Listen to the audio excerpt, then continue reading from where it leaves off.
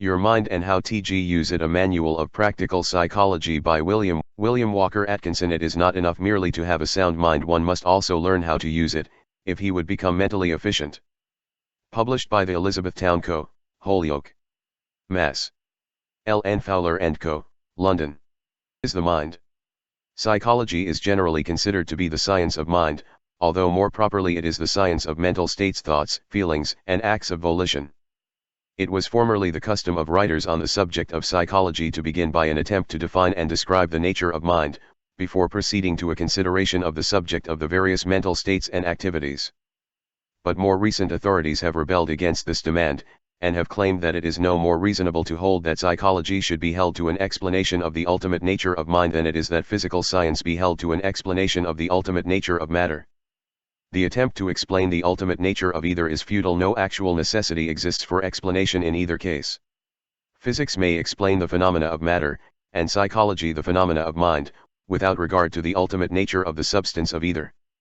The science of physics has progressed steadily during the past century, notwithstanding the fact that the theories regarding the ultimate nature of matter have been revolutionized during that period. The facts of the phenomena of matter remain, notwithstanding the change of theory regarding the nature of matter itself. Science demands and holds fast to facts, regarding theories as but working hypotheses at the best. Someone has said that theories are but the bubbles with which the grown-up children of science amuse themselves. Science holds several well-supported, though opposing, theories regarding the nature of electricity, but the facts of the phenomena of electricity, and the application thereof, are agreed upon by the disputing theorists. And so it is with psychology, the facts regarding mental states are agreed upon, and methods of developing mental powers are effectively employed, without regard to whether mind is a product of the brain, or the brain merely an organ of the mind. The fact that the brain and nervous system are employed in the phenomena of thought is conceded by all, and that is all that is necessary for a basis for the science of psychology. Disputes regarding the ultimate nature of mind are now generally passed over to the philosophers and metaphysicians, while psychology devotes its entire attention to studying the laws of mental activities, and to discovering methods of mental development. Even philosophy is beginning to tire of the eternal *svhy and is devoting its attention to the how phase of things. The pragmatic spirit has invaded the field of philosophy, expressing itself in the words of Prof. William James, who said, "Pragmatism is the attitude of looking away from first things, principles, categories, supposed necessities, and of looking forward toward last things, fruits, consequences, facts." Modern psychology is essentially pragmatic in its treatment of the subject of the mind. Leaving to metaphysics the old arguments and disputes regarding the ultimate nature of mind, it bends all its energies upon discovering the laws of mental activities and states, and developing methods whereby the mind may be trained to perform better and more work, to conserve its energies, to concentrate its forces. To modern psychology, the mind is something to be used, not merely something about which to speculate and theorize. While the metaphysicians deplore this tendency, the practical people of the world rejoice. Mind defined. Mind is defined as the faculty or power whereby thinking creatures feel, think, and will. This definitio jasi is inadequate and circular in nature, but this is unavoidable, for mind can be defined only in its own terms and only by reference its own processes. Mind, except in reference to its own activities, cannot be defined or conceived. It is known to itself only through its activities. Mind without mental states is a mere abstraction, a word without a corresponding mental image or concept. Sir William Hamilton expressed the matter as clearly as possible, when he said, "What we mean by mind is simply that which perceives, thinks, feels, wjlls, desires without the perceiving, thinking, feeling, willing, and desiring, it is impossible to form a clear conception or mental image of mind. Deprived of its phenomena, it becomes the merest abstraction. Think about that which thinks." Perhaps the simplest method of conveying the idea of the existence and nature of the mind is that attributed to a celebrated German teacher of psychology who was wont to begin his course by bidding his students think of something, his desk, for example. Then he would say, "Now think of that which thinks about the desk." Then, after a pause, he would add, "This thing which thinks about the desk, and about which you are now thinking, is the subject matter of our study of psychology." The professor could not have said more had he lectured for a month. Professor Gordy has well said on this point, the mind must either be that which thinks, feels, and wills, or it must be the thoughts, feelings, and acts of will of which we are conscious mental facts, in one word.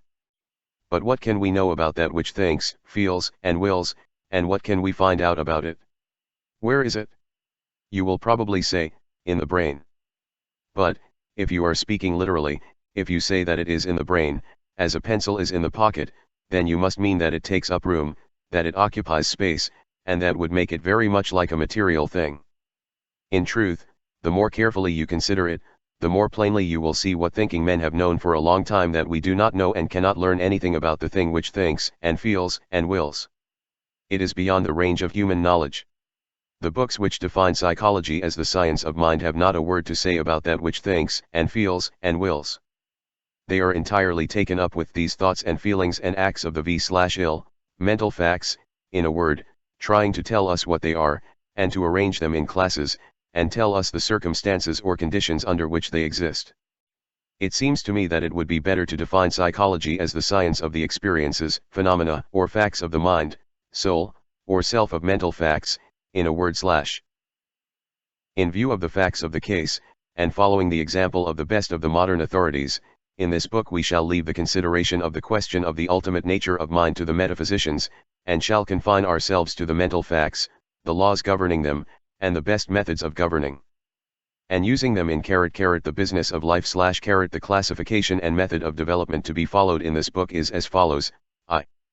The mechanism of mental states, i.e., the brain, nervous system, sense organs, etc. 2. The fact of consciousness and its planes. 3. Mental processes or faculties, i.e., 1. Sensation and perception, 2. Representation or imagination and memory, 3. Feeling or emotion, 4. Intellect or reason and understanding, 5. Will or volition. Mental states depend upon the physical mechanism for manifestation, whatever may be the ultimate nature of mind. Mental states, whatever their special character, will be found to fit into one of the above 5 general classes of mental activities. The mechanism of mental states. The mechanism of mental states, the mental machinery by means of which we feel, think, and will, consists of the brain, nervous system, and the organs of sense. No matter what may be the real nature of mind, no matter what may be the theory held regarding its activities, it must be admitted that the mind is dependent upon this mechanism for the manifestation of what we know as mental states. Wonderful as is the mind, it is seen to be dependent upon this physical mechanism for the expression of its activities. And this dependence is not upon the brain alone, but also upon the entire nervous system. The best authorities agree that the higher and more complex mental states are but an evolution of simple sensation, and that they are dependent upon sensation for their raw material of feeling and thought. Therefore it is proper that we begin by a consideration of the machinery of sensation. This necessitates a previous consideration of the nerves. The nerves. The body is traversed by an intricate system of nerves, which has been likened to a great telegraph system.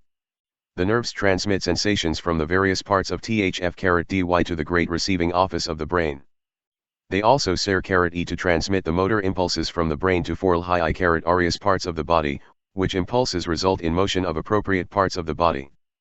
There are also other nerves with which we have no concern in this book, but which perform certain physiological functions, such as digestion, secretion, excretion, and circulation.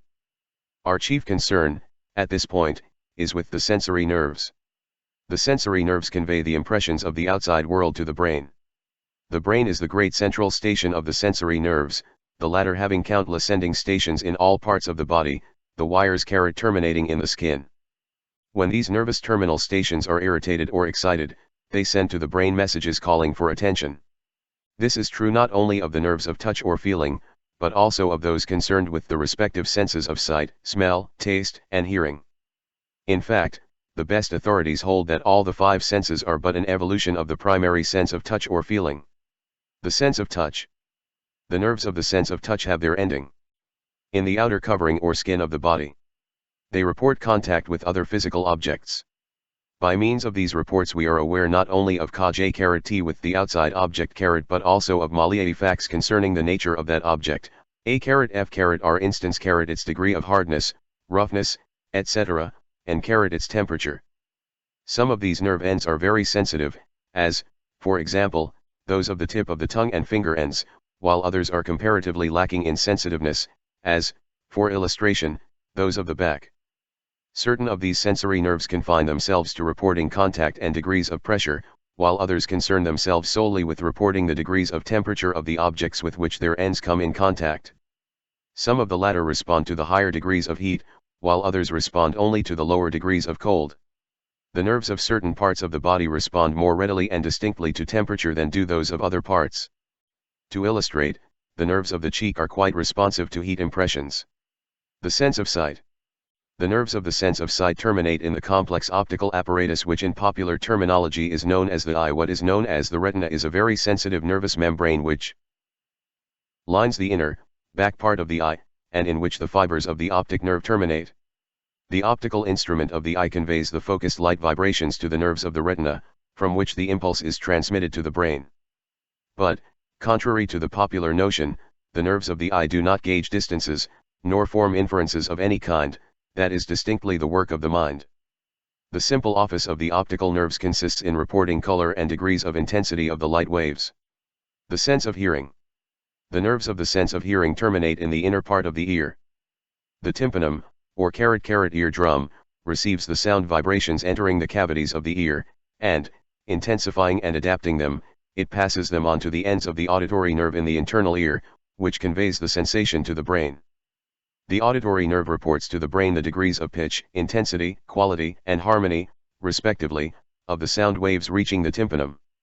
As is well known, there are certain vibrations of sound which are too low for the auditory nerve to register, and others too high for it to record, both classes, however, capable of being recorded by scientific instruments.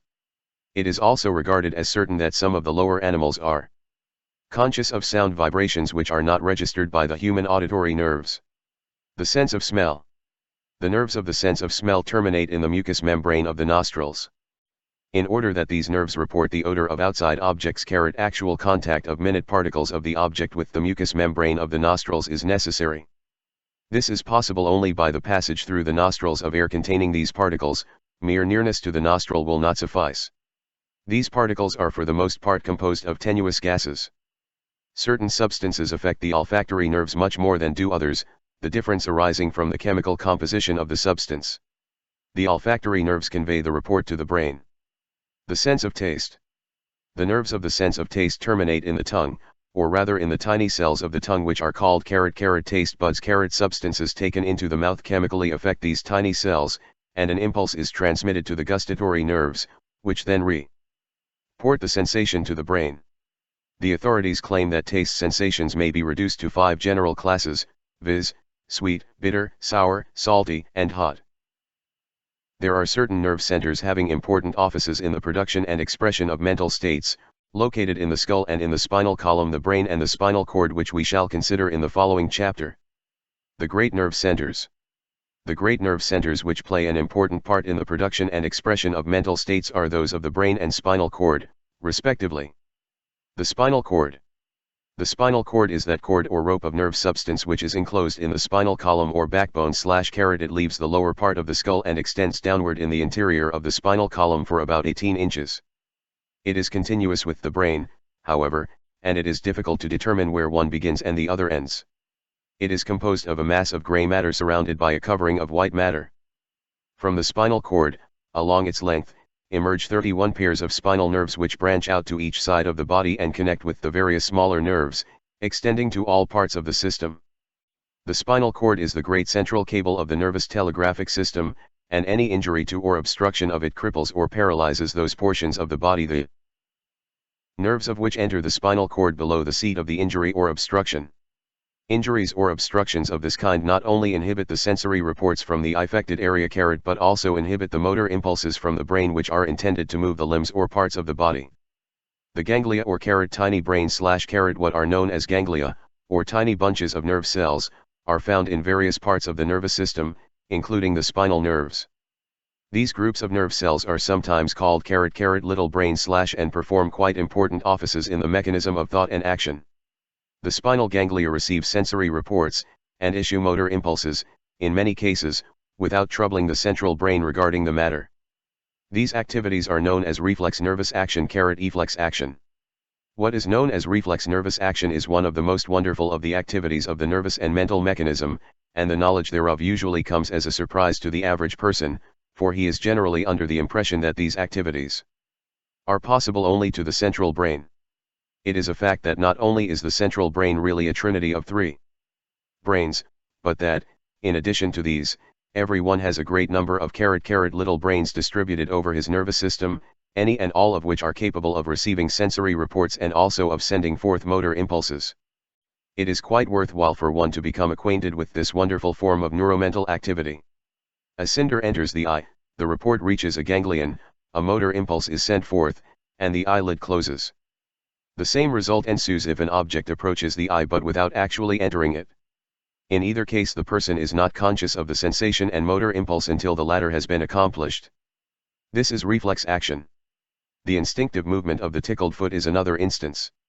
The jerking away of the hand burnt by the lighted end of the cigar, or pricked by the point of the pin, is another instance. The involuntary activities, and those known as unconscious activities, result from reflex action. More than this, it is a fact that many activities originally voluntary become what is known as acquired reflexes, or motor habits, by means of certain nervous centers acquiring the habit of sending forth certain motor impulses in response to certain sensory reports. The familiar movements of our lives are largely performed in this way, as, for instance, walk-ing, using knife and fork, operating typewriters, machines of all kinds, writing, etc. The squirming of a decapitated snake, the muscular movements of a decapitated frog, and the violent struggles, fluttering, and leaps of the decapitated fowl, are instances of reflex action. Medical reports indicate that in cases of decapitation even man may manifest similar reflex action in some cases. Thus we may see that we may feel and will by means of our little brains as well as by the central brain or brains. Whatever mind may be, it is certain that in these processes it employs other portions of the nervous system than the central brain. The three brains. What is known as the brain of man is really a trinity of three brains, known respectively as 1. The medulla oblongata, 2. The cerebellum, and 3. The cerebrum. If one wishes to limit the mental activity to conscious intellectual effort, then and then only is he correct in considering the cerebrum or large brain as the brain the medulla oblongata. The medulla oblongata is an enlargement of the spinal cord at the base of the brain. Its office is that of controlling the involuntary activities of the body, such as respiration, circulation, assimilation, etc. In a broad sense, its activities may be said to be of the nature of highly developed and complex reflex activities. It manifests chiefly through the sympathetic nervous system which controls the vital functions. It does not need to call on the large brain in these matters, ordinarily, and is able to perform its tasks without the plane of ordinary consciousness. The cerebellum, also known as the little brain lies just above the medulla oblongata, and just below the rear portion of the cerebrum or great brain. It combines the nature of a purely reflex center on the one hand, with that of habit mind on the other. In short, it fills a place between the activities of the cerebrum and the medulla oblongata, having some of the characteristics of each. It is the organ of a number of important acquired reflexes, such as walking, and many other familiar muscular movements, which have first been consciously acquired and then become habitual. The skilled skater, bicyclist, typist, or machinist depends upon the cerebellum for the ease and certainty with which he performs his movements without thinking of them. One may be said never to have thoroughly acquired a set of muscular movements such as we have mentioned, until the cerebellum has taken over the task and relieved the cerebrum of the conscious effort. One's technique is never perfected until the cerebellum assumes control and direction of the necessary movements and the pulses are sent forth from below the plane of ordinary consciousness. The cerebrum. The cerebrum, or great brain, which is regarded as the brain by the average person, is situated in the upper portion of the skull, and occupies by far the larger portion of the cavity of the skull. It is divided into two great divisions or hemispheres. The best of the modern authorities are agreed that the cerebrum has zones or areas of specialized functioning, some of which receive the sensory reports of the nerves and organs of sense, while others send forth the motor impulses which result in voluntary physical action. Many of these areas or zones have been located by science, while others remain as yet unlocated. The probability is that in time science will succeed in correctly locating the area or zone of each and every class of sensation and motor impulse. The cortex. The area of thought, memory, and imagination has not been clearly located, except that these mental states are believed to have their seat in the cortex or outer thin rind of gray brain matter which envelopes and covers the mass of brain substance. It is, moreover, considered probable that the higher processes of reasoning are performed in or by the cortex of the frontal lobes. The cortex of a person of average intelligence, if spread out on a flat surface, measures about 4 square feet. The higher the degree of intelligence possessed by a lower animal or human being, as a rule, the deeper and more numerous are the folds or convolutions of the cortex, and the finer its structure. It may be stated as a general rule, with but very few exceptions, that the higher the degree of intelligence in a lower animal or human being, the greater is the area of its cortex in proportion to the size of the brain. The cortex, it must be remembered, is folded into deep furrows or convolutions, the brain in shape, divisions, and convolutions resembling the inner portion of an English walnut.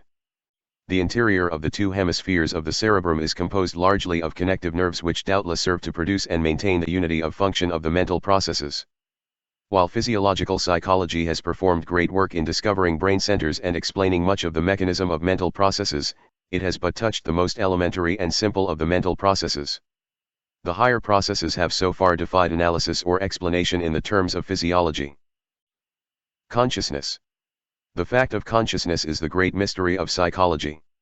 It is difficult even to define the term, although every person of average intelligence understands what is sought to be conveyed by it. Webster defines it as knowledge of one's own existence, sensations, mental operations, etc., immediate knowledge or perception of any object, state, or sensation, being aware, being sensible of / Another authority defines the term as the state of being aware of one's sensations, the power, faculty, or mental state of being aware of one's own existence, condition at the moment, thoughts, feelings, and actions / Halleck's definition is, that indefinable characteristic of mental states which causes us to be aware of them. It will be seen that the idea of awareness is the essence of the idea of consciousness. But, at the last, we are compelled to acknowledge that it is impossible to closely define consciousness, for it is something so entirely unique and different from anything else that we have no other terms at all synonymous to it. We can define it only in its own terms, as will be seen by reference to the definitions above given. And it is equally impossible to clearly account for its appearance and being. Huxley has well said, how it is that anything so remarkable as a state of consciousness comes about by the result of irritating nervous tissue, is just as unaccountable as the appearance of the genie when Aladdin rubbed his lamp. All that we can ever know regarding the nature of consciousness must be learned from turning the consciousness in ourselves back upon itself by focusing consciousness upon its own mental operations by means of introspection. By turning inward the conscious gaze we may perceive the flow of the stream of thought from its rise from the subconscious regions of the mind to its final disappearance in the same region.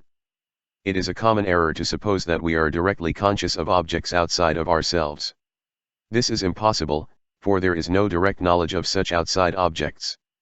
We are conscious merely of our sensations of, or mental images of, the outside objects. All that it is possible for us to be directly conscious of are our own mental experiences or states. We cannot be directly conscious of anything outside of our own minds. We are not directly conscious of the tree which we see, we are directly conscious merely of the sensation of the nerves arising from the impact of the light waves vying the image of the tree. We are not directly conscious of the tree when we touch it and perceive its character in that way, we are directly conscious merely of the sensation reported by the nerves in the fingertips which have come in contact with the tree. We are directly conscious even of our own bodies only in the same way. It is necessary for the mind to experience that of which it may become conscious. We are conscious only of, 1.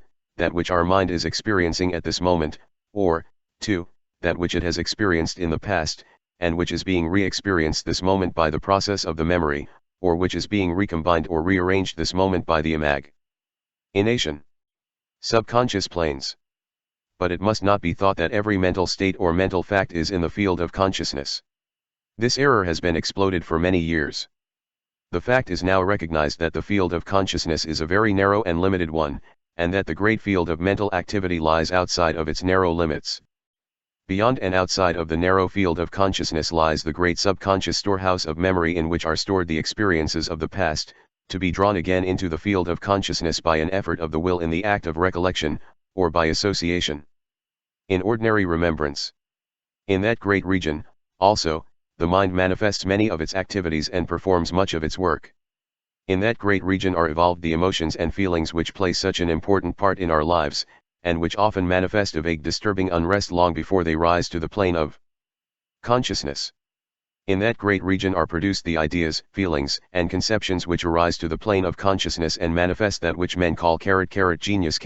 On the subconscious plane the imagination does much of its work, and startles its owner by presenting him with the accomplished result in the field of consciousness. In the subconscious field is performed that peculiar process of mental mastication, digestion, and assimilation with which all brain workers are familiar, and which absorbs the raw mental material given it, separates, digests, and assimilates it, and represents it to the conscious faculties some time after as a transformed substance. It has been estimated that at least 85% of our mental activities are performed below or outside of the field of consciousness. The psychology of today is paying much attention to this formerly neglected great area or areas of the mind. The psychology of tomorrow will pay still greater attention to it. The best of the modern authorities agree that in the great field of subconscious mentation is to be found the explanation of much that is unexplainable otherwise. In fact, it is probable that before long consciousness will be regarded as a mere focusing of attention upon mental states, and the objects of consciousness merely as that portion of the contents of the mind in the field of mental vision created by such focusing. 0463 Chapter V Attention. Intimately connected with the object of consciousness is that process of the mind which we call attention. Attention is generally defined as the application of the mind to a mental state. It is often referred to as concentrated consciousness. But others have ventured the somewhat daring conjecture that consciousness itself is rather the result of attention, instead of the latter being an incident of consciousness.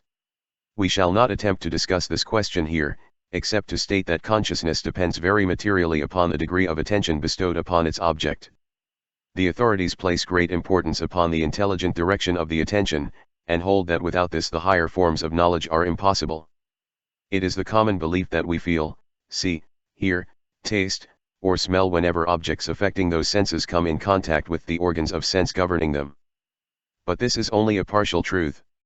The real truth is that we become conscious of the report of these senses only when the attention is directed toward the sensation, voluntarily or involuntarily. That is to say, that in many cases, although the sense nerves and organs report a disturbance, the mind does not become consciously aware of the report unless the attention is directed toward it either by an act of will or else by reflex action.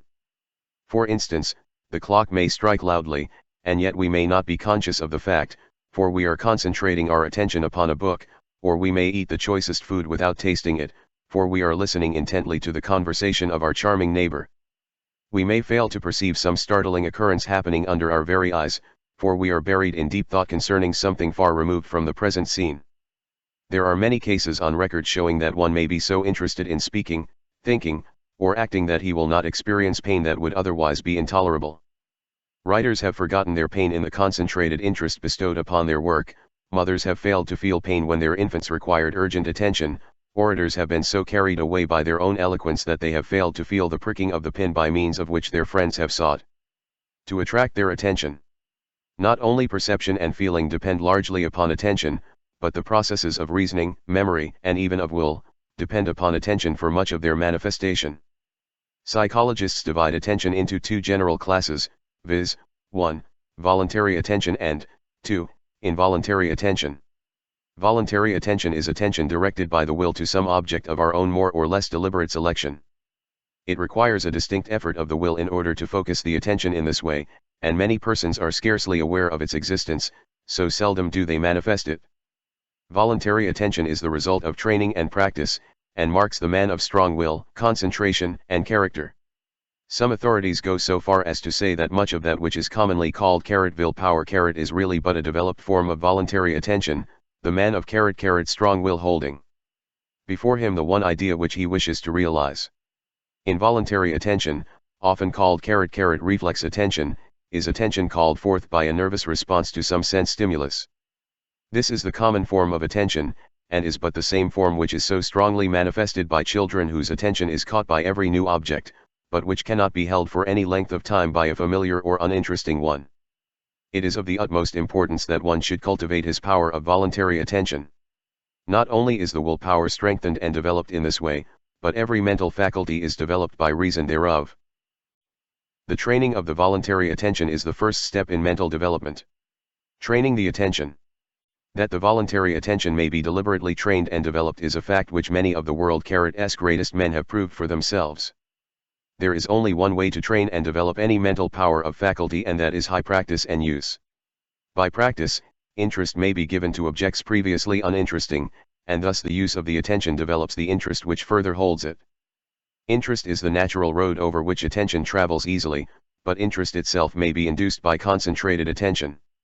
By studying and examining an object, the attention brings to light many new and novel features regarding the thing, and these produce a new interest which in turn attracts further and continued attention.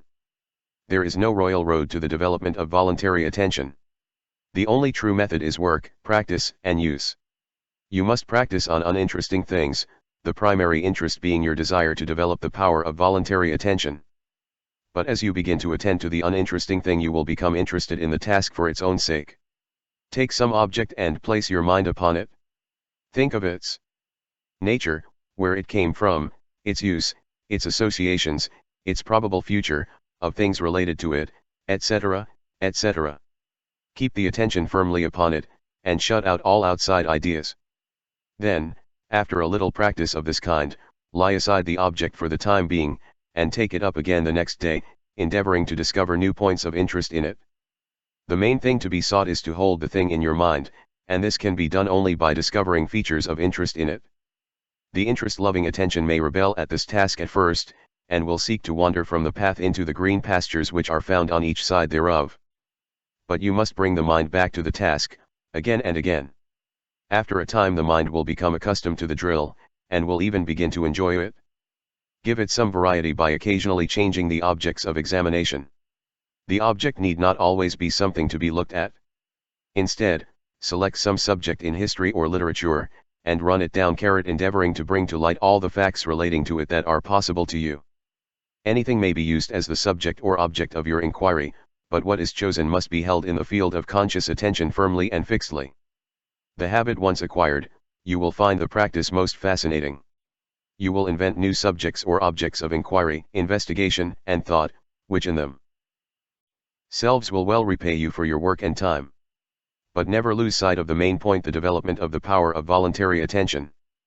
In studying the methods of developing and training the voluntary attention, the student should remember that any exercise which develops the will result in developing the attention, and, likewise, any exercise which develops the voluntary attention will tend to strengthen the will. The will and attention are so closely bound together that what affects one also influences the other. This fact should be borne in mind, and the exercises and practices based upon it. In practicing concentration of voluntary attention, it should be remembered that concentrating consists not only of focusing the attention upon a given object or subject, but also of the shutting out of impressions from other objects or subjects. Some authorities advise that the student endeavor to listen to one voice among many, or one instrument among the many of a band or orchestra. Others advise the practice of concentrating on the reading of a book in a room filled by persons engaged in conversation, and similar exercises. Whatever aids in narrowing the circle of attention at a given moment tends to develop the power of voluntary attention. The study of mathematics and logic is also held to be an excellent practice in concentration of voluntary attention, inasmuch as these studies require close concentration and attention. Attention is also developed by TIRF TIGIG EQT WHIVHFLPT NATIRL is NFAW whole into its part S and then THESYNT hesses or building UP of a whole EF from its scattered pa RTS. Each of the senses should play a part in the exercises, and in addition to this the mind should be trained to concentrate upon some one idea held within itself, some mental image or abstract idea existing independently of any object of immediate sense report. Perception. It is a common mistake that we perceive everything that is reported to the mind by the senses. As a matter of fact, we perceive but a very small portion of the reports of the senses. There are thousands of sights reported by our eyes, sounds reported by our ears, smells reported by our nostrils, and contacts reported by our nerves of touch, every day of our lives, but which are not perceived or observed by the mind. We perceive and observe only when the attention, reflex or voluntary, is directed to the report of the senses, and when the mind interprets the report. While perception depends upon the reports of the senses for its raw material, it depends entirely upon the application of the mind for its complete manifestation. The student usually experiences great difficulty in distinguishing between sensation and perception. A sensation is a simple report of the senses, which is received in consciousness. Perception is the thought arising from the feeling of the sensation. Perception usually combines several sensations into one thought or percept. By sensation the mind feels, by perception it knows that it feels, and recognizes the object causing the sensation. Sensation merely brings a report from outside objects, while perception identifies the report with the object which caused it. Perception interprets the reports of sensation. Sensation reports a flash of light from above, perception interprets the light as starlight, or moonlight, or sunlight, or as the flash of a meteor. Sensation reports a sharp, pricking, painful contact, perception interprets it as the prick of a pin. Sensation reports a red spot on a green background, perception interprets it as a berry on a bush. Moreover, while we may perceive a simple single sensation, our perceptions are usually of a group of sensations. Perception is usually employed in grouping sensations and identifying them with the object or objects causing them. In its identification it draws upon whatever memory of past experiences the mind may possess. Memory, imagination, feeling, and thought are called into play, to some extent, in every clear perception. The infant has but feeble perception, but as it gains experience it begins to manifest perceptions and form percepts. Sensations resemble the letters of the alphabet, and perception the forming of words and sentences from the letters. Thus C, A, and T symbolize sensations, while the word cat, formed from them, symbolizes the perception of the object. It is held that all knowledge begins with sensation, that the mental history of the race or individual begins with its first sensation. But, while this is admitted, it must be remembered that sensation simply provides the simple, elementary, raw material of thought. The first process of actual thought, or knowledge, begins with perception. From our percepts all of our higher concepts and ideas are formed. Perception depends upon association of the sensation with other sensations previously experienced, it is based upon experience. The greater the experience, the greater is the possibility of perception, all else being equal. When perception begins, the mind loses sight of the sensation in itself, for it identifies it as a quality of the thing producing it. The sensation of light is thought of as a quality of the star, the pricking sensation is thought of as a quality of the pin or chestnut burr, the sensation of odor is thought of as a quality of the rose. In the case of the rose, the several sensations of sight, touch, and smell, in their impression of the qualities of color, shape, softness, and perfume, are grouped together in the percept of the complete object of the flower. A percept is that which is perceived, the object of the act of perception the percept, of course, is a mental state corresponding with its outside object. It is a combination of several sensations which are regarded as the qualities of the outside object, to which are combined the memories of past experiences, ideas, feelings, and thoughts. A percept, then, while the simplest form of thought, is seen to be a mental state. The formation of a percept consists of three gradual stages, viz. 1. The attention forms definite conscious sensations from indefinite nervous reports. 2. The mind interprets these definite conscious sensations and attributes them to the outside object causing them. 3. The related sensations are grouped together, their unity perceived, and they are regarded as qualities of the outside object. The plain distinction between a sensation and a percept may be fixed in the mind by remembering the following: a sensation is a feeling, a percept is a simple thought identifying one or more sensations. A sensation is merely the conscious recognition of an excitation of a nerve and, a percept result fxcm a distinct mental process regarding the sensation. Developing perception. It is of the utmost importance that we develop and train our powers of perception. For our education depends very materially upon our perceptive power. What matters it to us if the outside world be filled with manifold objects, if we do not perceive them to exist? Upon perception depends the material of our mental world.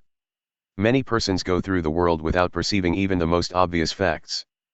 Their eyes and ears are perfect instruments, their nerves convey accurate reports, but the perceptive faculties of the mind fail to observe and interpret the report of the senses. They see and hear distinctly, but the reports of the senses are not observed or noted by them, They mean nothing to them. One may see many things, and yet observe but few. Clit J.S. not up on WH at we see or H ear T had our stock of knowledge depends, so much as it does upon what we perceive, notice, or observe. Not only is one's stock of practical knowledge largely based upon developed perception, but one's success also depends materially upon the same faculties. In business and professional life, the successful man is usually he who has developed perceptive powers, he who has learned to perceive, observe, and note. The man who perceives and takes mental notes of what occurs in his world is the man who is apt to know things when such knowledge is needed. In this age of book education we find that the young people are not nearly so observant as are those children who had to depend upon the powers of perception for their knowledge. The young Arab or Indian will observe more in an hour than the civilized child will in a day. To live in a world of books tends, in many cases, to weaken the powers of observation and perception. Perception may be developed by practice. Begin by taking notice of the things seen and heard in your usual walks. Keep wide open the eyes of the mind. Notice the faces of people, their walk, their characteristics. Look for interesting and odd things, and you will see them. Do not go through life in a daydream, but keep a sharp lookout for things of interest and value. The most familiar things will repay you for the time and work of examining them in detail, and the practice gained by such tasks will prove valuable in your development of perception. An authority remarks that very few persons, even those living in the country, know whether a cow's ears are above, below, behind, or in front of her horns, nor whether cats descend trees head first or tail first. Very few persons can distinguish between the leaves of the various kinds of familiar trees in their neighborhood. Comparatively few persons are able to describe the house in which they live, at least beyond the most general features the details are unknown. Houdin, the French conjurer, was able to pass by a shop window and perceive every article in it, and then repeat what he had seen. But he acquired this skill only by constant and gradual practice. He himself decried his skill and claimed that it was as nothing compared to that of the fashionable woman who can pass another woman on the street and take in her entire attire, from head to foot, at one glance, and be able to describe not only the fashion and quality of the stuffs, but also say if the lace be real or only machine-made. A former president of Yale is said to have been able to glance at a book and read a quarter of a page at one time. Any study or occupation which requires analysis will develop the power of perception. Consequently, if we will analyze the things we see, resolving them into their parts or elements, we will likewise develop the perceptive faculties. It is a good exercise to examine some small object and endeavor to discover as many separate points of perception as possible, noting them on a sheet of paper. The most familiar object, if carefully examined, will yield rich returns. If two persons will enter into a contest of this kind, the spirit of rivalry and competition will quicken the powers of observation. Those who have had the patience and perseverance to systematically practice exercises of this kind, report that they notice a steady improvement from the very start. But even if one does not feel inclined to practice in this way, it will be found possible to begin to take notice of the details of things one sees, the expression of persons' faces, the details of their dress, their tone of voice, the quality of the goods we handle, and the little things especially. Perception, like attention, follows interest, but, likewise, interest may be created in things by observing their details, peculiarities, and characteristics. The best knowledge gained by one is that resulting from his own personal perception. There is a nearness and trueness about that which one knows in this way which is lacking in that which he merely believes because he has read or heard it. One can make such knowledge a part of himself. Not only is one's knowledge dependent upon what he perceives, but his very character also results from the character of his percepts. The influence of environment is great, and what is environment but things perceived about one? It is not so much what lies outside of one, as what part of it gets inside of one by perception. By directing his attention to desirable objects, and perceiving as much of them as is possible, one really builds his own character at will. The world needs good perceivers in all the walks of life. It finds a shortage of them, and is demanding them loudly, being willing to pay a good price for their services. The person who can voluntarily perceive and observe the details of any profession, business, or trade will go far in that vocation. The education of children should take the faculty of perception into active consideration.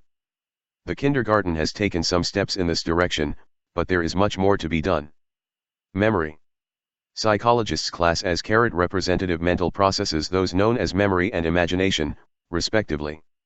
The term representation is used in psychology to indicate the processes of representation or presenting again to consciousness that which has formerly been presented to it but which afterward passed from its field. As Hamilton says, the general capability of knowledge necessarily requires that, besides the power of evoking out of unconsciousness one portion of our retained knowledge in preference to another, we possess the faculty of representing in consciousness what is thus evoked. Memory is the primary representative faculty or power of the mind. Imagination depends upon memory for its material, as we shall see when we consider that faculty. Every mental process which involves the remembrance, recollection, or representation of a sensation, perception, mental image, thought, or idea previously experienced must depend upon memory for its material. Memory is the great storehouse of the mind in which are placed the records of previous mental experiences. It is a part of the great subconscious field of mental activity, and the greater part of its work is performed below the plane of consciousness. It is only when its results are passed into the field of consciousness that we are aware of its existence. We know memory only by its works. Of its nature we know but little, although certain of its principal laws and principles have been discovered. It was formerly customary to class memory with the various faculties of the mind, but later psychology no longer so considers it. Memory is now regarded as a power of the general mind, manifesting in connection with every faculty of the mind. It is now regarded as belonging to the great subconscious field of mentation, and its explanation must be sought there. It is utterly unexplainable otherwise.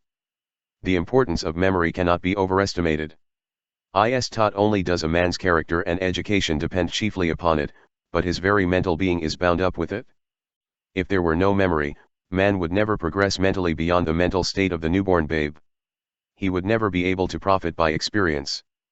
He would never be able to form clear perceptions. He would never be able to reason or form judgments. The processes of thought depend for material upon the memory of past experiences. This material lacking, there can be no thought. Memory has two important general functions, viz. 1. The retention of impressions and experiences, and 2. The reproduction of the impressions and experiences so retained.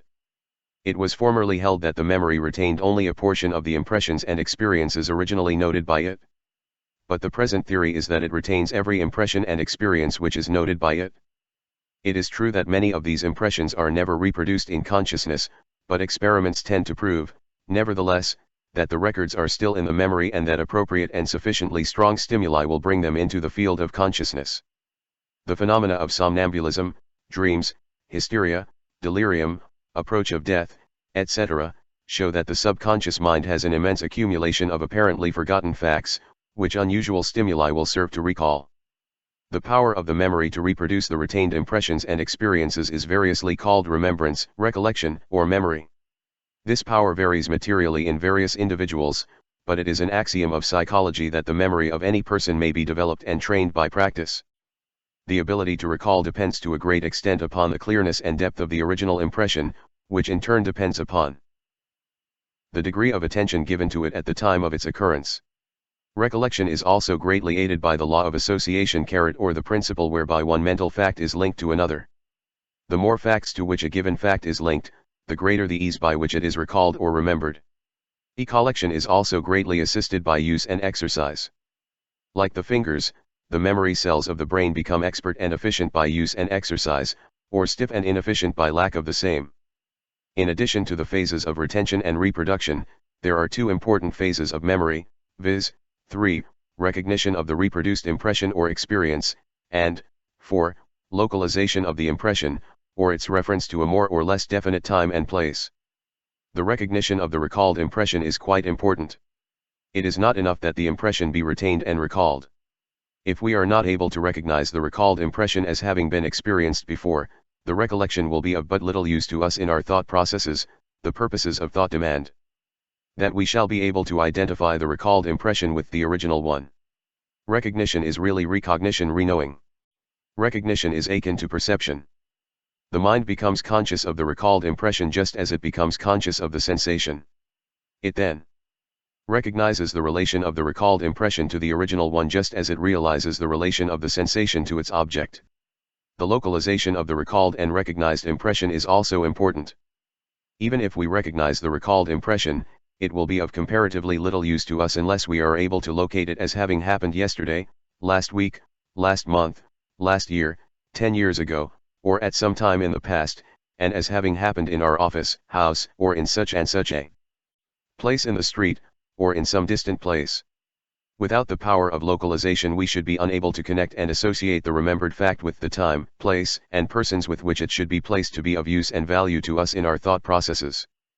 Detention. The retention of a mental impression in the memory depends very materially upon the clearness and depth of the original impression.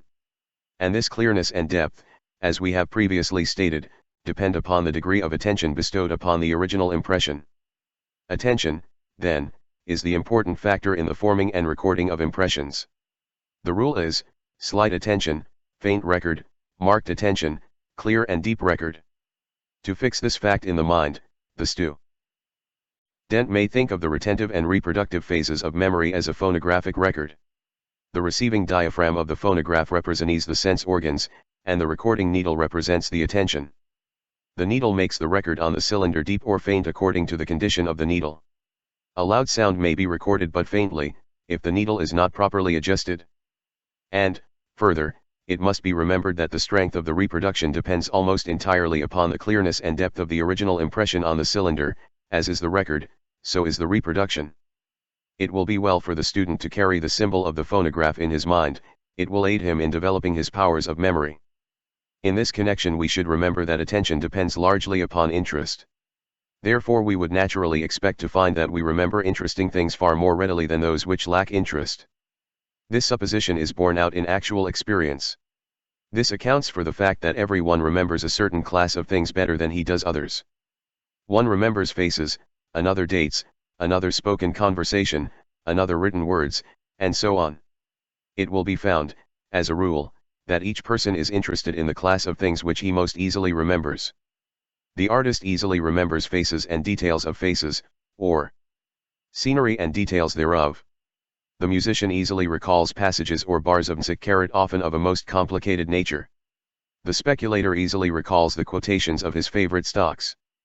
The racing man recalls without difficulty the odds posted on a certain horse on a certain day, or the details of a race which was run many years ago. The moral is, arouse and induce arv inter resagifili things for giq wish for remember.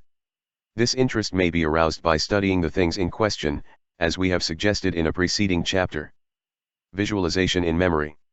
Many of the best authorities hold that original impressions may be made clear and deep, and the process of reproduction accordingly rendered more efficient, by the practice of visualizing the thing to be remembered. By visualizing is meant the formation of a mental image of the thing in the imagination. If you wish to remember the appearance of anything, look at it closely, with attention, and then turning away from it endeavor to reproduce its appearance as a mental picture in the mind. If this is done, a particularly clear impression will be made in the memory, and when you recall the thing you will find that you will also recall the clear mental image of it. Of course, the greater the number of details observed and included in the original mental image, the greater the remembered detail. Perceptio is 9 memory. JSOT only is attention necessary in forming clear memory records, but careful perception is also important. Without clear perception there is a lack of detail in the retained record, and the element of association is lacking. It is not enough to merely remember the thing itself, we should also remember what it is, and all about it. The practice of the methods of developing perception, given in a preceding lesson, will tend to develop and train the retentive, reproductive, recognitive, and locative powers of the memory. The rule is, the greater the degree of perception accorded a thing, the greater the detail of the retained impression, and the greater the ease of the recollection. Understanding and memory. Another important point in acquiring impressions in memory is this, that the better the understanding of the subject or object, the clearer the impressions regarding it, and the clearer the recollection of it. This fact is proved by experiment and experience. A subject which will be remembered only with difficulty under ordinary circumstances will be easily remembered if it is fully explained to the person, and accompanied by a few familiar illustrations or examples. It is very difficult to remember a meaningless string of words, while a sentence which conveys a clear meaning may be memorized easily. If we understand what a thing is for, its uses and employment, we remember it far more easily than if we lack this understanding. L. Bringhouse, who conducted a number of experiments along this line, reports that he could memorize a stanza of poetry in about 1/10 the time required to memorize the same amount of nonsense syllables.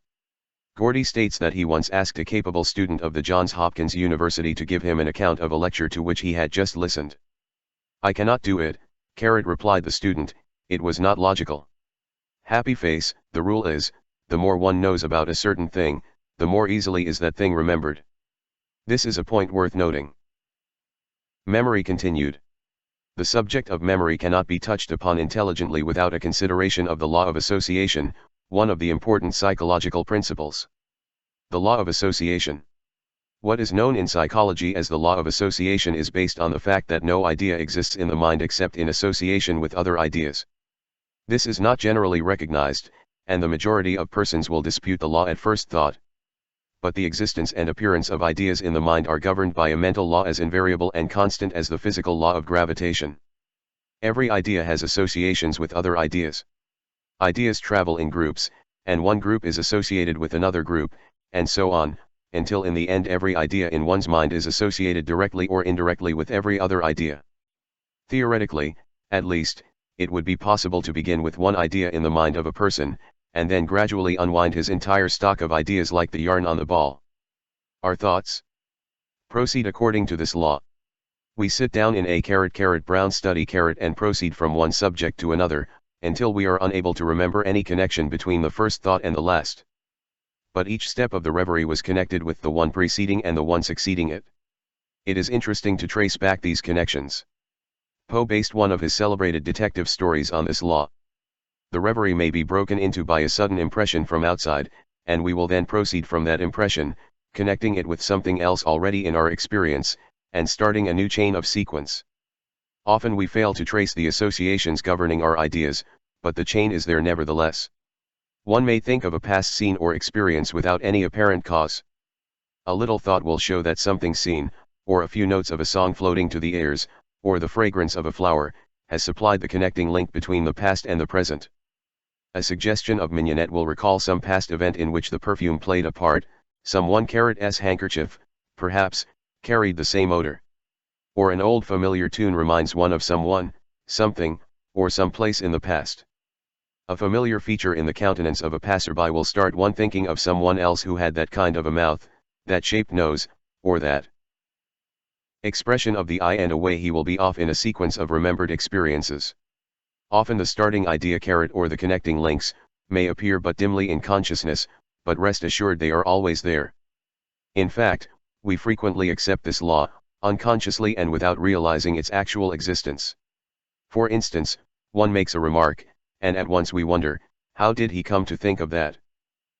And, if we are shrewd, we may discover what was in his mind before he spoke. There are two general classes of association of ideas in memory, viz. 1. Association of contiguity, and 2. Logical association. Association of contiguity is that form of association depending upon the previous association in time or space of ideas which have been impressed on the mind. For instance, if you met Mr. and Mrs. Vetterhorn and were introduced to them one after the other, thereafter you will naturally remember Mr. W when you think of Mrs. W, and vice versa. You will naturally remember N** Apollyon when you think of Wellington, or Benedict Arnold when you think of Major André, for the same reason. You will also naturally remember B and C when you think of A. Likewise, you will think of abstract time when you think of abstract space, of thunder when you think of lightning, of colic when you recall green apples, of love-making and moonlight nights when you think of college days. In the same way we remember things which occur just before or just after the event in our mind at the moment, of things near in space to the thing of which we are thinking. Logical association depends upon the relation of likeness or difference between several things thought of. Things thus associated may have never come into the mind at the same previous time, nor are they necessarily connected in time and space. One may think of a book, and then proceed by association to think of another book by the same author, or of another author treating of the same subject. Or he may think of a book directly opposed to the first, the relation of distinct difference causing the associated idea. Logical association depends upon inner relations, and not upon the outer relations of time and space. This innerness of relation between things not connected in space or time is discovered only by experience and education. The educated man realizes many points of relationship between things that are thought by the uneducated man to be totally unrelated. Wisdom and knowledge consist largely in the recognition of relations between things. Association is memory. It follows from a consideration of the law of association that when one wishes to impress a thing upon the memory he should, as an authority says, multiply associations, entangle the fact you wish to remember in a net of as many associations as possible, especially those that are logical / hence the advice to place your facts in groups and classes in the memory. As Blackie says, nothing helps the mind so much as order and classification. Classes are always few, individuals many. To know the class well is to know what is most essential in the character of the individual, and what burdens the memory least to retain / repetition in memory. Another important principle of memory is that the impressions acquire depth and clearness by repetition. Repeat a line of poetry once, and you may remember it.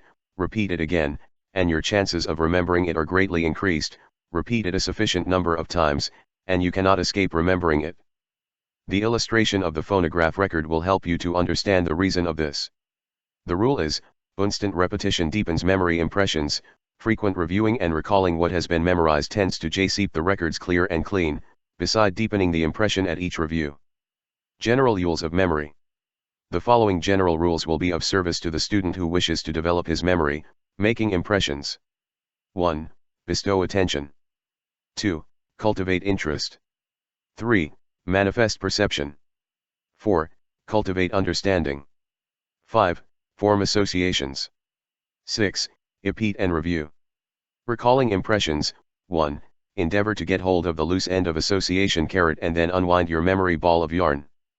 2. When you recall an impression, send it back with energy to deepen the impression, and attach it to as many new associations as possible. 3. Practice a little memorizing and recalling each day, if only a line of verse. The memory improves by practice, and deteriorates by neglect and disuse. 4. Demand good service of your memory, and it will learn to respond. Learn to trust it, and it will rise to the occasion. How can you expect your memory to give good service when you continually abuse it and tell everyone of the wretched memory I have? I can never remember anything. Your memory is very apt to accept your statements as truth. Our mental faculties have an annoying habit of taking us at our word in these matters.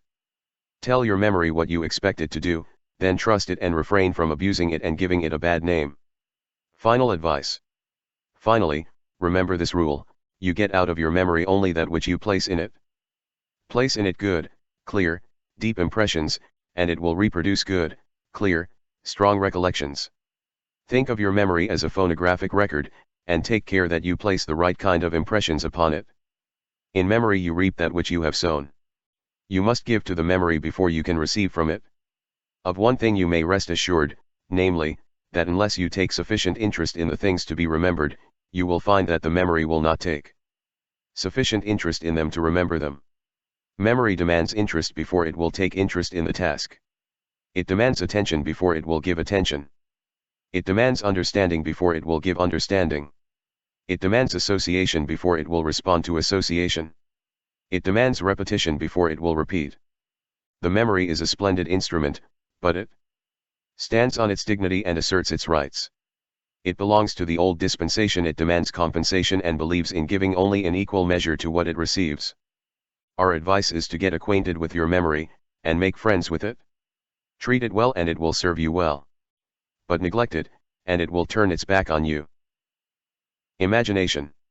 The imagination belongs to the general class of mental processes called the representative faculties, by which is meant the processes in which there are represented, or presented again, to consciousness impressions previously presented to it.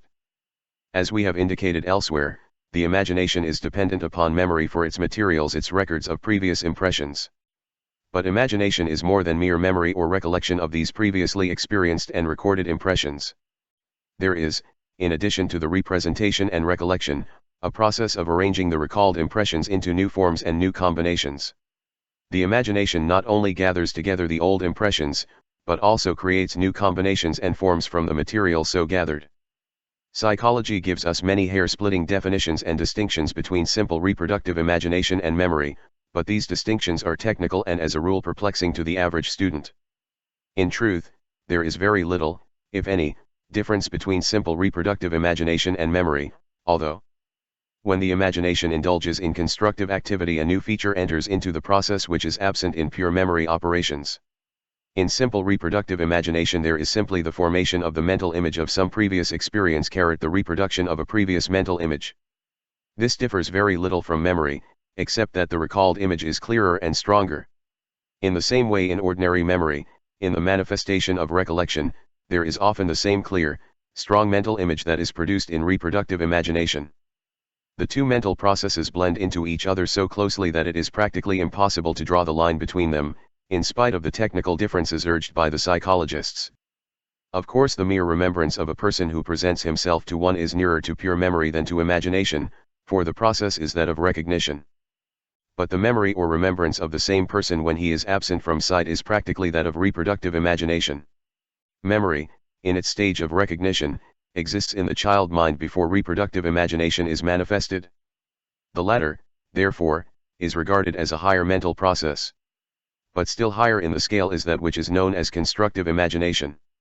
This form of imagination appears at a later period of child mentation, and is regarded as a later evolution of mental processes of the race. Gordy makes the following distinction between the two phases of imagination. The difference between reproductive imagination and constructive imagination is that the images resulting from reproductive imagination are copies of past experience, while those resulting from constructive imagination are not.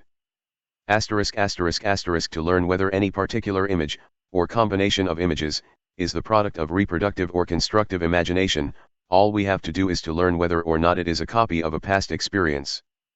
Our memories, of course, are defective, and we may be uncertain on that account, but apart from that, we need be in no doubt whatever. Many persons hearing for the first time the statement of psychologists that the imaginative faculties can represent and reproduce or recombine only the images which have previously been impressed upon the mind, are apt to object that they can, and frequently do, image things which they have not previously experienced. But can they, and do they?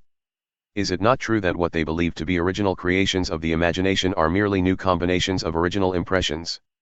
For instance, no one ever saw a unicorn, and yet someone originally imagined its form.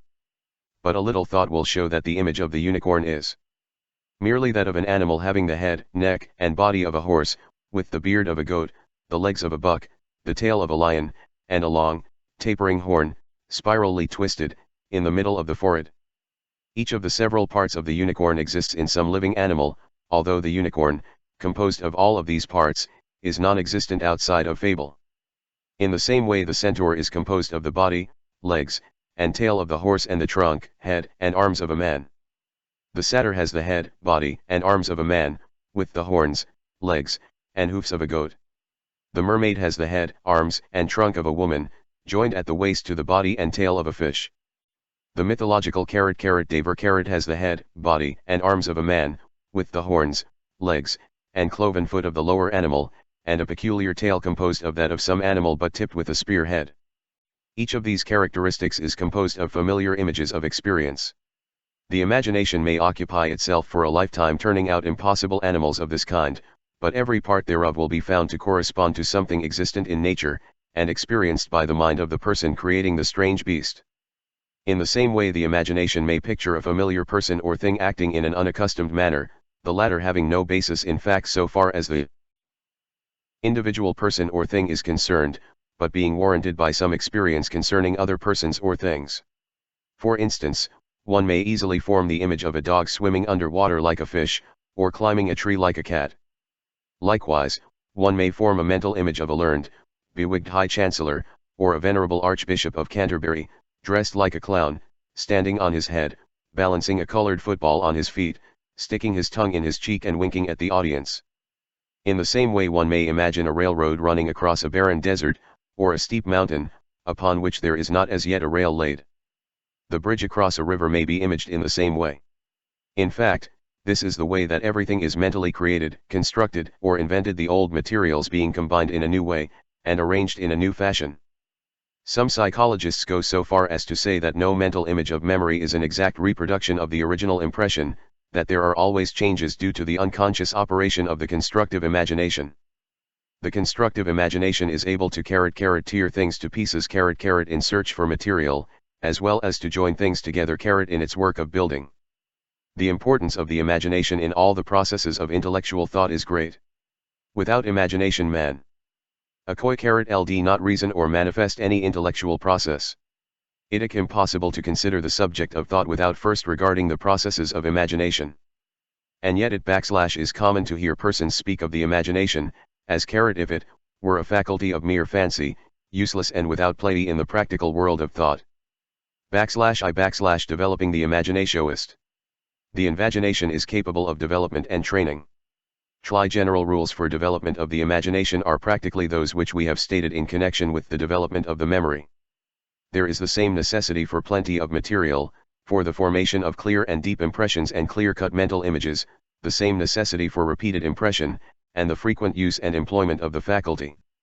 The practice of visualization, of course, strengthens the power of the imagination as it does that of the memory, the two powers being intimately related.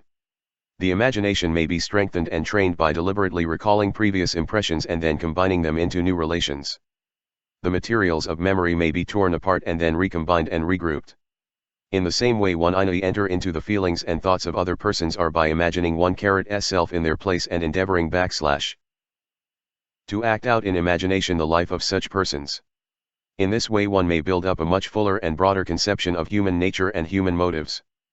In this place, also, we should caution the student against the common waste of the powers of the imagination, and the dissipation of its powers in idle fancies and daydreams. Many persons misuse their imagination in this way and not only weaken its power for effective work but also waste their time and energy. Daydreams are notoriously unfit for the real, practical work of life. Imagination and ideals. And, finally, the student should remember that in the category of the imaginative powers must be placed that phase of mental activity which has so much to do with the making or marring of one's life, the formation of ideals. Our ideals are the patterns after which we shape our life. According to the nature of our ideals is the character of the life we lead. Our ideals are the supports of that which we call character.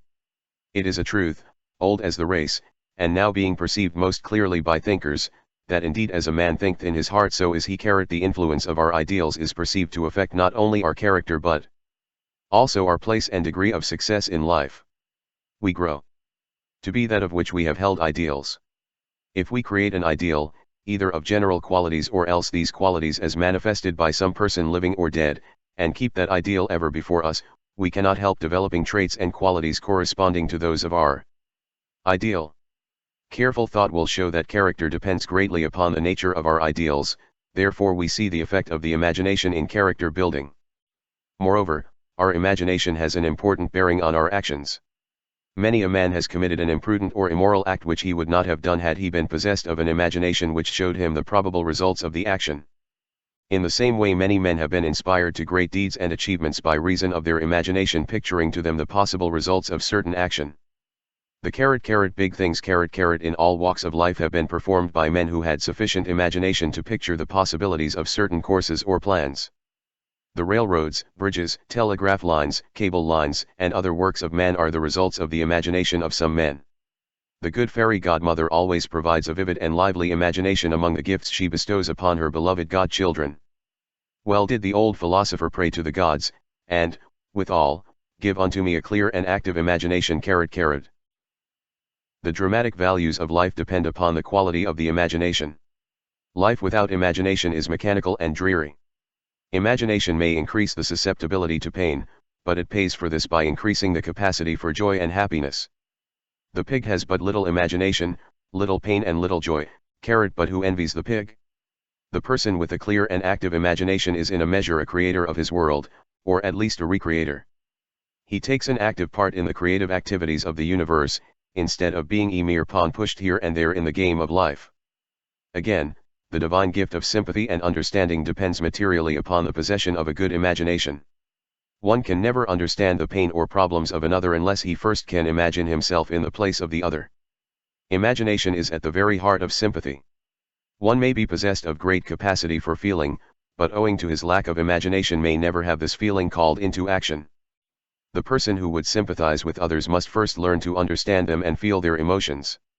This he can do only if he has the proper degree of imagination. Those who reach the heart of the people must first be reached by the feelings of the people.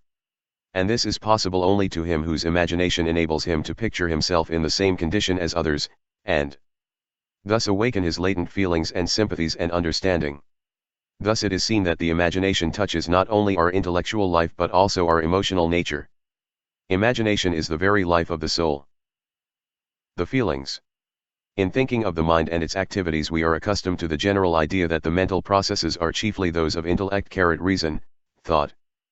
But, as a fact, the greater part of the mental activities are those concerned with feeling and emotion. The intellect is the youngest child of the mind, and while making its presence strenuously known in the manner of all youngest children, so that one is perhaps justified in regarding it as the whole tiling in the family, nevertheless it really plays but a comparatively small part in the general work of the mental family. The activities of the feeling side of life greatly outnumber those of the thinking side, are far stronger in their influence and effect, as a rule, and, in fact, so color the intellectual processes, unconscious as to constitute their distinctive quality, except in the case of a very few advanced thinkers. But there is a difference between feeling and emotion as the terms are employed in psychology. The former is the simple phase, the latter the complex. Generally speaking, the resemblance or difference is akin to that existing between sensation and perception, as explained in a previous chapter. Beginning with the simple, in order later on to reach the complex, we shall now consider that which is known as simple feeling. The term feeling / as used in this connection in psychology, has been defined as the simple agreeable. Disagreeable side of any mental state / these agreeable or disagreeable sides of mental states are quite distinct from the act of knowing, which accompanies them. One may perceive and thus know that another is speaking to him and be fully aware of the words being used and of their meaning. Ordinarily, and so far as pure thought processes are concerned, this would complete the mental state. But we must reckon on the feeling side as well as on the thinking side of the mental state. Accordingly, we find that the knowledge of the words of the other person and the meaning thereof results in a mental state agreeable or disagreeable. In the same way, the reading of the words of a book, the hearing of a song, or a sight or scene perceived, may result in a more or less strong feeling, agreeable or disagreeable. This sense of agreeable or disagreeable consciousness is the essential characteristic of what we call feeling. It is very difficult to explain feeling except in its own terms. We know very well what we mean, or what another means, when it is said that we or he feels sad / or has a joyous feeling / or a feeling of interest / and yet we shall find it very hard to explain the mental state except in terms of feeling itself. Our knowledge depends entirely upon our previous experience of the feeling. As an authority says, if we have never felt pleasure, pain, fear, or sorrow, a quarto volume cannot make us understand what such a mental state is. Every mental state is not distinguished by strong feeling. There are certain mental states which are concerned chiefly with intellectual effort, and in which all trace of feeling seems to be absent, unless, as some have claimed, the feeling of interest or the lack of same is a faint form of the feeling of pleasure or pain. Habit may dull the feeling of a mental state until it is apparently neutral, but there is generally a faint feeling of like or dislike still left. The elementary forms of feeling are closely allied with those of simple sensation. But experiments have revealed that there is a distinction in consciousness. It has been discovered that one is often conscious of the touch of a heated object before he is of the feeling or pain resulting from it. Psychologists have pointed out another distinction, namely, when we experience a sensation we are accustomed to refer it to the outside thing which is the object of it, as when we touch the heated object, but when we experience a feeling we instinctively refer it to ourself, as when the heated object gives us pain. As an authority has said, my feelings belong to me, but my sensations seem to belong to the object which caused them / another proof of the difference and distinction between sensation and feeling is the fact that the same sensation will produce different feelings in different persons experiencing the former, even at the same time. For instance, the same sight will cause one person to feel elated, and the other depressed. The same words will produce a feeling of joy in one, and a feeling of sorrow in another. The same sensation will produce different feelings in the same person at different times. An authority well says, you drop your purse, and you see it lying on the ground as you stoop to pick it up, with no feeling either of pleasure or pain. But if you see it after you have lost it and have hunted for it a long time in vain, You have a pronounced feeling of pleasure. There is a vast range of degree and kind in feeling. Gordy says, all forms of pleasure and pain are called feelings. Between the pleasure which comes from eating a peach and that which results from solving a difficult problem, or learning good news of a friend, or thinking of the progress of civilization, between the pain that results from a cut in the hand and that which results from the failure of a long-cherished plan or the death of a friend, there is a long distance. But the one group are all pleasures, the other all pains. And, whatever the source of the pleasure or pain, it is a like feeling / there are many different kinds of feelings. Some arise from sensations of physical comfort or discomfort, others from purely physiological conditions, others from the satisfaction of accustomed tastes, or the dissatisfaction arising from the stimulation of unaccustomed tastes, others from the presence or absence of comfort, others from the presence or absence of things or persons for whom we have an affection or liking. Overindulgence often transforms the feeling of pleasure into that of pain, and, likewise, habit and * practice may cause us to experience a pleasurable feeling from that which formerly inspired feeling of an opposite kind. Feelings also differ in degree, that is to say, some things cause us to experience pleasurable feelings of a greater intensity than do others, and some cause us to experience painful feelings of a greater intensity than do others. These degrees of intensity depend more or less upon the habit or experience of the individual. As a general rule, feelings may be classified into 1. Those arising from physical sensations, and 3. Those arising from ideas. The feelings depending upon physical sensations arise either from inherited tendencies and inclinations or from acquired habits and experience. It is an axiom of the evolutionary school that any physical activity that has been a habit of the race, long continued, becomes an instinctive pleasure-giving activity in the individual. For instance, the race for many generations was compelled to hunt, fish, travel, swim, etc., in order to maintain existence. The result is that we, the descendants, are apt to find pleasure in the same activities as sport, games, exercise, etc. Many of our tendencies and feelings are inherited in this way. To these we have added many acquired habits of physical activity, which follow the same rule, i.e., that habit and practice impart more or less pleasurable feeling.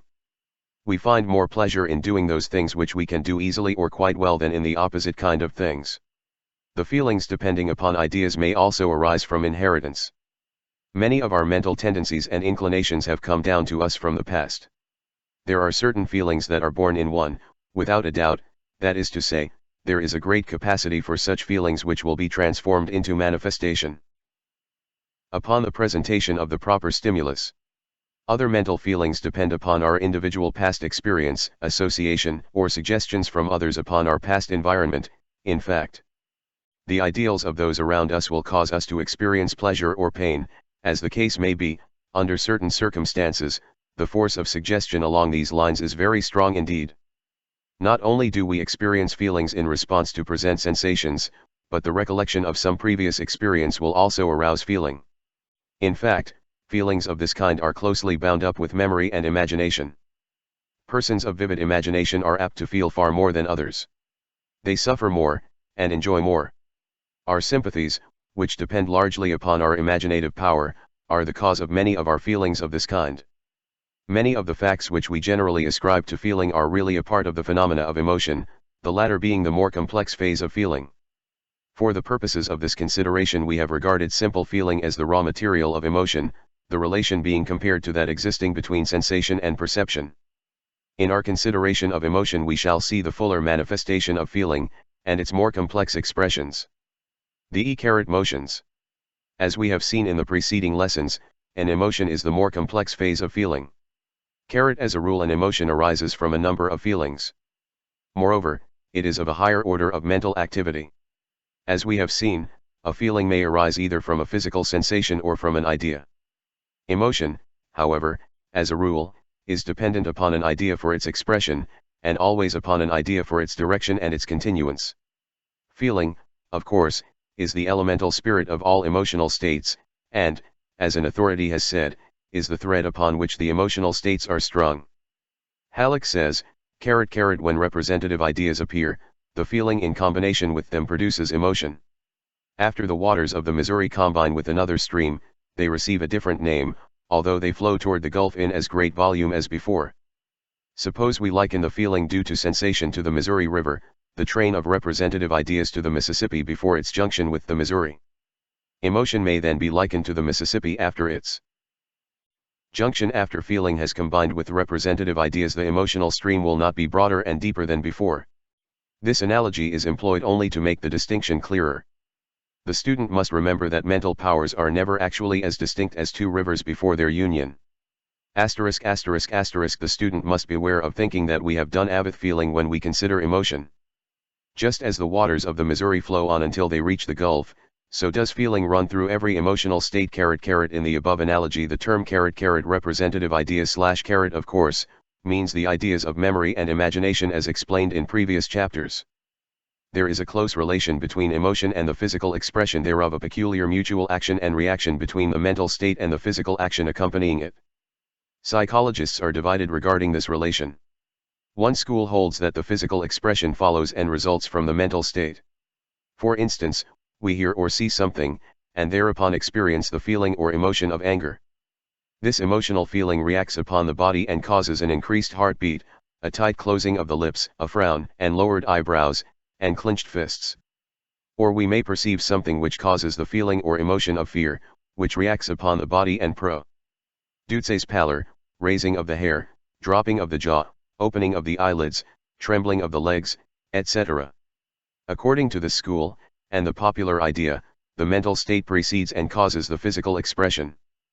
But another school of psychology, of which the late Professor William James is a leading authority, holds that the physical expression precedes and causes the mental state. For instance, in the cases above cited, the perception of the anger-causing or fear-causing side first causes a reflex action upon the muscles, according to inherited race habits of expression.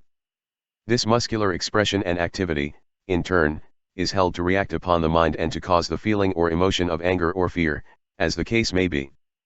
Professor James, in some of his works, makes a forcible argument in support of this theory, and his opinions have influenced the scientific thought of the day upon this subject. Others, however, have sought to combat his theory by equally forcible argument, and the subject is still under lively and spirited discussion in psychological circles. Without taking sides in the above controversy, many psychologists proceed upon the hypothesis that there is a mutual action and reaction between emotional mental states and the appropriate physical expression thereof.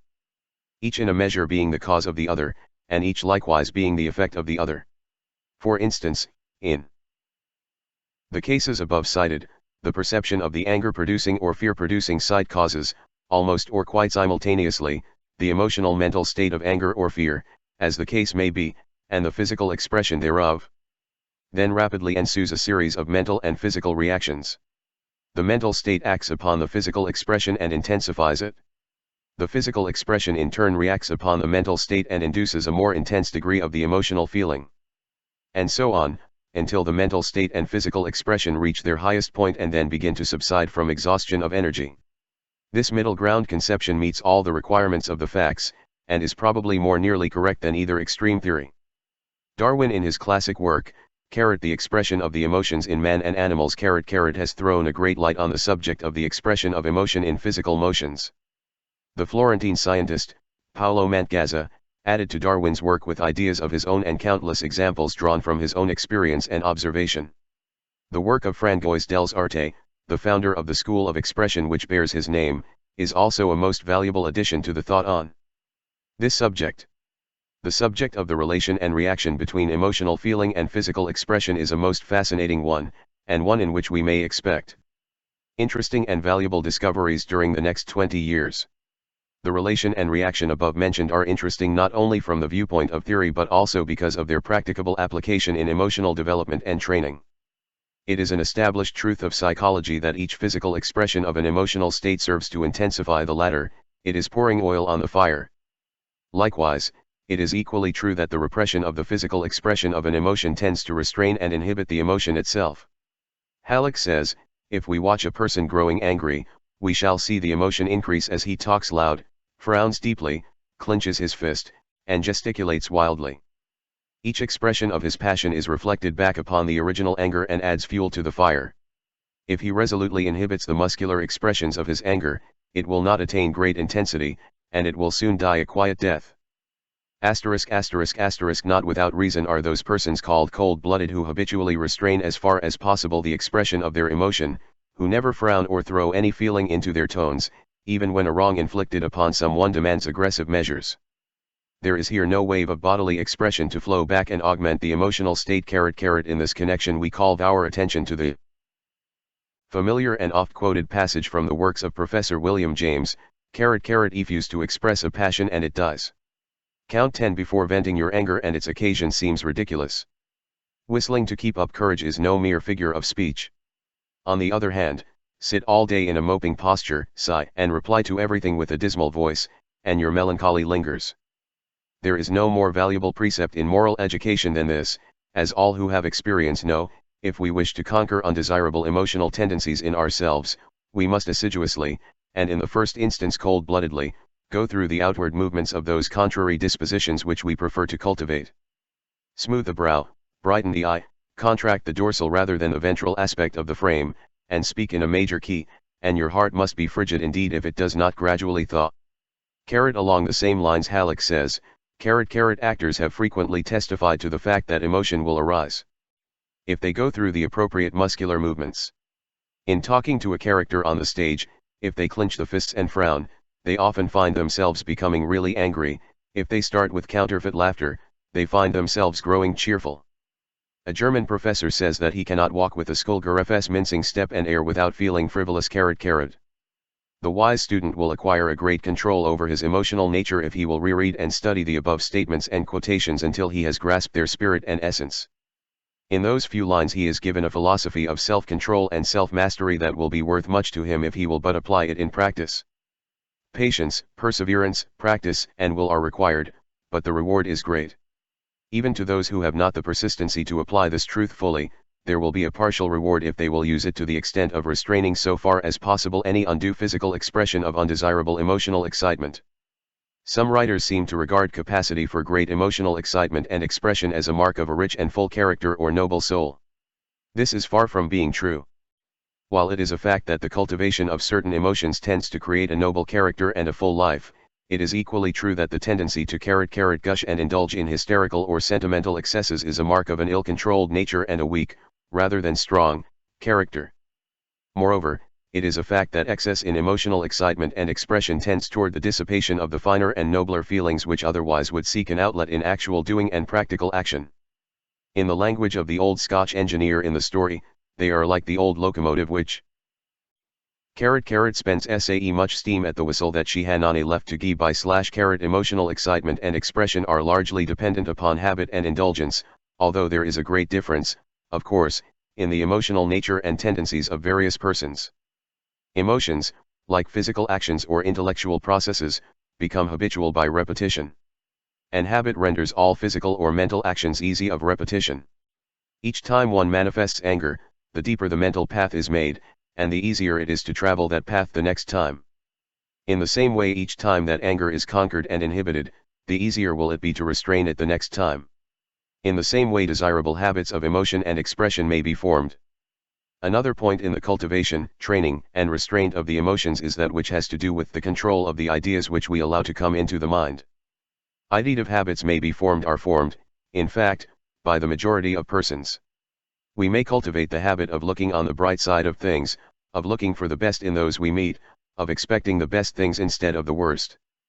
By resolutely refusing to give welcome to ideas calculated to arouse certain emotions, feelings, passions, desires, sentiments, or similar mental states, we may do much to prevent the arousing of the emotion itself.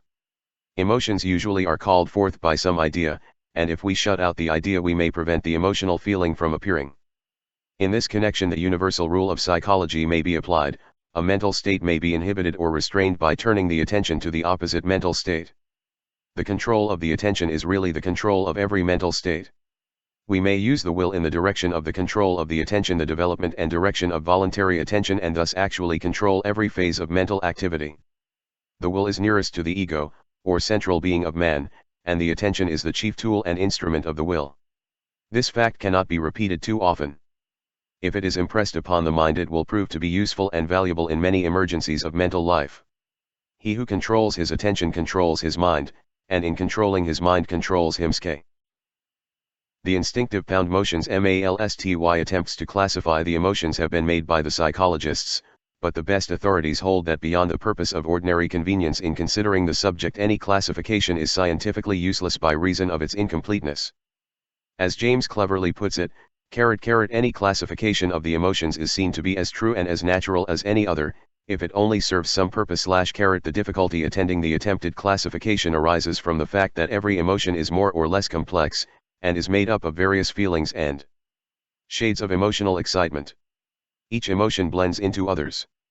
Just as a few elements of matter may be grouped into hundreds of thousands of combinations, so the elements of feeling may be grouped into thousands of shades of emotion. It is said that the two elements of carbon and hydrogen form combinations resulting in 5,000 varieties of material substance, from anthracite to marsh gas, from black coke to colorless naphtha. The same thing may be said of the emotional combinations formed from two principal elements of feeling. Moreover, the close distinction between sensation and feeling on the one hand, and between feeling and emotion on the other, serves to further complicate the task. For the purposes of our consideration, let us divide the emotions into 5 general classes, as follows: 1. Instinctive emotions, 2. Social emotions, 3. Religious emotions, 4. Aesthetic emotions, 5. Intellectual emotions. We shall now consider each of the above 5 classes in turn. The instinctive emotions.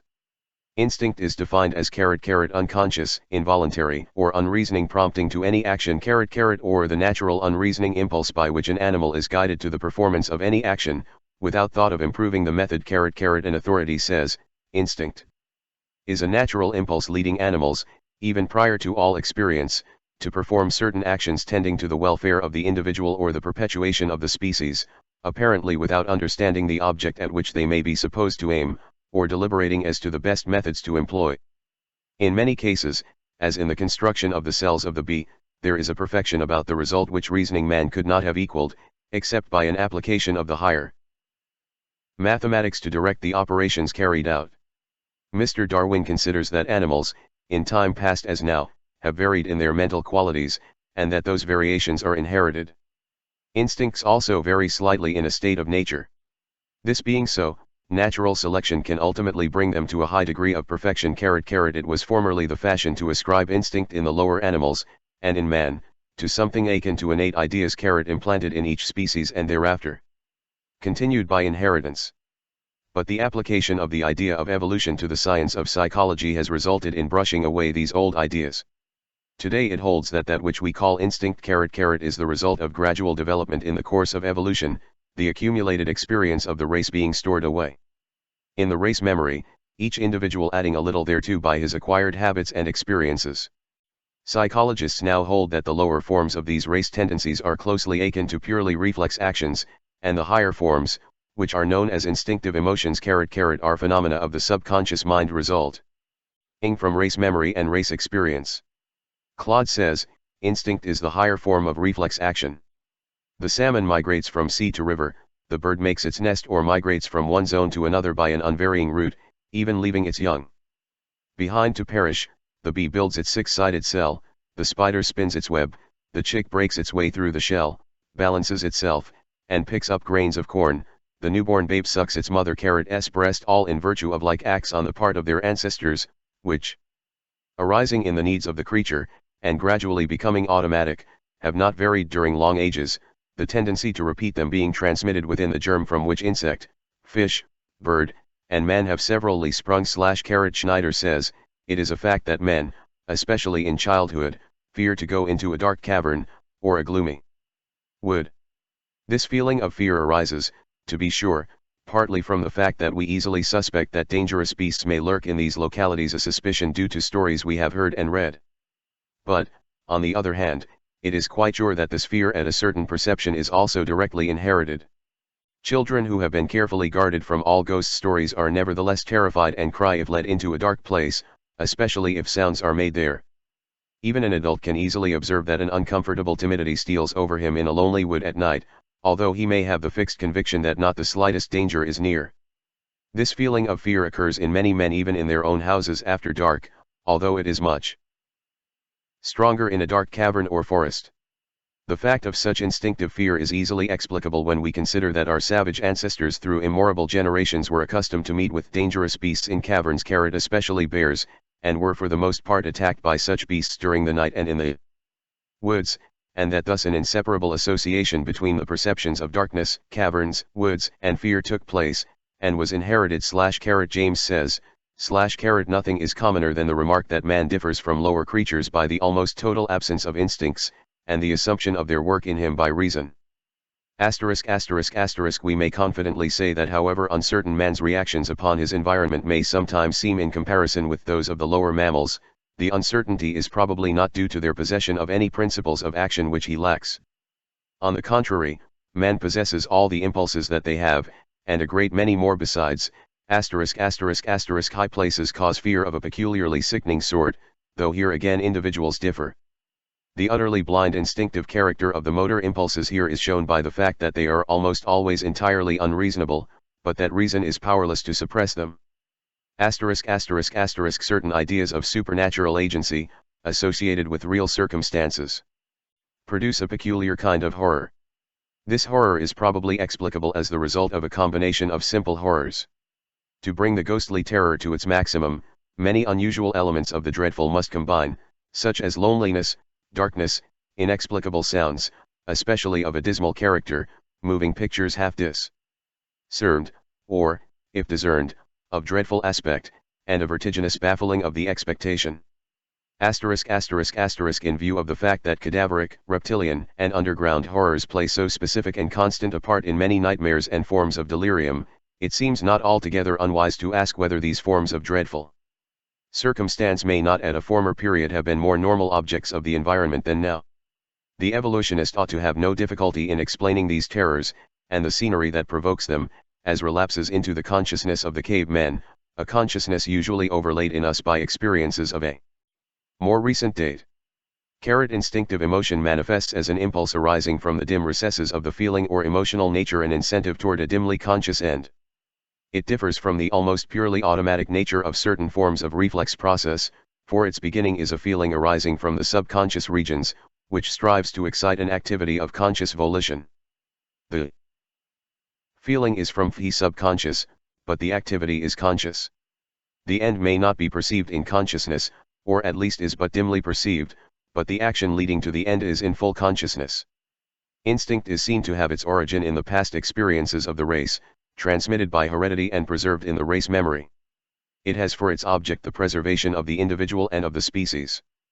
Its end is often something far removed in time from the moment, or the welfare of the species rather than that of the individual, for instance, the caterpillar providing for its future states, or the bird building its nest, or the bees building cells and providing honey, for their successors, for very few bees live to partake of the honey which they have gathered and stored. They are animated by the spirit of the hive. The most elementary forms of the instinctive emotions are those which have to do with the preservation of the individual, his comfort, and personal physical welfare.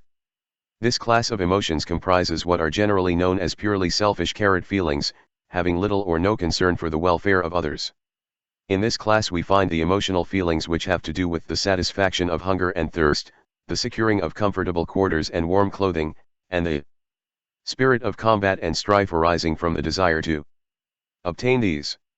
These elemental feelings had their birth early in the history of life, and indeed life itself depended very materially upon them for its preservation and continuance. It was necessary for the primitive living thing to be selfish when man appeared. Only those survived who manifested these feelings strongly, the others were pushed to the wall and perished. Even in our civilization the man below the average in this class of feelings will find it difficult to survive. The passions arising from the most elemental instinctive / emotions we find what may be termed the passion / by the term passion is meant those strong feelings in which the elemental selfish instincts are manifested in relation to other persons, either in the phase of attraction or repulsion. In this class we find the elementary phases of love, and the feelings of hate, anger, jealousy, revenge, etc. This class of emotions usually manifests violently, as compared with the other emotions. The passions generally arise from self-preservation race preservation and reproduction, self-interest, self-aggrandizement, etc., and may be regarded as a more complex phase of the elemental instinctive emotions. The elemental instinctive emotions of self-preservation and self-comfort cause the individual to experience and manifest the passional emotions of desire for combat, anger, hate, revenge, etc., of while the instinctive emotions leading to reproduction and continuance of the race give rise to the passional emotions of sexual love, jealousy, etc. The desire to attract the other sex increases ambition, vanity, love of display, and other feelings. It is only when this class of emotions blends with the higher emotions that the passions become purified and refined. But it must not be forgotten that these emotions were very necessary for the welfare of the race in the early stage of its evolution, and that they still play an active part in human life, under the greater or less restraint imposed by civilized society. Nor should it be forgotten that from these emotions have evolved the highest love of one human being for another. From instinctive sexual love and the racial instinct have developed the higher affection of man for woman, and woman for man, in all their beautiful manifestations, and the love of the parent for the child, and the love of the child for the parent. The first manifestation of altruism arises in the love of the living creature for its mate, and in the love of the parents for their offspring. In certain forms of life where the association of the sexes is merely for the moment, and is not followed by protection, mutual aid, and companionship, there is found an absence of mutual affection of any kind, the only feeling being an elemental reproductive instinct bringing the male and female together for the moment, and almost purely reflex activity. In the same way, in the cases of certain animals, the rattlesnake, for instance, in which the young are able to protect themselves from birth, there is seen a total absence of parental affection or the return thereof. Human love between the sexes, in its higher and lower degrees, is a natural evolution from passional emotion of a low order, due to the growth of social, ethical, moral, and aesthetic emotion arising from the necessities of the increasing complexity and development of human life. The simpler forms of passional emotion are almost entirely instinctive in their manifestation. Indeed, in many cases, there appears to be but little more than a high form of reflex nervous action. The following words of William James give us an interesting view of this fact of life. The cat runs after the mouse, runs or shows fight before the dog, avoids falling from walls and trees, shuns fire and water, not because he has any notion either of life or of death or of self-preservation. He acts in each case separately and simply because he cannot help it, being so framed that when that particular running thing called a mouse appears in his field of vision, he must pursue, that when that particular barking and obstreperous thing called a dog appears there, he must retire if at a distance, and scratch. If close by, that he must withdraw his feet from water, and his face from flame, etc. Now, why do the various animals do what seem to us such strange things in the presence of such outlandish stimuli? Why does the hen, for instance, submit herself to the tedium of incubating such a fearfully uninteresting set of objects as a nestful of eggs, unless she have some sort of prophetic inkling of the result? The only answer is ad hominem. We can only interpret the instinct of brutes by what we know of instincts in ourselves. Why do men always lie down, when they can, on soft beds rather than on soft floors? Why do they sit around a stove on a cold day? Why, in a room, do they place themselves, 99 times out of 100, with their faces toward its middle rather than to the wall? Why does the maiden interest the youth so much that everything about her seems more important and significant than anything else in the world? Nothing more can be said than that these are human ways, and that every creature likes its own ways, and takes to following them as a matter of course. Science may come and consider these ways, and find that most of them are useful. But it is not for the sake of their utility that they are followed, but because at the moment of following them we feel that it is the only appropriate and natural thing to do. Not one man in a million, when taking his dinner, ever thinks of its utility. He eats because the food tastes good, and makes him want more. If you should ask him why he wants to eat more of what tastes like that, instead of revering you as a philosopher, he will probably laugh at you for a fool. James continues, T takes, in short, what Berkeley called a mind debauched by learning to carry the process of making the natural seem strange, so far as to ask the why of any instinctive human act. To the metaphysician alone can such questions arise as, why do we smile when pleased and not scowl? Why are we unable to talk to a crowd as to a single friend? Why does a particular maiden turn our wits upside down? The common man can only say, of course we smile. Of course our heart palpitates at the sight of the crowd, of course we love the maiden, that beautiful soul clad in that perfect form, so palpably and flagrantly made from all eternity to be loved. And so, Probably, does each animal feel about the particular things it tends to do in the presence of particular objects. They, too, are a priori syntheses.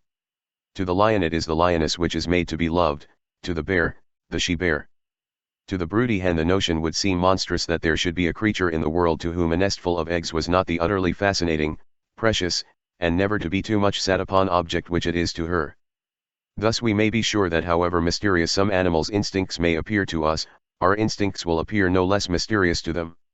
And we may conclude that, to the animal which obeys it, every impulse and every step of that instinct shines with its own sufficient light, and seems at the moment the only externally right and proper thing to do. It may be done for its own sake exclusively. One has very little need, as a rule, to develop the passional emotions. Instinct has taken pretty good care that we shall have our share of this class of feelings. But there is a need to train, restrain, govern, and control these emotions, for the conditions which brought about their original being have changed. Our social conventions require that we should subordinate these passional feelings, to some extent at least. Society insists that we must restrict our love impulses to certain limits and to certain quarters, and that we subdue our anger and hate, except toward the enemies of our land, the disturbers of public peace, and the menacers of the social conventions of our time and land. The public welfare requires that we inhibit our fighting impulses, except in cases of self-defense or war. Public policy requires that we keep our ambitions within reasonable limits, which limits change from time to time, of course. In short, society has stepped in and insisted that man, as a social being, must not only acquire a social conscience but must also develop sociable emotions and inhibit his unsociable ones. The evolution of man's nature has caused him unconsciously to modify his elemental, instinctive, passional emotions, and subordinate them to the dictates of social, ethical, moral, and aesthetic feelings and ideals, and to intellectual considerations. Even the original elemental instincts of the lower animals have been modified by reason of the social requirements of the pack, herd, or drove, until the modified instinct is now the ruling force. The general principles of emotional control, restraint, and mastery, as given in a preceding chapter, are applicable to the particular class of emotions now under consideration here. 1. By refraining from the physical expression, one may at least partially inhibit the emotion. 2. By refusing to create the habit, one may more easily manifest control. 3. By refusing to dwell upon the idea or mental picture of the exciting object, one may lessen the stimulus. 4. By cultivating the opposite class of emotions, one may inhibit any class of feeling. 5. And, finally, by acquiring a control of the attention, by means of the will, one has the reins firmly in hand, and may drive or hold back the steeds of passion as he wills. The passions are like fiery horses, useful if well under control, but most dangerous if the control is lost. The ego is the driver, the will his hands, attention the reins, habit the bit, and the passions the horses.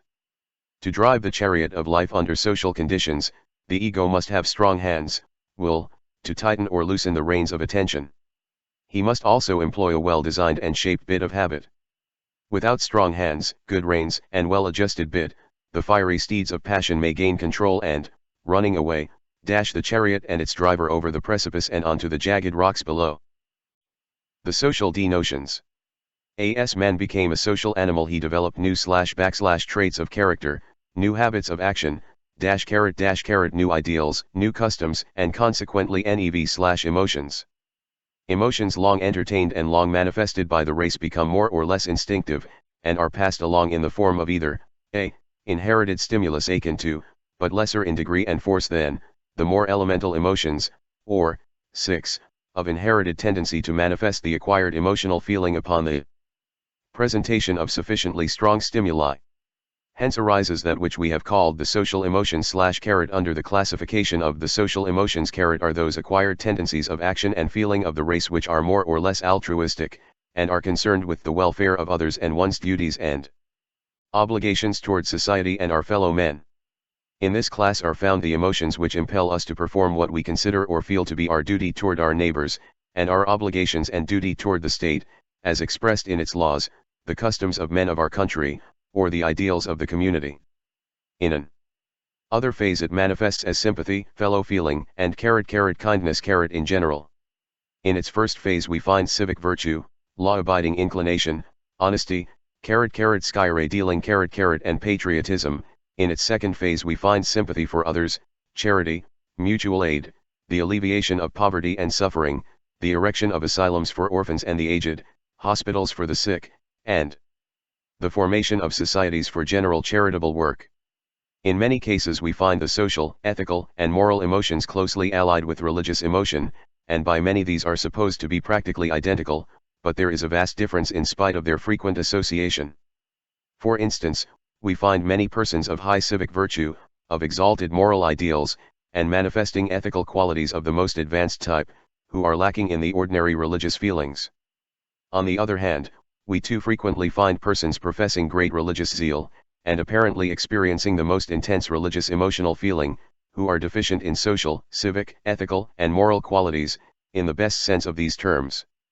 The aim of all religion worthy of the name, however, is to encourage ethical and moral as well as religious emotions. We must here make the distinction between those manifesting the actions termed ethical and moral because they feel that way, and those who merely comply with the Convention A requirements because they fear the consequences of their violation. The first class have the true social, ethical, and moral feelings, tastes, ideals, and inclinations, while the second manifest merely the elementary feelings of self-preservation and selfish prudence. The first class are good because they feel that way and find it natural to be so, while the others are good merely because they have to be or be punished by legal penalty or public opinion, loss of prestige, loss of financial support, etc. The social, moral, and ethical emotions are believed to have arisen in the race by reason of the association of individuals in communities and the rise of the necessity for mutual aid and forbearance. Even many of the species of the lower animals have social, moral, or ethical codes of their own, based on the experience of the species or family, infractions of which they punish severely. In the same way sympathy and the altruistic feelings are supposed to have arisen. The community of interest and understanding in the tribe, family, or clan brought not only the feeling of natural defense and protection but also the finer, inner sympathetic feeling of the pains and sufferings of their associates. This, in the progress of the race, has developed into broader and more complex ideals and feelings. Theology explains the moral feelings as resulting from conscience, which it holds to be a special faculty of the mind, or soul, divinely given.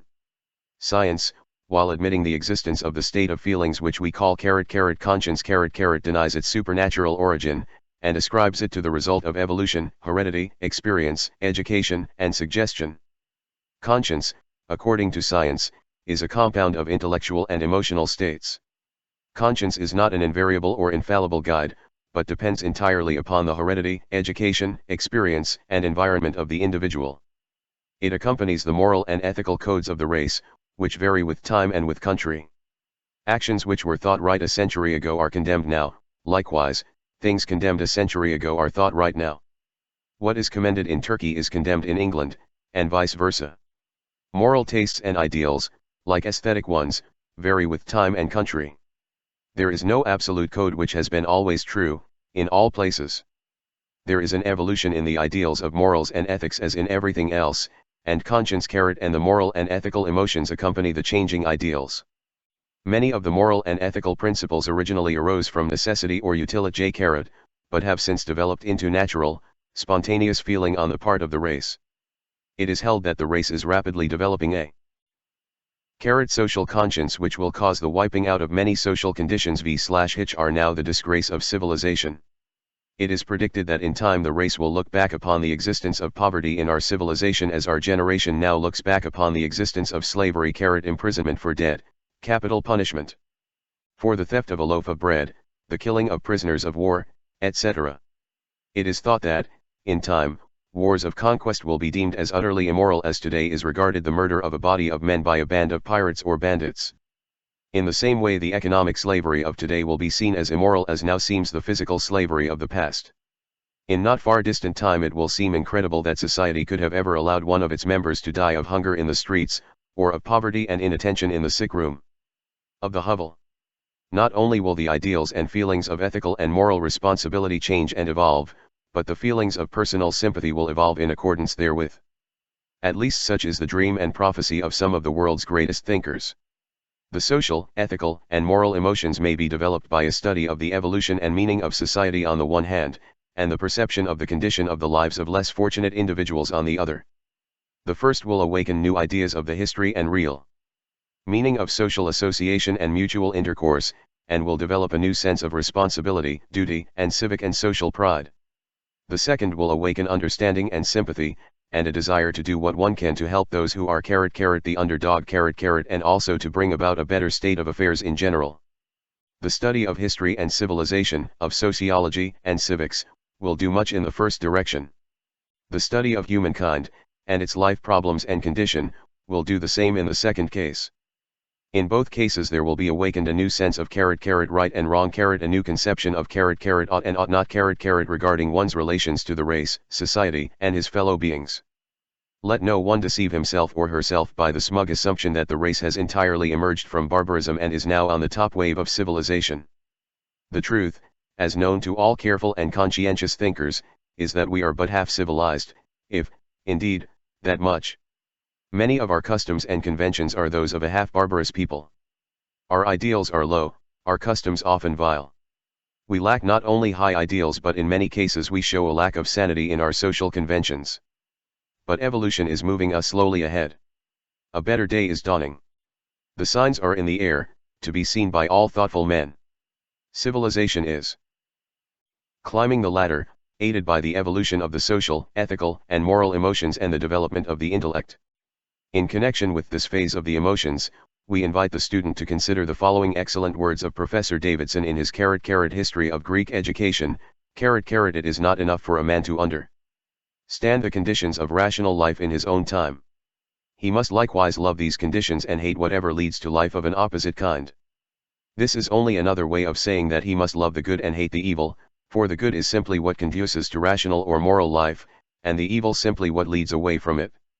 It is perfectly obvious, as soon as it is pointed out, that all immoral life is due to a false distribution of affection, which again is often, though by no means always, due to a want of intellectual cultivation. He that attributes to anything a value greater or less than it really possesses, in the order of things, has already placed himself in a false relation to it, and will certainly, when he comes to act with reference to it, act immorally. The religious emotions. By the religious emotions is meant that class of emotional feeling arising from the faith and belief in, or consciousness of the presence of, supernatural beings, powers, entities, or forces. This form of emotion is regarded as distinct from the ethical and moral emotions, although frequently found in connection therewith. Likewise, it is independent of any special form of intellectual belief, for it is far more fundamental and often exists without creed, philosophy, or stated belief, the only manifestation in such cases being a feeling of the existence of supernatural beings, forces, and powers to which man has a relation and to which he owes obedience. To those who may think that this is too narrow a conception of religious emotion, we refer the following definition of religion from the dictionaries: the acts or feelings which result from the belief of a god, or gods, having superior control over matter, life, or destiny. Religion is subjective, designating the feelings and acts of men which relate to God. Theology is objective, denoting the science which investigates the existence, laws, and attributes of God, or, objectively, the outer form and embodiment which the inward spirit of a true or a false devotion assumes / subjectively, the feeling of veneration with which the worshipper regards the being he adores. Darwin in his Descent of Man says that the feeling of religious devotion is a highly complex one, consisting of love, complete submission to an exalted and mysterious superior, a strong sense of dependence, fear, reverence, gratitude, hope for the future, and perhaps other elements. He is of the opinion that no man can experience so complex an emotion until advanced in his intellectual and moral faculties to at least a moderately high level. The authorities generally agree with Darwin, although the more recent study of the history of religion has shown that religious feeling has a far more primitive origin than that indicated by Darwin. It is true that the lower animals are not deemed capable of anything approaching religious feeling, unless there is a feeling approaching it in the attitude of the dog and horse and other domestic animals toward their masters. But man, as soon as he is able to attribute natural phenomena to a supernatural cause and power, manifests a crude religious feeling and emotion. He begins by believing in, fearing, and worshipping natural forces and objects, such as the sun, the moon, the wind, thunder, and lightning, the ocean, rivers, mountains, etc. It is claimed that there is no natural object that has not been deified and worshipped by some people at some time in the history of the race. Later, man acquired the anthropomorphic conception of deities and created many gods in his own image, endowing them with his own attributes, qualities, and characteristics. The mental characteristics and morals of a people can always be ascertained by a knowledge of the average conception of deity held by them. Polytheism, or the belief in many gods, was succeeded by monotheism, or belief in one god. Monotheism ranges from the crudest conception of a man-like God to the highest conception of a spiritual being transcending all human qualities, attributes, or characteristics. Man began by believing in many God things, then in many God persons, then in a one God person, then in one God who is a spirit, then in one universal spirit which is God. It is a far cry from the savage, man-like God of old to the conception of the universal spirit of the God drunken philosopher Spinoza. The extreme of religious belief is that which holds that there is nothing but God, all else is illusion of pantheistic idealism. Buddhism, at least in its original form, discarded the idea of a supreme being, and held that ultimate reality is but universal law, hence the accusation that Buddhism is an atheistic religion / although it is one of the world's greatest religions having over 400,000,000 followers.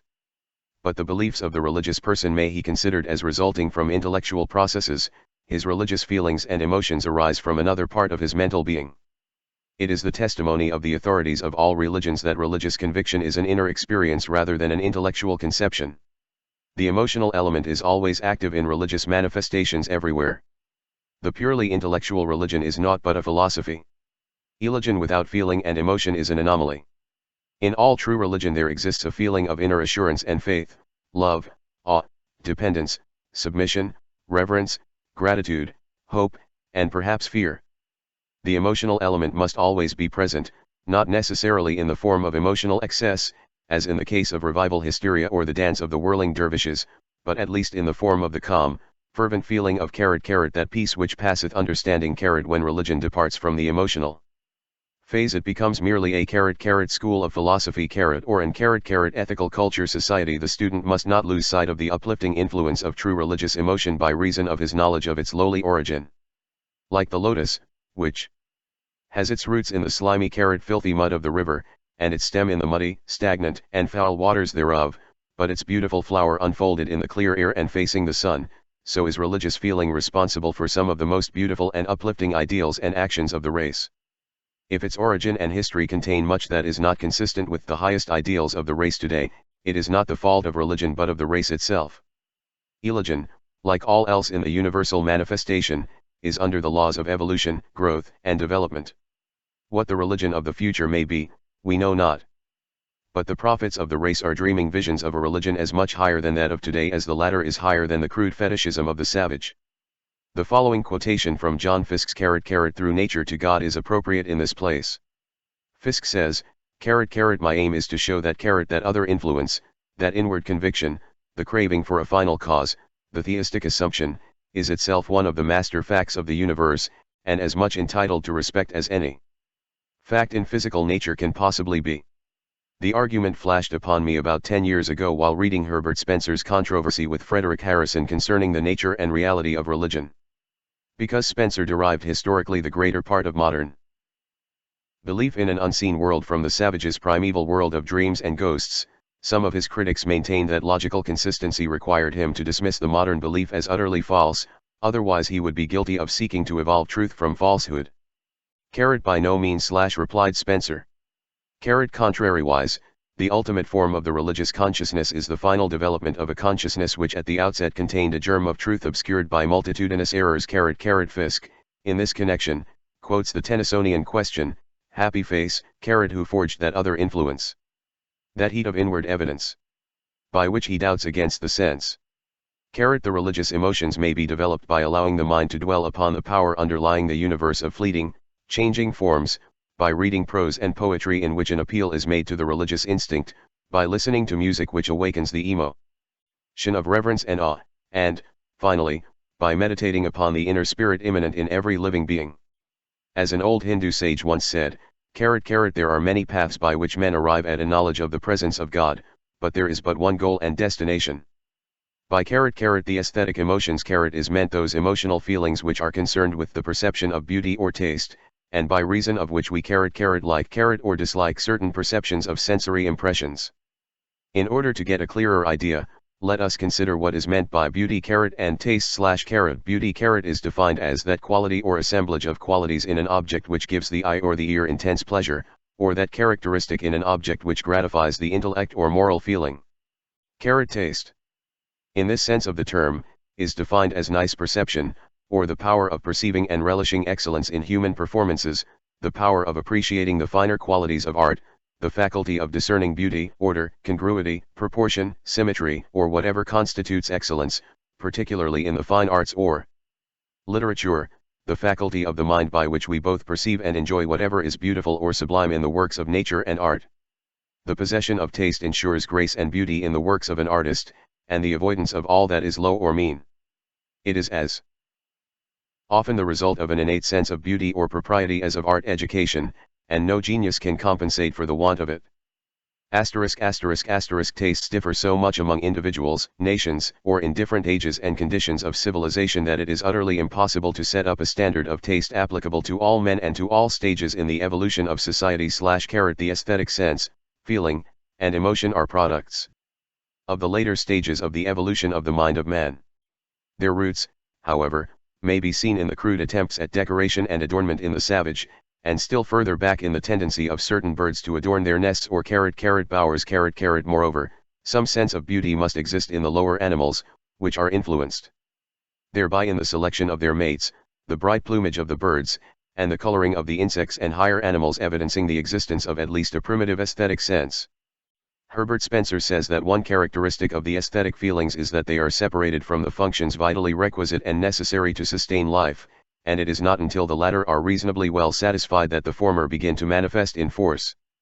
The authorities hold that the basic element concerned in the manifestation of the aesthetic emotional feeling is the sensory element, which consists of the pleasure arising from the perception of objects of vision or hearing which are deemed beautiful.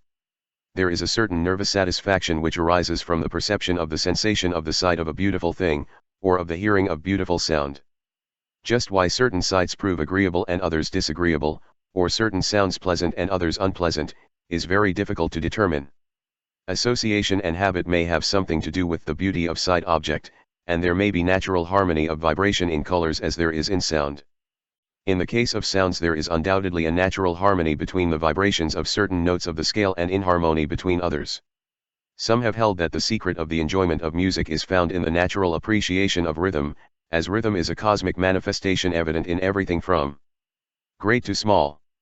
But these theories do not account for the differences existing in the tastes regarding color and music manifested by different individuals, races, and classes of people. Grant Allen says, "The vulgar are pleased with great masses of color, especially red, orange, and purple, which give their coarse, nervous organization the requisite stimulus. The refined, with nerves of less caliber, but greater discriminativeness, require delicate combinations of complementaries and prefer neutral tints to the glare of the primary hues. Children and savages love to dress in all the colors of the rainbow / in the same way persons of certain types of taste are pleased with ragtime and cheap rollicking songs or dances, while others shudder at these and find delight in the classic productions of the great composers. There is also the intellectual element to be reckoned with in the aesthetic emotions. The intellect must discover the beauty in certain objects before the emotion is aroused by the perception. Halleck says, "Every time the mind discerns unity amid variety, order, rhythm, proportion, or symmetry, an aesthetic emotion arises." The traveler with a trained intellect will see far more beauty than an ignorant one. In looking at a cathedral, a large part of the aesthetic enjoyment comes from tracing out the symmetry, from comparing part with part. Not until this process is complete will the full beauty of the structure as a whole be perceived. If the traveler knows something of medieval architecture before starting on his European trip, he will see far more beauty. The opposite of the aesthetic, which we call the ugly, is the unsymmetrical, the disorderly, that in which we can discover no rhythm, plan, or beauty. The element of associative suggestion also enters into the manifestation of aesthetic emotional feeling. The mind accepts the suggestion of the beauty of certain styles of art, or the excellence of certain classes of music. There are fashions in art and music, as in clothes, and what is thought beautiful today may be deemed hideous tomorrow. This is not entirely due to the evolution of taste, for in many cases the old fashions are revived and again deemed beautiful. There is, moreover, the effect of the association of the object of emotion with certain events or persons. This association renders the thing popular, and therefore agreeable and beautiful for the time being. The suggestion in a story will often cause the beauty of a certain scene, or the harmony of a certain piece of music, to dawn upon thousands of persons. Some noted person sets the seal of approval upon a certain picture or musical composition and lo! The multitude calls it beautiful. It must not be supposed, however, that the crowd always counterfeits the sense of beauty and excellence which has been suggested to it. On the contrary, genuine aesthetic feeling often results from the discovery so made. There is style and fashion in the use of words, resulting from fashion, which gives rise to aesthetic feelings regarding them. These feelings do not arise from the consideration of the nature of the object expressed by the word. Of two words designating the same thing, one causes disgust and the other at least passive tolerance. For instance, in speaking of the sensible moisture which is emitted from the pores of the skin, we may use either of the respective terms sweat or perspiration / both mean the same thing, and have an equally respectable origin. But to many persons the word weave causes unpleasant aesthetic emotion, while the word perspiration is accepted without remonstrance. Some persons abhor the term jewels, while viands or food are accepted without protest. There is often an unpleasant, low, vulgar association connected with some words which accounts for the disfavor with which they are received, and which association is absent from the more polite terms employed to indicate the same thing. But in other cases there is nothing but the simple suggestion of fashion and style to account for the aesthetic acceptance or rejection. It is possible that some psychologist of the future will establish the truth of the theory now tentatively advanced by a few investigators, namely, that taste and the sense of beauty depend almost entirely upon the element of suggestion, manifested as association, influence of authority, habit, fashion, imitation, etc. It is known that the emotional nature is peculiarly liable to suggestion, and that tastes may be created or destroyed by repeated suggestion under the most favorable circumstances.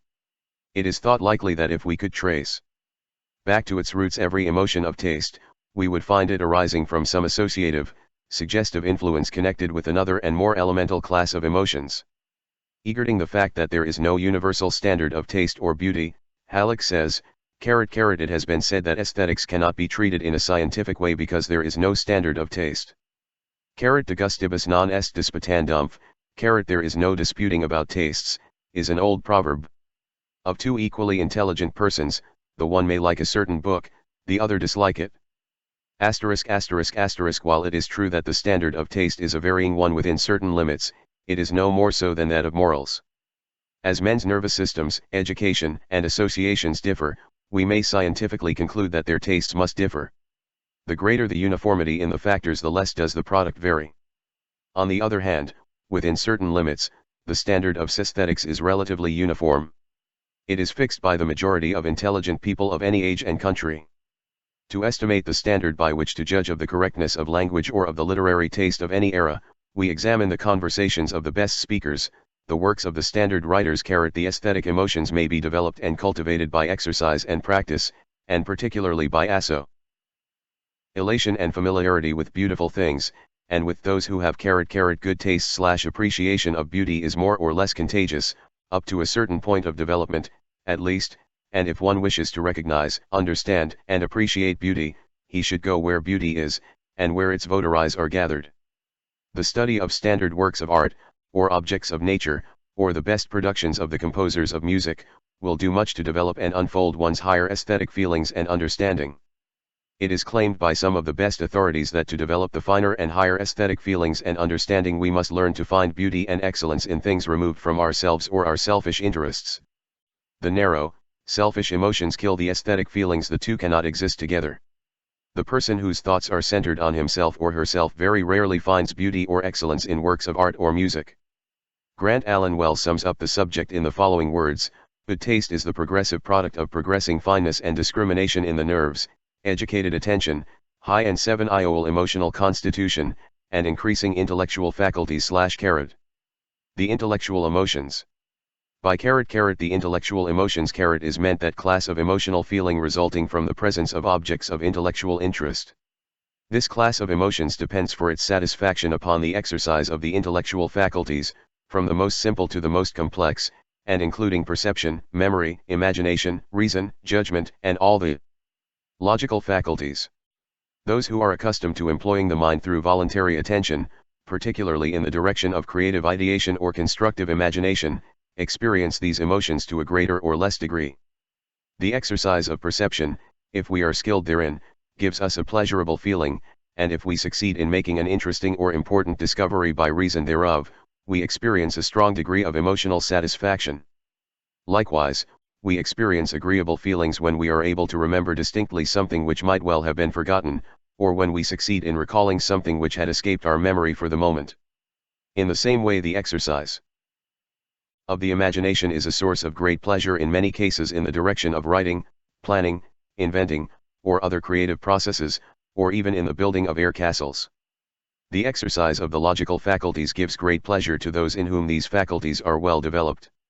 Halleck well says, there was probably not a happier moment in Newton's life than when he had succeeded in demonstrating that the same power which caused the apple to fall held the moon and the planets in their orbits. When Watts discovered that steam might be harnessed like a horse, when an inventor succeeds in perfecting a labor lightning device, whenever an obscurity is cleared away, the reason for a thing understood, and a baffling instance brought under a general law, intellectual emotion results. The pleasurable feelings we experience upon the reading of a good book, or the discovery of real poetry, are forms of intellectual emotion. The same class of emotional feeling is aroused when we witness a good play. Among other instances of this class we mention the perception of clever work of any kind, intricate machinery, ingenious devices, helpful improvements, or other works of man which indicate the existence of thought and inventive ability in the designer or builder. To appreciate mental work of this kind we must bring a mind developed along the same or similar lines. It has well been said that before one can take away anything from a book he must bring something to it. It takes mentality to recognize and appreciate mentality or the work of mentality. The study of scientific subjects is a source of great pleasure to those who are inclined to such pursuits. To the scientific mind the study of the latest work on the favorite branch gives a joy which nothing else is capable of arousing. To the philosopher the works of other philosophers of the same school give intense satisfaction. It is claimed that the sense of humor and wit is an intellectual emotion, for it depends upon the detection of the ludicrous features of a happening. Certain psychologists have held that the distinctive element of humor is the feeling attendant upon the perception of incongruity, while that of wit is the feeling of superiority on the part of the witty person, and the corresponding chagrin of the object of his wit. It would seem, however, that the appreciation of wit must depend upon the intellectual perception of cleverness of expression and the pleasure resulting from the discovery thereof, and that the feeling of humor is aroused principally by reason of the incongruous element, the feeling of self-satisfaction as contrasted with the discomfiture of the other person belongs to the more selfish emotions. An authority says, humor is a mental faculty which tends to discover incongruous resemblances between things which essentially differ or essential differences between things put forth as the same, the result being internal mirth or an outburst of laughter. Wit does so likewise, but the two are different. Humor has deep human sympathy, and loves men while raising a laugh against their weaknesses. Wit is deficient in sympathy, and there is often a sting in its ridicule. Somewhat contemptuous of mankind, it has not the patience to study them thoroughly, but must content itself with noting superficial resemblances or differences. Humor is patient and keenly observant, and penetrates beneath the surface, while, therefore, the sallies of wit are often one-sided and unfair, those of humor are, as a rule, just and wise. The development and cultivation of the intellectual emotions depend, of course, upon education, training, exercise, and practice. The cultivation of the intellect, which has been referred to, in part, in the previous parts of this book, and which will be again considered in the chapters devoted to the intellect, results in the development and cultivation of the emotions accompanying intellectual effort. In a general way, however, it may be said that the reading of the best works of fiction, science, and philosophy will bring out in time the best form of intellectual enjoyment and feeling. The highest gives the best, that is the rule. The present chapter should be read and studied in connection with those devoted to the intellect. Blended emotions. As we have said at the beginning of our consideration of the subject of the emotions, the majority of emotions are composed of several feelings, and tend to blend and combine emotional elements. For instance, the emotion of sexual love certainly has its origin in the instinctive feelings of the race, and its motive element is that of passion. But passion is far from being all there is in human sexual love. Above the plane of passion is found the social emotion of companionship, protection, and care, the desire for the welfare of the loved one, the mingling of the love of the parent with that of the mate. Human love manifests many of the altruistic emotions during its course. The welfare of the loved one becomes the chief concern of life, often stronger even than self-preservation. The joy of the loved one becomes the greatest joy, far surpassing the more selfish forms of happiness. Then come the aesthetic feelings, which find satisfaction in the two liking the same things, sympathy and community of feeling being the connecting link. The several ideals of the two combining, there is produced an idealistic union which is often called spiritual harmony / finally, there is found the blending of the intellectual emotions, in which harmony there exists one of the highest forms of pleasure satisfaction between two persons of opposite sexes. It is said that the more things that a man and woman like in common, the closer will be their liking for each other. I love you because you love the things I love is no rare thought and expression. So it is seen that though born in elemental instinct and passion, human sexual love is something far different in its flowering. And yet without its root it would not be, and cannot be. This is an excellent example of the complex nature of the most common emotions. It may be used as a typical illustration. What is true of it is also true, in a way and in a degree, of every other form of emotion. Therefore in studying a particular emotion, be not too quick to cry, it is this, it is that, but rather seek to say, it is composed of this and that, of this and that. Few, if any, emotions are simple, the majority are very complex. Hence the difficulty of satisfactory classification, and the danger of dogmatic definition. The role of the emotions. The average person greatly underestimates the part played by the emotional nature in the mental activities of the individual. He is inclined to the opinion that, with the exception of the occasional manifestation of some strong emotional feeling, the majority of persons go through life using only the reasoning and reflective faculties in deciding the problems of life and guiding the mental course of action. There can be no greater mistake concerning the mental activities. So far from being subordinate to the intellect, the emotional nature in the majority of cases dominates the reasoning faculties. There are but very few persons who are able to detach themselves, even in a small degree, from the feelings, and to decide questions cold-bloodedly by pure reason or intellectual effort. Moreover, there are but few persons whose wills are guided by pure reason, the feelings supply the motive for the majority of acts of will. The intellect, even when used, is generally employed to better carry out the dictates of feeling and desire. Much of our reasoning is performed in order to justify our feelings, or to find proofs for the position dictated by our desires, feelings, sympathies, prejudices, or sentiments. It has been said that men seek not reasons but excuses for their actions / moreover, in the elementary processes of the intellect the emotions play an important part. We have seen that attention largely follows interest, and interest results from feeling. Therefore our attention, and that which arises from it, is dependent largely upon the feelings.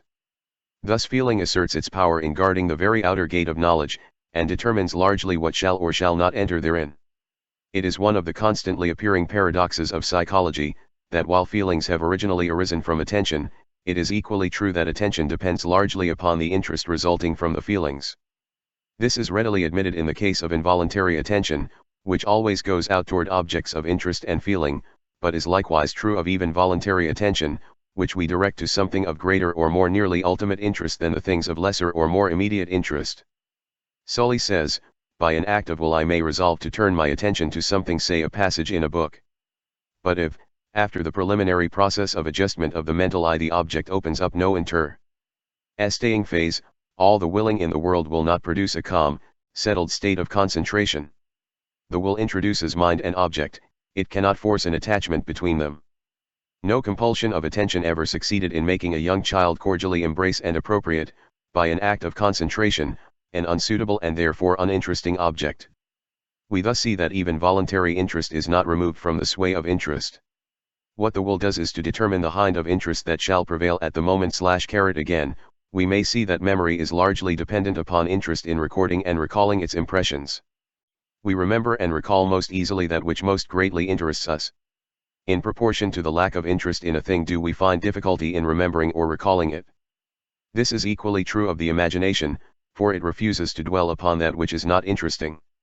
Even in the reasoning processes we find the will balking at uninteresting subjects, but galloping along, pushing before it the rolling chair of interesting intellectual application. Our judgments are affected by our feelings. It is much easier to approve of the actions of some person we like, or whose views accord with our own, than of an individual whose personality and views are distasteful to us. It is very difficult to prevent prejudice, for or against, from influencing our judgments. It is also true that we find that for which we look in things and persons, and that which we expect and look for is often dependent upon our feelings. If we dislike a person or thing we are usually able to perceive no end of undesirable things in him or it, while if we are favorably inclined we easily find many admirable qualities in the same person or thing. A little change in our feeling often results in the formation of an entirely new set of judgments regarding a person or thing. Halleck well says, on the one hand the emotions are favorable to intellectual action, since they supply the interest one feels in study. One may feel intensely concerning a certain subject and be all the better student. Hence the emotions are not, as was formerly thought, entirely hostile to intellectual action. Emotion often quickens the perception, burns things indelibly into the memory, and doubles the rapidity of thought. On the other hand, strong feelings often vitiate every operation of the intellect. They cause us to see only what we wish to remember only what interests our narrow feeling at the time, and to reason from selfish data only. Emotion puts the magnifying end of the telescope to our intellectual eyes where our own interests are concerned, the minimizing end when we are looking at the interest of others. Thought is deflected when it passes through an emotional me unit just as a sunbeam is when it strikes water. As for the will, the best authorities hold that it is almost if not entirely dependent upon desire for its motive force. As desire is an outgrowth and development of feeling and emotion, it is seen that even the will depends upon feeling for its inciting motives and its direction. We shall consider this point at greater detail in the chapters devoted to the activities of the will. We would remind you again, at this point, of the great triangle of the mind, the emotional, ideative, and volitional activities feeling, thinking, and willing and their constant reaction upon each other and absolute interdependence. We find that our feelings arise from previous willing and ideation, and are aroused by ideas and repressed by will. Again we see that our ideas are largely dependent upon the interests supplied by our feelings, and that our judgments are influenced by the emotive side of our mental life, the will also having its part to play in the matter. We also see that the will is called into activity by the feelings, and often guided or restrained by our thoughts, the will, indeed, being considered as moved entirely by our feelings and ideas. Thus is the trinity of mental forces seen ever in mutual relation, constant action and reaction ever existing between them. The notions and happiness. Happiness has been defined by an author IIITY as the pleasurable emotion arising from the gratification of all desires, the enjoyment of pleasure without pain. Another has said that happiness is the state in which all desires are satisfied. But these definitions have been attacked. It is held by many that a state of the absolute satisfaction of desire would not be happiness, for happiness consists largely in pleasurable anticipation and imaginings which disappear upon the realization of the desire. It is held that absolute satisfaction would be a negative state. Paley expressed a better idea when he said that any condition may be denominated happy in which the amount or aggregate of pleasure exceeds that of pain, and the degree of happiness depends upon the quantity of this excess. Some have held that an existing contrast between pain and pleasure, the balance being in favor of the latter, is necessary to establish happiness. Be this as it may, it is admitted by all that one's happiness or unhappiness depends entirely upon one's emotional nature and the degree of the satisfaction thereof. And it is generally admitted that to be happy is the great aim and object of the life of the majority of persons, if, indeed, not of every person, the happiness, of course, depending upon the quality and degree of the emotions forming the person's emotional nature. Thus it is seen that we are dependent upon the emotional side of our mental life in this as in nearly everything else making life worthwhile. Theologians have often sought to point out that happiness is not the goal of life and living, but human nature has always insisted that happiness is the greatest end, and philosophy has generally supported it. But wisdom shows that happiness is not always dependent upon the pleasure of the moment, for the sacrifice of immediate pleasure frequently results in a much greater happiness in the future. In the same way, an immediate disagreeable task often gains for us a greater satisfaction in the future. Likewise, it is frequently greater happiness to sacrifice a personal pleasure for the happiness of others than it would be to enjoy the pleasure of the moment at the expense of the pain of the other. There is often a far greater pleasure resulting from an altruistic action of self-sacrifice than in the performance of the selfish, egoistic act. But, as the subtle reasoner may insist, the result is the same. The ultimate happiness and satisfaction of the self. This conclusion does not rob the altruistic AC of its virtue, however, for the person who finds his greatest pleasure in giving pleasure to others is to be congratulated, as is the community which shelters him. There is no virtue in pain, suffering, sacrifice, or unhappiness for its own sake. This illusion of asceticism is vanishing from the human mind. Sacrifice on the part of the individual is valuable and valid only when it results in higher present or future happiness for the individual or someone else.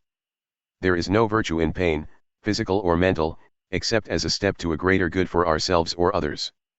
Pain at the best is merely nature's alarm and warning of not this way / it is also held that pain serves to bring out pleasure by contrast, and is therefore valuable in this way. Be this as it may, no normal individual deliberately seeks ultimate pain in preference to ultimate happiness. The greatest ultimate happiness to oneself and to those he loves is the normal and natural goal of the normal person. But the concept of those he loves / in many cases, includes the race as well as the immediate family. Wisdom shows the individual that the greatest happiness comes to him who controls and restrains many of his feelings. Dissipation results in pain and unhappiness ultimately. The doctrine of thoughtless indulgence is unphilosophical and is contradicted by the experience of the race. Moreover, wisdom shows that the highest happiness comes not from the indulgence of the physical feelings alone, or to excess, but rather from the cultivation, development, and manifestation of the higher feelings, the social, aesthetic, and intellectual emotions. The higher pleasures of life, literature, art, music, science, invention, constructive imagination, etc., yield a satisfaction and happiness keener and more enduring than can possibly the lower forms of feeling. But the human being must not despise any part of his emotional being. Everything has its uses, which are good, and its abuses, which are bad. Every part of one's being, mental and physical, is well to use, but no part is well used if it uses the individual instead of being itself used. A recent writer has held that the end and aim of life should not be the pursuit of happiness, but rather the building of character. The obvious answer is that the two are identical in spirit, for to the man who appreciates the value of character, its attainment is the greatest happiness. The wise teach that the greatest happiness comes to him who is possessed of a well-rounded, developed character. Another writer has said that the aim of life should be self-improvement, with a due regard. Greatest happiness to the wise man lies in this course. Anyone who is wise enough, or great enough, to make these ends the aim and goal of life will find the greatest happiness therefrom. Arnold Bennett advances as a good working philosophy of life, cheerfulness, kindliness, and rectitude. Can anyone doubt that this course would bring great ultimate happiness? Happiness consists in that which contents the spirit, and the latter depends entirely upon the character of the feelings and emotions entertained by one. As weighed in the balance of reason, and as passed upon by judgment and the sense of right action. The greatest degree of happiness, or at least the greatest ratio of pleasure over pain, is obtained by a careful and intelligent cultivation of the feeling side of one's being in connection with the cultivation of the intellect and the mastery of the will. To be able to bring the capacity for enjoyment to its highest, to be able to intelligently choose that which will bring the greatest ultimate happiness in accordance with right action, and, finally, to be able to use the will in the direction of holding fast to that which is good and rejecting that which is bad. This is the power of creating happiness. The feelings, the intellect, and the will as ever combine to manifest the result. Finally, it must be remembered that all human happiness consists in part of the ability to bear pain, to suffer. There must be the dash of stoicism in the wise Epicurean. One must learn to pluck from pain, suffering, and unhappiness the secret drop of honey which lies at its heart, and which consists in the knowledge of the meaning and use of pain and the means whereby it may be transmuted into knowledge and experience, from which later happiness may be distilled. To profit by pain, to transmute suffering into joy, to transform present unhappiness into a future greater happiness. This is the privilege of the philosopher. The mental states and activities known as desire are a direct development of the feeling and emotional phase of the mind and form the motive power of the will. Desire, in fact, may be said to be composed of feeling on one side and will on the other.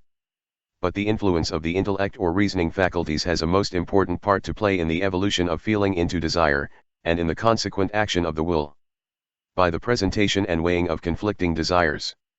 Therefore, the logical place for the consideration of the activities of the intellect is at this point between emotion and will. Accordingly, we shall leave the subject of feeling and emotion for the present, to be taken up again in connection with the subject of desire, after we have considered the intellectual processes of the mind. But, as has been indicated, we shall see the presence and influence of the feelings and emotions even in the activities of the intellect. The intellect, the class of mental states or processes grouped together under the name of intellectual processes / forms the second great division of the mental states, the two others being feeling and will / respectively. Intellect has been defined as follows: the part or faculty of the human mind by which it knows, as distinguished from the power to feel and to will, the thinking faculty, the understanding, also as that faculty of the human mind by which it receives or comprehends the ideas communicated to it by the senses, or the perception, or other means, as distinguished from the power to feel and to will, the power or faculty to perceive objects in their relations, the power to judge and comprehend, also the capacity for higher forms of knowledge, as distinguished from the power to perceive and imagine. In the preceding chapters we have seen that the individual is able to experience sensations in consciousness, and that he is able to rj f jr gjj the tn mentally, the lat turbane g he first step in intellectual activity. We have also seen that he is able to reproduce the perception by means of memory and imagination, and that by means of the latter he is able to recombine and rearrange the objects of perception. We have also seen that he has what are known as f Euroelings wmch depend upon his jrevous experience __ and _ that of his parengenitor . So far the mind has been considered merely as a receiving and reproducing instrument, with the added attachment of the recombining power of the imagination. Up to this point the mind may be compared to the phonographic cylinder, with an attachment capable of recombining its recorded impressions. The impressions are received and perceived, are stored away, are reproduced, and by the use of the imagination are recombined. Up to this point the mind is seen to be more or less of an automatic, instinctive faculty. It may be traced from the purely reflex activity of the lowest forms of life up through the lower animals, step by step, until a very high degree of mental power is perceived in animals like the horse, dog, or elephant. But there is something lacking. There is missing that peculiar power of thinking in symbols and abstract conceptions which distinguishes the human race and which is closely bound up with the faculty of language or expressing thoughts in words. The comparatively high mental process of the lower animals is dwarfed by the human faculty of thinking / and thinking is the manifestation of the intellect. What is it to think? Strange to say, very few persons can answer this question correctly at first. They find themselves inclined to answer the inquiry in the words of the child, why, to think is to think. Let us see if we can make it plain. The dictionary definition is a little too technical to be of much use to the beginner, but here it is: to employ any of the intellectual powers except that of simple perception through the senses. But what are the intellectual powers so employed, and how are they employed? Let us see. Stating the matter plainly in common terms, we may say that thjn king is the mental process of 1. Comparing our perceptions of things with each other, noting the points of likeness and of difference; 2. Classifying them according to the ascertained likeness or difference, and thus tying them up in mental bundles with each set of things of a kind in its own bundle; 3. Forming the abstract, symbolic mental idea, concept, of each class of things, so grouped, which we may afterward use as we use figures in mathematical calculations; 4.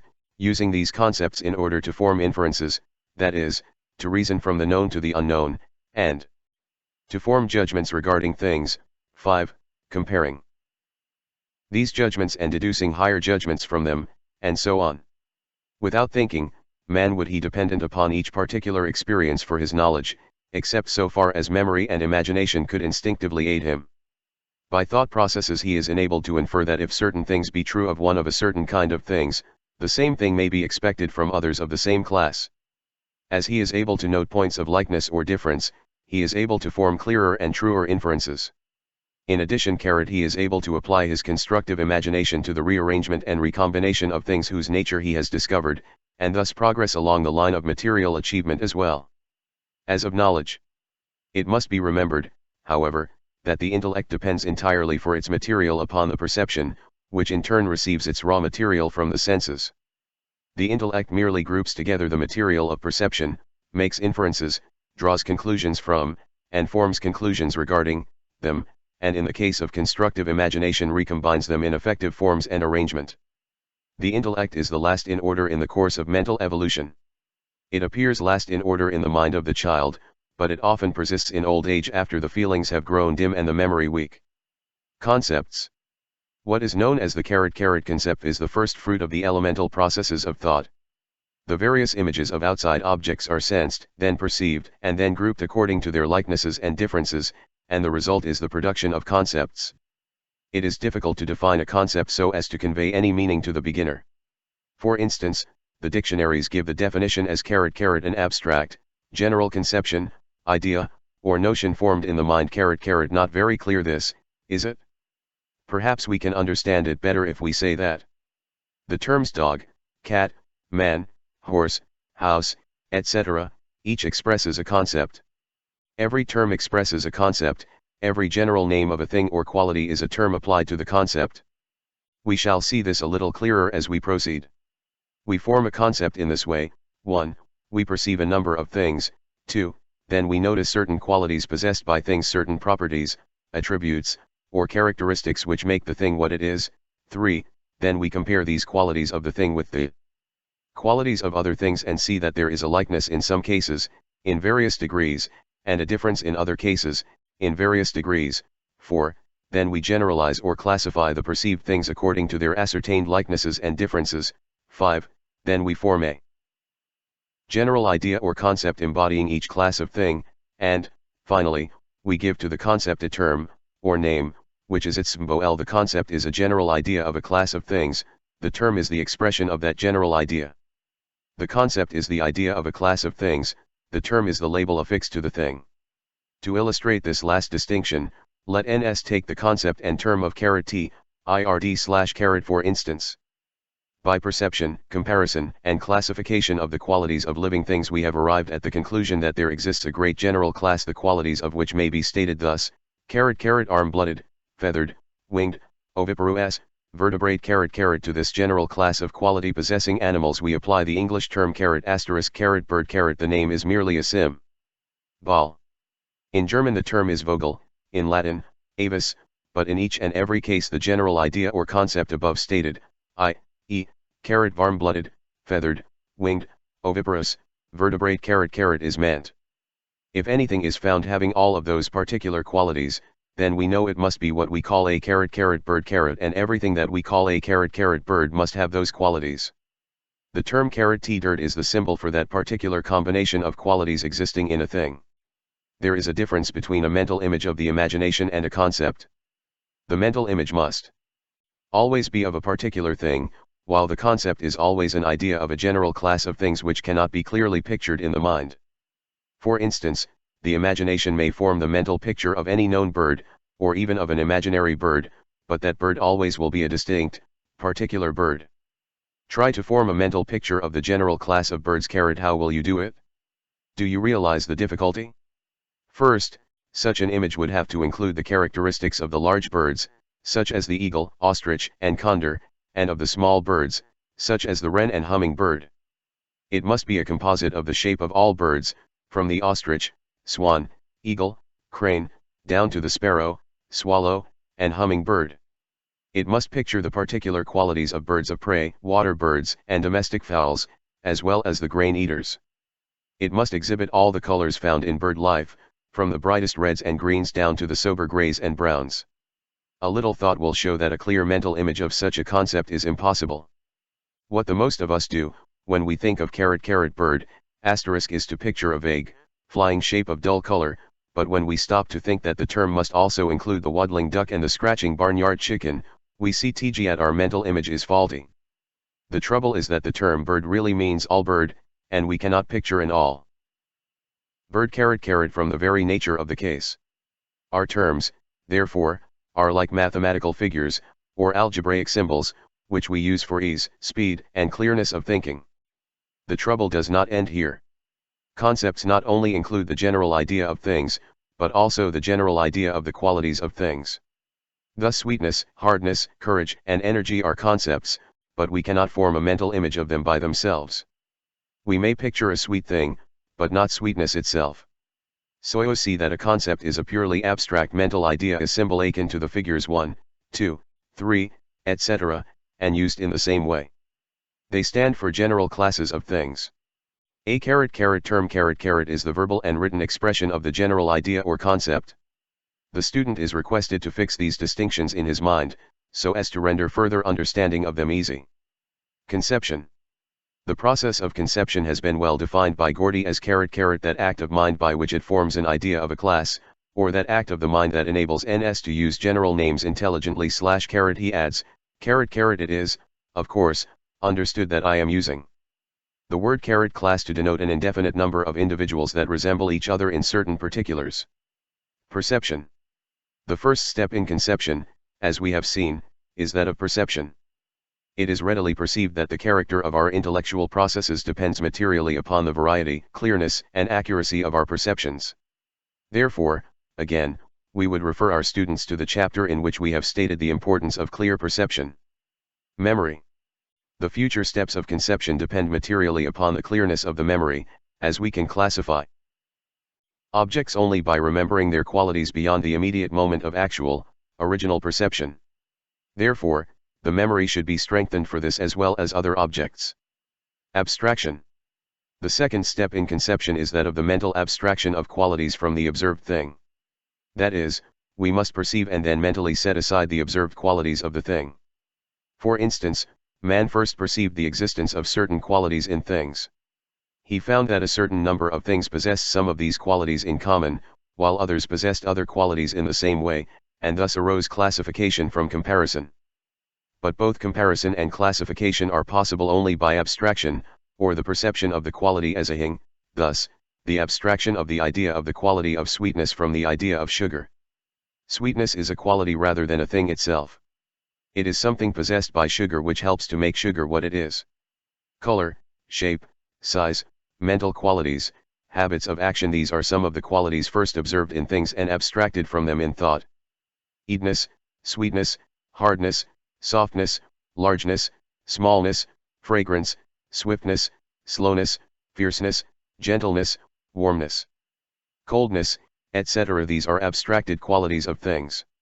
Of course, these qualities are really never divorced from things, but the mind divorces them in order to make thinking easier.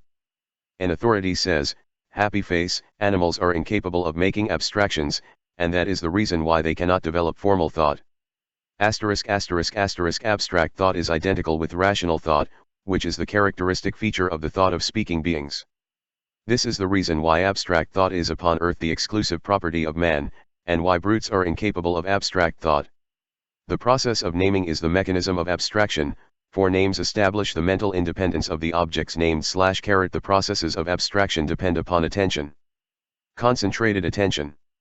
Attention directed to the qualities of a thing tends to abstract the qualities in thought from the thing itself. Mill says, abstraction is primarily the result of attention. Hamilton says, attention and abstraction are only the same process viewed in different relations. Cultivation of the power of abstraction means principally cultivation of attention. Any mental activity which tends toward analysis or separation of a thing into its parts, qualities, or elements will serve to cultivate and develop the power of abstraction.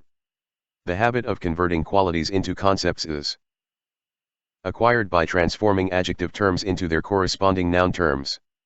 For instance, a piece of colored candy possesses the qualities of being round, hard, red, sweet, etc. Transforming these adjective qualities into noun terms, we have the concepts of roundness, hardness, redness, and sweetness, respectively. Comparison. The third step in conception is that of comparison. in which the qualities of several things are compared or examined for likenesses and differences. We find many qualities in which the several things differ, and a few in which there is a likeness. Classes are formed from resemblances or likenesses, while individuals are separated from apparent classes by detection of differences. Finally, it is found that separate things, while having many points of difference which indicate their individuality, nevertheless have a few points of likeness which indicate that they belong to the same general family or class. The detection of likenesses and differences in the qualities of various things is an important mental process. Many of the higher thought processes depend largely upon the ability to compare things properly. The development of attention and perception tends to develop the power of comparison. Classification or generalization. The fourth step in conception is that of classification or generalization, whereby we place individual things in a mental bundle or class, and then this bundle in company with other bundles into a higher class, and so on.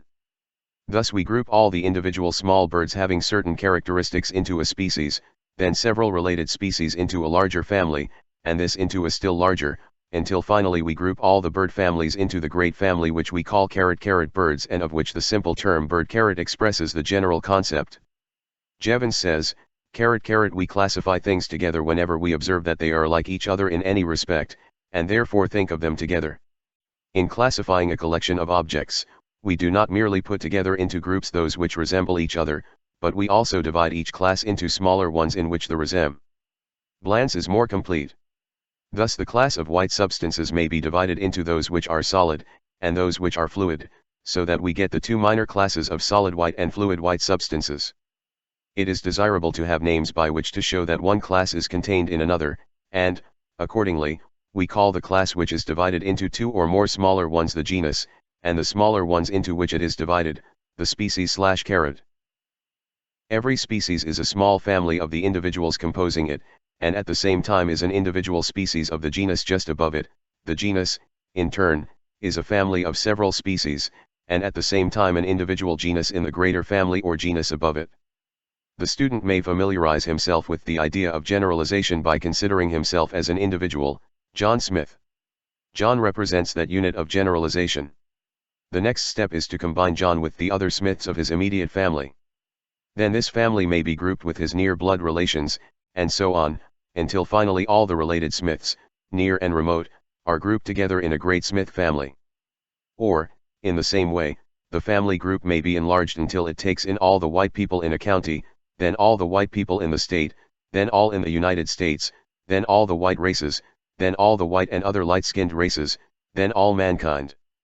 Then, if one is inclined, the process may be continued until it embraces every living creature from Munnerin to man. Reversing the process, living creatures may be divided and subdivided until all mankind is seen to stand as a class. Then the race of man may be divided into subraces according to color, then the white race may be subdivided into Americans and non-Americans. Then the Americans may be divided into inhabitants of the several states, or into Indianans and non-Indianans, then into the inhabitants of the several counties of Indiana, and thus the Posey Countyans are reached. Then the Posey County people are divided into Smiths and non-Smiths, then the Smith family into its constituent family groups, and then into the smaller families, and so on, until the classification reaches one particular John Smith, who at last is found to be an individual in a class by himself. This is the story of the ascending and descending processes of generalization. Classes of concepts. In the preceding chapter we have seen the process of conception of the forming of concepts. The idea of a general class of things or qualities is a concept. Each concept contains the qualities which are common to all the individuals composing the class but not those qualities which pertain only to the minor classes or the individuals. For instance, the concept of bird will necessarily include the common qualities of warm-bloodedness, featheredness, wingedness, oviparousness, and vertebrateness. But it will not include color, special shape, size, or special features or characteristics of the subfamilies or individuals composing the great class. The class comprises the individuals and subclasses composing it. The concept includes the general and common qualities which all in the class possess. A percept is the mental image of a particular thing, a concept is the mental idea of the general qualities of a class of things. A percept arises from the perception of a sensation, a concept is a purely mental, abstract creation, whose only existence is in the world of ideas and which has no corresponding individual object in the world of sense. There are two general classes of concepts, namely, 1. Concrete concepts, in which the common qualities of a class of things are combined into one conceptual idea, such as bird / of which we have spoken. 2. Abstract concepts, in which is combined the idea of some quality common to a number of things, such as sweetness or redness / Jevons well-known rule for terms is an aid in remembering this classification. A concrete term is the name of a thing, an abstract term is the name of a quality of a thing / it is a peculiar fact and rule of concrete concepts. That, 1. The larger the class of things embraced in a concept, the smaller are its general qualities, and, 2. The larger the number of general qualities included in a concept, the smaller the number of individuals embraced by it. For instance, the term bird embraces a great number of individuals, all the birds that are in existence, in fact, but it has but few general qualities, as we have seen. On the contrary, the concept stork has a much larger number of general qualities, but embraces far fewer individuals.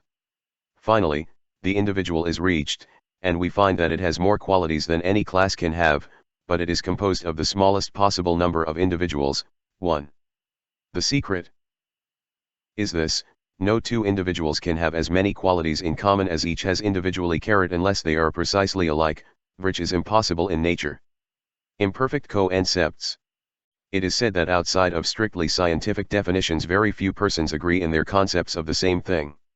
Each has his or her own concept of the particular thing which he or she expresses by the same term. A number of persons asked to define a common term like love / religion / faith / belief / etc., will give such a variety of answers as to cause wonderment. As Green says, my idea or image is mine alone. The reward of careless observation if imperfect, of attentive, careful, and varied observation if correct. Between mine and yours a great gulf is fixed. No man can pass from mine to yours, or from yours to mine. Neither in any proper sense of the term can mine be conveyed to you. Words do not convey thoughts, they are not vehicles of thoughts in any true sense of that term. A word is simply a common symbol which each associates with his own idea or image. The reason of the difference in the concepts of several persons is that very few of our concepts are nearly perfect, the majority of them are quite imperfect and incomplete. Jevons gives us an idea of this in his remarks on classification. Things may seem to be very much like each other which are not so. Whales, porpoises, seals, and several other animals live in the sea exactly like a fish. They have a similar shape and are usually classed among fish. People are said to go whale fishing. Yet these animals are not really fish at all, but are much more like dogs and horses and other quadrupeds than they are like fish. They cannot live entirely underwater and breathe the air contained in the water like fish, but they have to come to the surface at intervals to take breath. Similarly, we must not class bats with birds because they fly about, although they have what would be called wings. These wings are not like those of birds, and, in truth, bats are much more like rats and mice than they are like birds. Botanists used at one time to classify plants according to their size, as trees, shrubs, or herbs, but we now know that a great tree is often more similar in character to a tiny herb than it is to other great trees. A daisy has little resemblance to a great Scotch thistle, yet the botanist regards them as very similar. The lofty growing bamboo is a kind of grass, and the sugar cane also belongs to the same class with wheat and oats. It is a matter of importance that clear concepts should be formed regarding at least the familiar things of life. A list of clear concepts should be added to from time to time by study, investigation, and examination. The dictionary should be consulted frequently, and a term studied until one has a clear meaning of the concept the term seeks to express. A good encyclopedia, not necessarily an expensive one, in these days of cheap editions, will also prove very useful in this respect. As Halleck says, it must be borne in mind that most of our concepts are subject to change during our entire life, that at first they are made only in a tentative way. That experience may show us, at any time, that they have been erroneously formed, that we have abstracted too little or too much, made the class too wide or too narrow, or that here a quality must be added or there one taken away. It is a good practice to make a memorandum of any thing of which you may hear, but of which you know nothing, and then later to make a brief but thorough investigation of that thing, by means of the dictionary and encyclopedia, and of whatever good works may be obtained on the subject, not leaving it until you feel that you have obtained at least a clear idea of what The thing really means, a half hour each evening devoted to exercise of this kind will result in a wonderful increase of general information. We have heard of a man who made a practice of reading a short article in the encyclopedia every evening, giving preference to subjects generally classed as familiar. In a year he made a noticeable advance in general knowledge as well as habits of thought. In 5 years he was looked upon by his associates as a man of a remarkably large field of general information and of more than ordinary intelligence, which verdict was a just one. As a rule we waste far more time on worthless fiction than we are willing to devote to a little self-improvement of this kind. We shrink at the idea of a general course of instructive reading, little realizing that we can take our study in small installments and at a very little cost in time or labor. Our concepts form the material which our intellect uses in its reasoning processes. No matter how good a reasoner one may be, unless he has a good supply of general information about the things of which he is reasoning, he will not make much real headway. We must begin at the bottom and build a firm foundation upon which the intellectual structure may be erected. This foundation is composed of facts. These facts are represented by our clear and correct concepts. Judgments. We have seen the several steps of the mental process whereby simple sensations are transformed into percepts and then into concepts or general ideas. The formation of the concept is considered as the first great step in thinking. The second great step in thinking is that of the formation of the judgment. The definition of Jandeman / sthe term is used in logic. J is the comparing, t ogathergen t he mind of t wo ideas of things and determining whether they agree or disagree edge with each the jar or that any of them does or does not belong to the other. Judgment is, therefore, a affirmative or 6 negative, as a snow is white, or and white men are not Europeans / what in logic is called a proposition is the X. Pres Zion in words of a logical judgment. Hislop defined the term proposition as follows: any affirmation or denial of an agreement between two conceptions. For instance, we compare the concepts sparrow and bird and find that there is an agreement, and that the former belongs to the latter. This mental process is a judgment.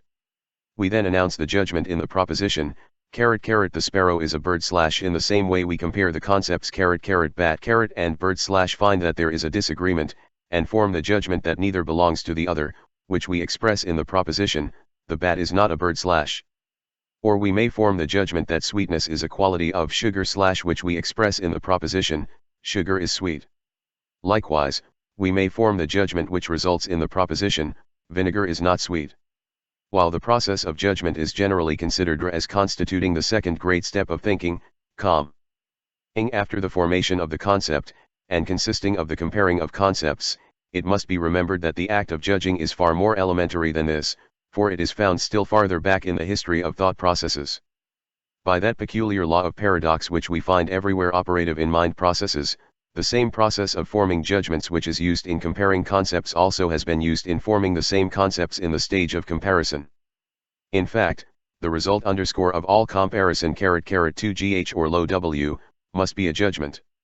Halleck says, judgment is necessary in forming concepts.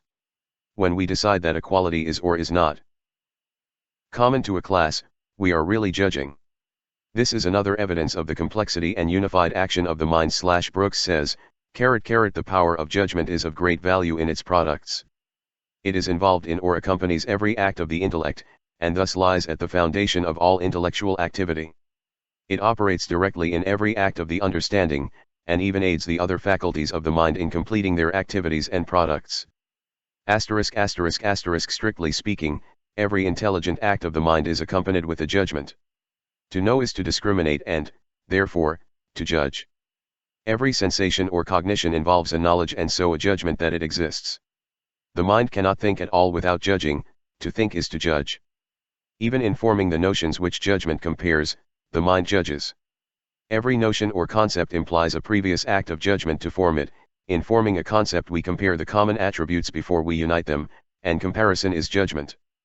It is thus true that every concept is a contracted judgment, every judgment an expanded concept. It is needless to say that as judgments lie at the base of our thinking, and also appear in every part of its higher structure, the importance of correct judgment in thought cannot be overestimated.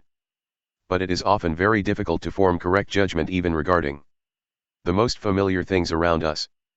Halleck says, in actual life things present themselves to us with their qualities disguised or obscured by other conflicting qualities. Men had for ages seen burning substances and had formed a concept of them. A certain hard, black, stony substance had often been noticed, and a concept had been formed of it. This concept was imperfect, but it is very seldom that we meet with perfect, sharply defined concepts in actual life. So it happened that for ages the concept of burning substance was never linked by judgment to the concept of stone coal. The combustible quality in the coal was overshadowed by its stony attributes. Of course stone will not burn, people said. One cannot tell how long the development of mankind was retarded for that very reason. England would not today be manufacturing products for the rest of the world had not someone judged coal to be a combustible substance.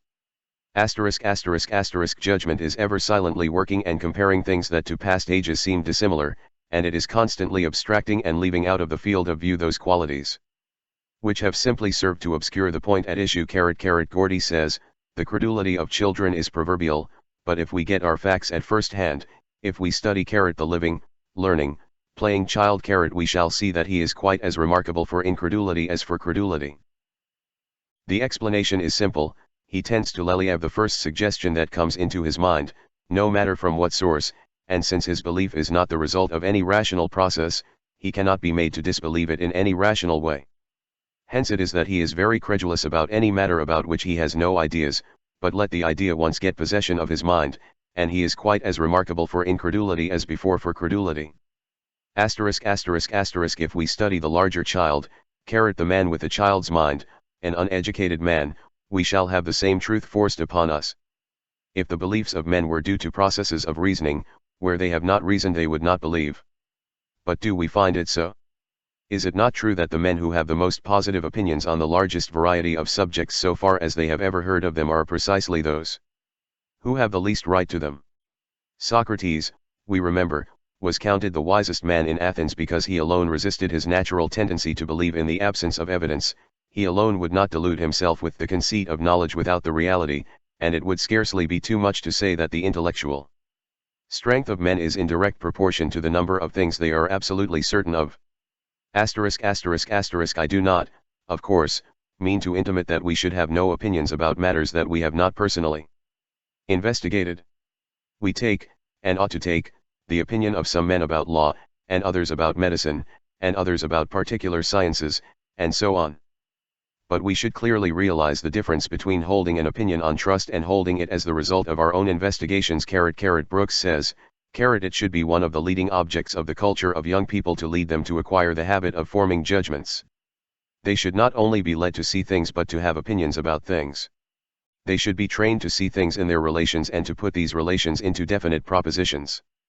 Their ideas of objects should be worked up into thoughts concerning the objects. Those methods of teaching are best which tend to excite a thoughtful habit of mind that notices the similitudes and diversities of objects and endeavors to read the thoughts which they embody and of which they are the symbols. The study of logic, geometry, and the natural sciences is recommended for exercise of the faculty of judgment and the development thereof. The study and practice of even the lower branches of mathematics are also helpful in this direction. The game of checkers or chess is recommended by many authorities. Some have advocated the practice of solving enigmas, problems, rebuses, etc., as giving exercise to this faculty of the mind. The cultivation of the why, attitude of mind, and the answering of one's own mental questions, is also helpful, if not carried to excess. Doubting Thomases is not always a term of reproach in these days of scientific habits of thought, and the man from Missouri has many warm admirers. Primary laws of thought * in connection with this subject we herewith call the attention of the student to the well-known primary laws of thought which have been recognized as valid from the time of the ancient Greek logicians. These laws are self-evident, and are uncontradictable. They are axiomatic. Jevons says of them, students are seldom able to see at first their full meaning and importance. All arguments may be explained when these self-evident laws are granted, and it is not too much to say that the whole of logic will be plain to those who will constantly use these laws as their key. Here are the three primary laws of thought. Law of identity. Whatever is 2. Law of contradiction. Nothing can both be and not be. 3. Law of excluded middle. Everything must either be or not be, there is no middle course. I. The first of these laws, called law of identity informs us that a thing is always itself, no matter under what guise or form it is perceived or may present itself. An animal is always a bird if it possesses the general characteristics of a bird / no matter whether it exhibits the minor characteristics of an eagle, a wren, a stork, or a hummingbird. In the same way a whale is a mammal because it possesses the general characteristics of a mammal notwithstanding that it swims in the water like a fish. Also, sweetness is always sweetness, whether manifested in sugar, honey, flowers, or products of coal tar. If a thing is that thing, then it is, and it cannot be logically claimed that it is not too. The second of these laws, called the law of contradiction / informs us that the same quality or class cannot be both affirmed and denied of a thing at the same time and place. A sparrow cannot be said to be both bird and not bird at the same time. Neither can sugar be said to be sweet and not sweet at the same time. A piece of iron may be hot at one end and not hot at another, but it cannot be both hot and not hot at the same place at the same time. 3. The third of these laws, called the law of excluded middle / informs us that a given quality or class must be affirmed or denied to everything at any given time and place. Everything either must be of a certain class or not, must possess a certain quality or not, at a given time or place. There is no other alternative or middle course. It is axiomatic that any statement must either be or not be true of a certain other thing at any certain time and place, there is no escape from this. Anything either must be t, black or asterisk not black / a bird or not a bird, alive or not alive, at any certain time or place. There is nothing else that it can be, it cannot both be and not be at the same time and place, as we have seen, therefore, it must either be or not be that which is asserted of it. The judgment must decide which alternative, but it has only two possible choices. But the student must not confuse opposite qualities or things with not ness a thing may be black or not black, but it need not be white to be not black. For blue is likewise not black just as it is not white. The neglect of this fact frequently causes error. We must always affirm either the existence or non-existence of a quality in a thing, but this is far different from affirming or denying the existence of the opposite quality. Thus a thing may be not hard and yet it does not follow that it is soft, it may be neither hard nor soft. Fallacious application. There exists what are known as fallacies of application of these primary laws. A fallacy is an unsound argument or conclusion. For instance, because a particular man is found to be a liar, it is fallacious to assume that all men are liars / for lying is a particular quality of the individual man, and not a general quality of the family of men. In the same way because a stork has long legs and a long bill, it does not follow that all birds must have these characteristics simply because the stork is a bird. It is fallacious to extend an individual quality to a class. But it is sound judgment to assume that a class quality must be possessed by all individuals in that class. It is a far different proposition which asserts that some birds are black / from that which asserts that all birds are black. The same rule, of course, is true regarding negative propositions. Another fallacy is that which assumes that because the affirmative or negative proposition has not been, or cannot be, proved, it follows that the opposite proposition must be true. The true judgment is simply not proven. Another fallacious judgment is that which is based on attributing absolute quality to that which is but relative or comparative. For instance, the terms hot and cold are relative and comparative, and simply denote one's relative opinion regarding a fixed and certain degree of temperature. The certain thing is the degree of temperature, say 75 degrees Fahrenheit, of this we may logically claim that it is or is not true at a certain time or place. It either is 75 degrees Fahrenheit or it is not. But to one man this may seem warm and to another cold, both are right in their judgments, so far as their own relative feelings are concerned. But neither can claim absolutely that it is warm or cold. Therefore, it is a fallacy to ascribe absolute quality to a relative one. The absolute fact comes under the law of excluded middle, but a personal opinion is not an absolute fact. There are other fallacies which will be considered in other chapters of this book, under their appropriate heading. Reasoning. Reasoning, the third great step in thinking, may be said to consist of ascertaining new truths from old ones, new judgments from old ones, unknown facts from known ones, in short, of proceeding logically from the known to the unknown, using the known as the foundation for the unknown which is sought to be known. Gordy gives us the following excellent definition of the term, "Easewunning is the act of going from the known to the unknown through other beliefs, of basing judgment upon judgments, reaching beliefs through beliefs / reasoning, Detention, is seen to be a process of J, yielding G structure of judgments any resting upon JHE other, the topmost point being the final judgment, but the whole constituting an edifice of judgment. This may be seen more clearly when the various forms of reasoning are reconsidered. Immediate reasoning. The simplest form of reasoning is that known as immediate reasoning, by which is meant reasoning by directly comparing two judgments without the intervention of the third judgment, which is found in the more formal classes of reasoning. This form of reasoning depends largely upon the application of the three primary laws of thought, to which we have referred in a previous chapter. It will be seen that if a thing is always itself, then b, all that is included in it must partake of its nature. Thus, the bird family has certain class characteristics, therefore by immediate reasoning we know that any member of that family must possess those class characteristics, whatever particular characteristics it may have in addition. And we likewise know that we cannot attribute the particular characteristics, as a matter of course, to the other members of the class. Thus, though all sparrows are birds, it is not true that all birds are sparrows. Biscuits are bread, but all bread is not biscuit. In the same way we know that a thing cannot be bird and mammal at the same time, for the mammals form a not bird family. And, likewise, we know that everything must be either bird or not bird, but that being not bird does not mean being a mammal, for there are many other not bird things than mammals. In this form of reasoning distinction is always made between the universal or general class, which is expressed by the word all, and the particular or individual, which is expressed by the word some / many persons fail to note this difference in their reasoning, and fallaciously reason, for instance, that because some swans are white, all swans must be so, which is a far different thing from reasoning that if all is so and so, then some must be so and so. Those who are interested in this subject are referred to some elementary textbook on logic, as the detailed consideration is too technical for consideration here. Reasoning by analogy. Reasoning by analogy is an elementary form of reasoning, and is the particular kind of reasoning employed by the majority of persons in ordinary thought. It is based upon the unconscious recognition by the human mind of the principle which is expressed by Jevons as, if two or more things resemble each other in many points they will probably resemble each other in more points / the same authority says, reasoning by analogy differs only in degree from that kind of reasoning called generalization / when many things resemble each other in a few properties, we argue about them by generalization. When a few things resemble each other in many properties, it is a case of analogy while this form of reason is frequently employed with more or less satisfactory results, it is always open to a large percentage of error.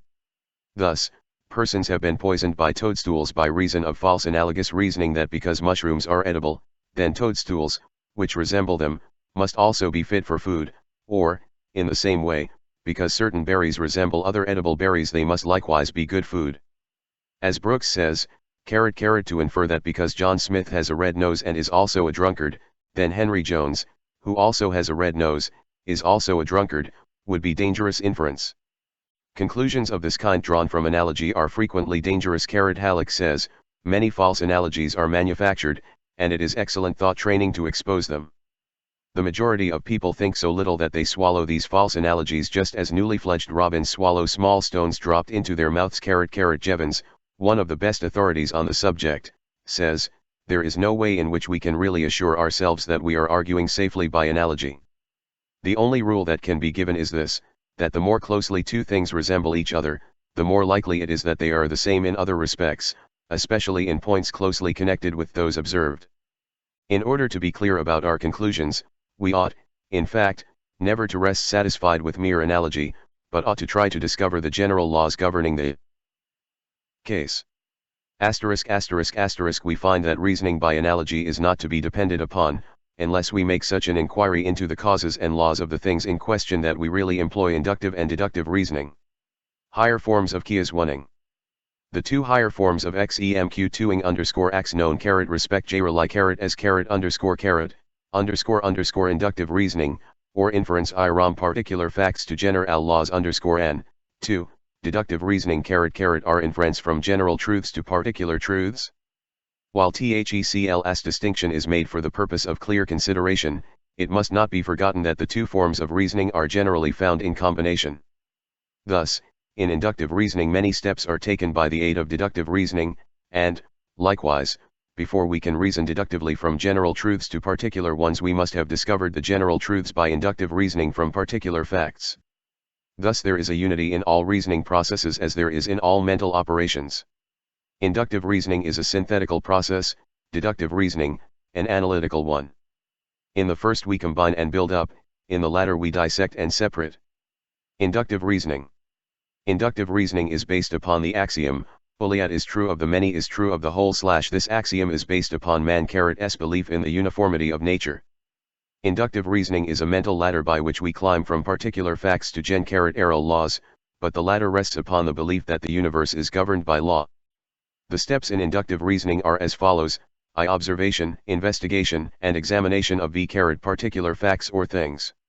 If we wish to know the general characteristics of the bird family, we must first examine a sufficient number of birds of many kinds so as to discover the comparatively few general characteristics possessed by all of the bird family, as distinct from the particular characteristics possessed by only some of that family. The greater the number of individuals examined, the narrower becomes our list of the general qualities common to all. In the same way we must examine many kinds of flowers before we come to the few general qualities common to all flowers, which we combine in the general concept of flower / the same, of course, is true regarding the discovery of general laws from particular facts. We examine the facts and then work toward a general law which will explain them. For instance, the law of gravitation was discovered by the observation and investigation of the fact that all objects are attracted to the earth. Further investigation revealed the fact that all material objects are attracted to each other. Then the general law was discovered, or, rather, the hypothesis was advanced, was found to explain the facts, and was verified by further experiments and observation. 2. The second step in inductive reasoning is the making of an hypothesis. An hypothesis is a proposition or principle assumed as a possible explanation for a set *r class of facts. It is regarded as a working theory which must be examined and tested in connection with the facts before it is finally accepted.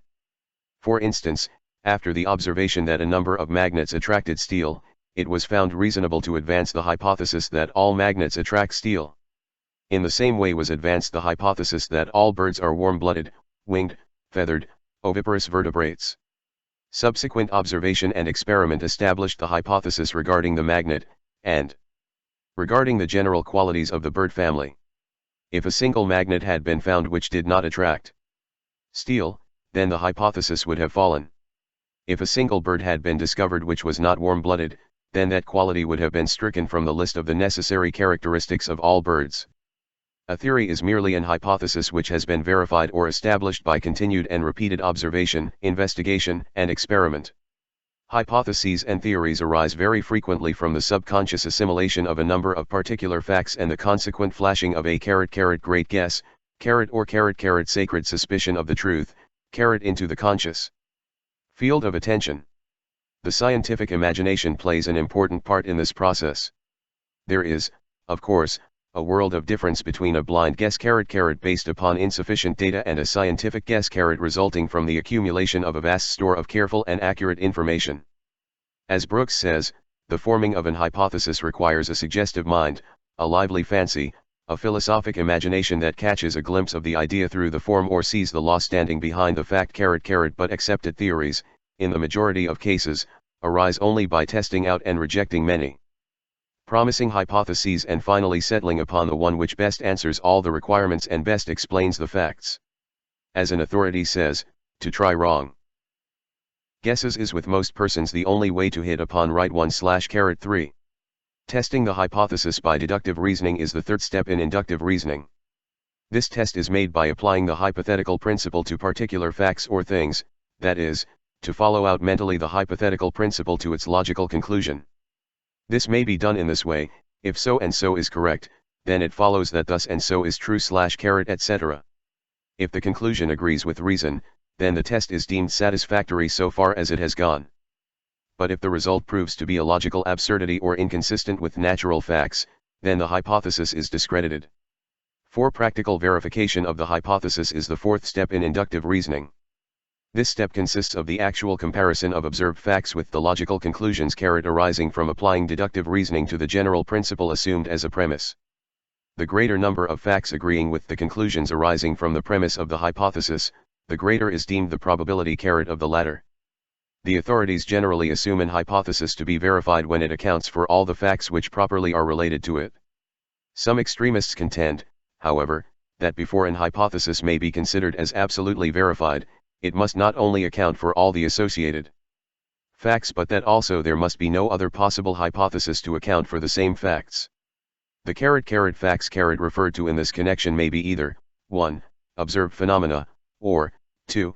The conclusions of deductive reasoning arising from the assumption of the hypothesis, or 3. The agreement between the observed facts and the logical conclusions. The last combination is generally regarded as the most logical. The verification of an hypothesis must be an all-around one / and there must be an agreement between the observed facts and the logical conclusions. In the case the hypothesis must fit the facts, and the facts must fit the hypothesis.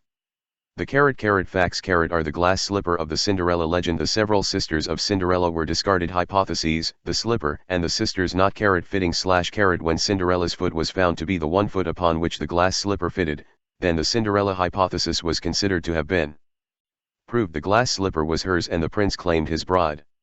R. Chapter XXVII. Deductive reasoning. We have seen in the preceding chapter that from particular facts we reason inductively to general principles or truths. We have also seen that one of the steps of inductive reasoning is the testing of the hypothesis by deductive reasoning. We shall now also see that the results of inductive reasoning are used as premises or bases for deductive reasoning. These two forms of reasoning are opposites and yet complementary to each other. They are in a sense independent and yet are interdependent. Brooks says, the two methods of reasoning are the reverse of each other. One goes from particulars to generals, the other from generals to particulars. One is a process of analysis, the other is a process of synthesis. One rises from facts to laws, the other descends from laws to facts. Each is independent of the other, and each is a valid and essential method of inference. Halleck well expresses the spirit of deductive reasoning as follows: happy face, after induction has classified certain phenomena and thus given us a major premise, we may proceed deductively to apply the inference to any new your mind and how to use it. 187 specimen that can be shown to belong to that class. Induction hands over to deduction a ready-made premise. Deduction takes that as a fact, making no inquiry regarding its truth. Only after general laws have been laid down, after objects have been classified, after major premises have been formed, can deduction be employed. Deductive reasoning proceeds from general principles to particular facts. It is a descending process, analytical in its nature. It rests upon the fundamental axiomatic basis that whatever is true of the whole is true of its parts or whatever is true of the universal is true of the particulars. The process of deductive reasoning may be stated briefly as follows: 1. A general principle of a class is stated as a major premise. 2. A particular thing is stated as belonging to that general class, this statement being the minor premise. Therefore, 3. The general class principle is held to apply to the particular thing, this last statement being the conclusion. A premise is a proposition assumed to be true. The following gives us an illustration of the above process. Major premise, a bird is a warm-blooded, feathered, winged, oviparous vertebrate. 2. Minor premise, the sparrow is a bird, therefore. 3. Conclusion, the sparrow is a warm-blooded, feathered, winged, oviparous vertebrate. Or, again, major premise, rattlesnakes frequently bite when enraged, and their bite is poisonous. 2. Minor premise, this snake before me is a rattlesnake, therefore. 3. Conclusion, this snake before me may bite when enraged, and its bite will be poisonous. The average person may be inclined to object that he is not conscious of going through this complicated process when he reasons about sparrows or rattlesnakes. But he does, nevertheless. He is not conscious of the steps, because mental habit has accustomed him to the process, and it is performed more or less automatically. But these 3 steps manifest in all processes of deductive reasoning, even the simplest. The average person is like the character in the French play who was surprised to learn that he had been talking prose for 40 years without knowing it. Jevons says that the majority of persons are equally surprised when they find out that they have been using logical forms, more or less correctly, without having realized it. He says, a large number even of educated persons have no clear idea of what logic is. Yet, in a certain way, everyone must have been a logician since he began to speak. There are many technical rules and principles of logic which we cannot attempt to consider here. There are, however, a few elementary principles of correct reasoning which should have a place here. What is known as a syllogism is the expression in words of the various parts of the complete process of reasoning or argument.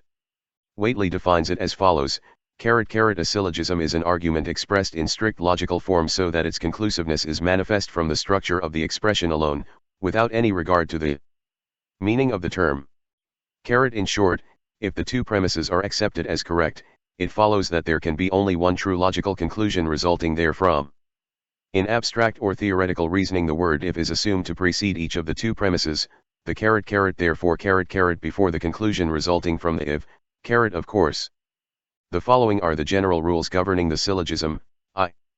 Every syllogism must consist of 3, and no more than 3, propositions, namely, 1, the major premise, 2, the minor premise, and 3, the conclusion.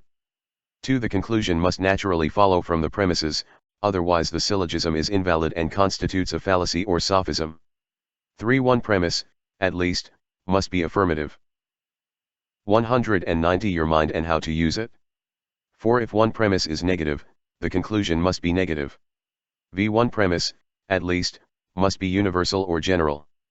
6. If one premise is particular, the conclusion also must be particular. The last two rules, V and 6, contain the essential principles of all the rules regarding syllogisms, and any syllogism which breaks them will be found also to break other rules, some of which are not stated here for the reason that they are too technical. These two rules may be tested by constructing syllogisms in violation of their principles. The reason for them is as follows. Rule V. Because from two particular premises no conclusion can be drawn, as, for instance, 1, some men are mortal, 2, John is a man. We cannot reason from this either that John is or is not mortal. The major premise should read all men. Rule 6. Because a universal conclusion can be drawn only from two universal premises. An example being needless here, as the conclusion is so obvious. Cultivation of reasoning faculties. There is no royal road to the cultivation of reasoning faculties. There is but the old familiar rule, practice, exercise, use. Nevertheless, there are certain studies which tend to develop the faculties in question. The study of arithmetic, especially mental arithmetic, tends to develop correct habits of reasoning from one truth to another, from cause to effect. Better still is the study of geometry, and best of all, of course, is the study of logic and the practice of working out its problems and examples. The study of philosophy and psychology also is useful in this way. Many lawyers and teachers have drilled themselves in geometry solely for the purpose of developing their logical reasoning powers.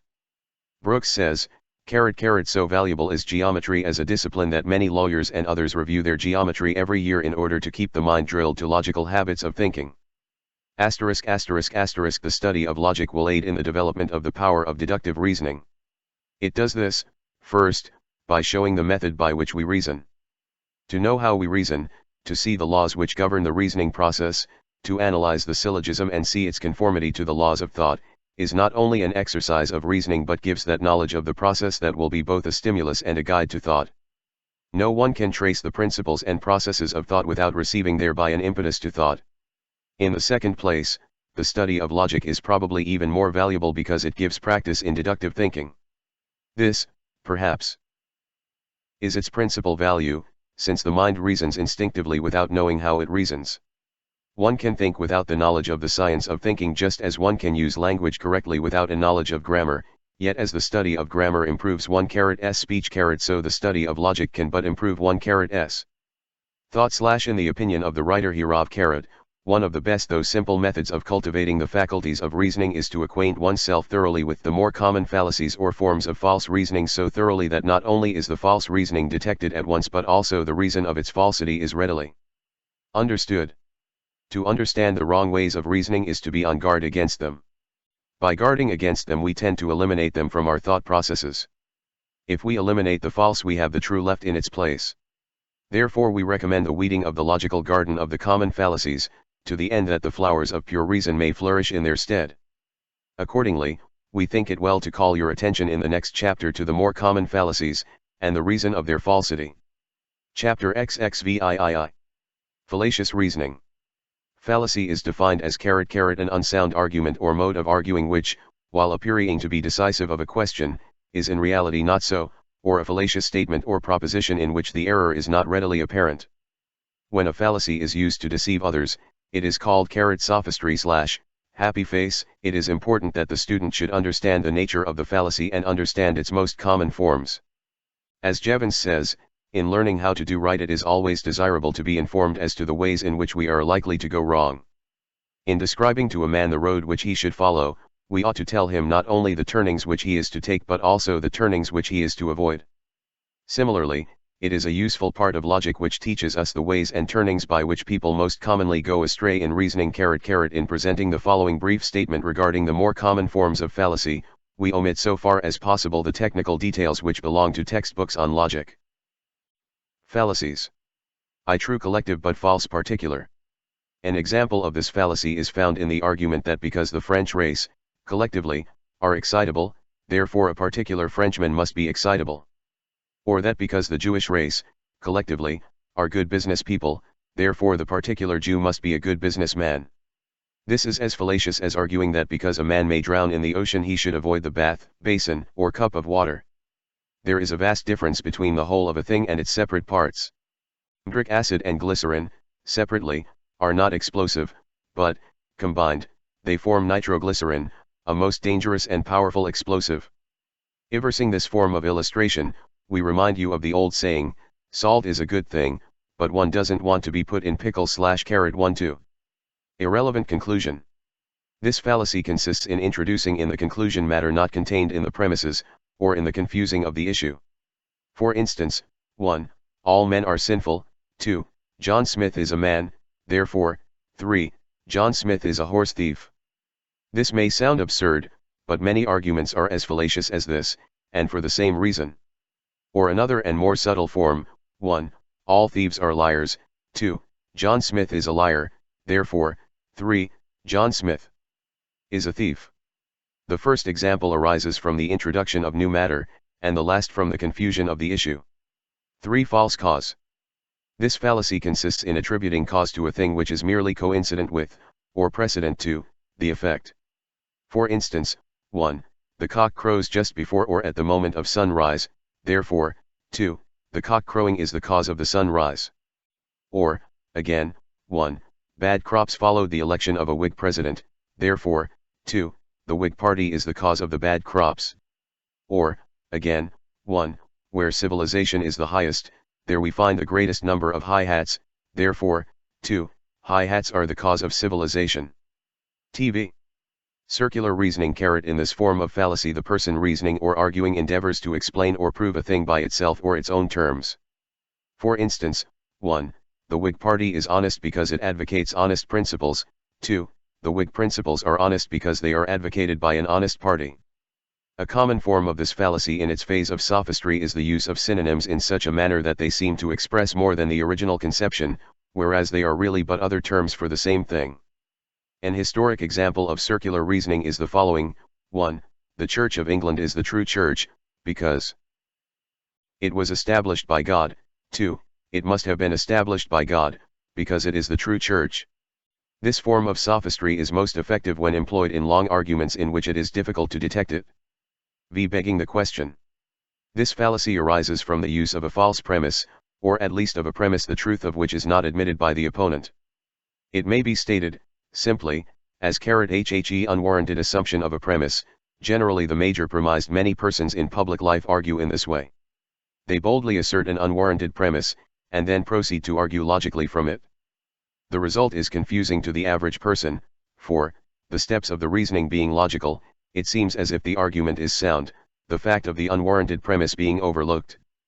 The person using this form of sophistry proceeds on Aaron Burr's theory of truth being that which is boldly asserted and plausibly maintained.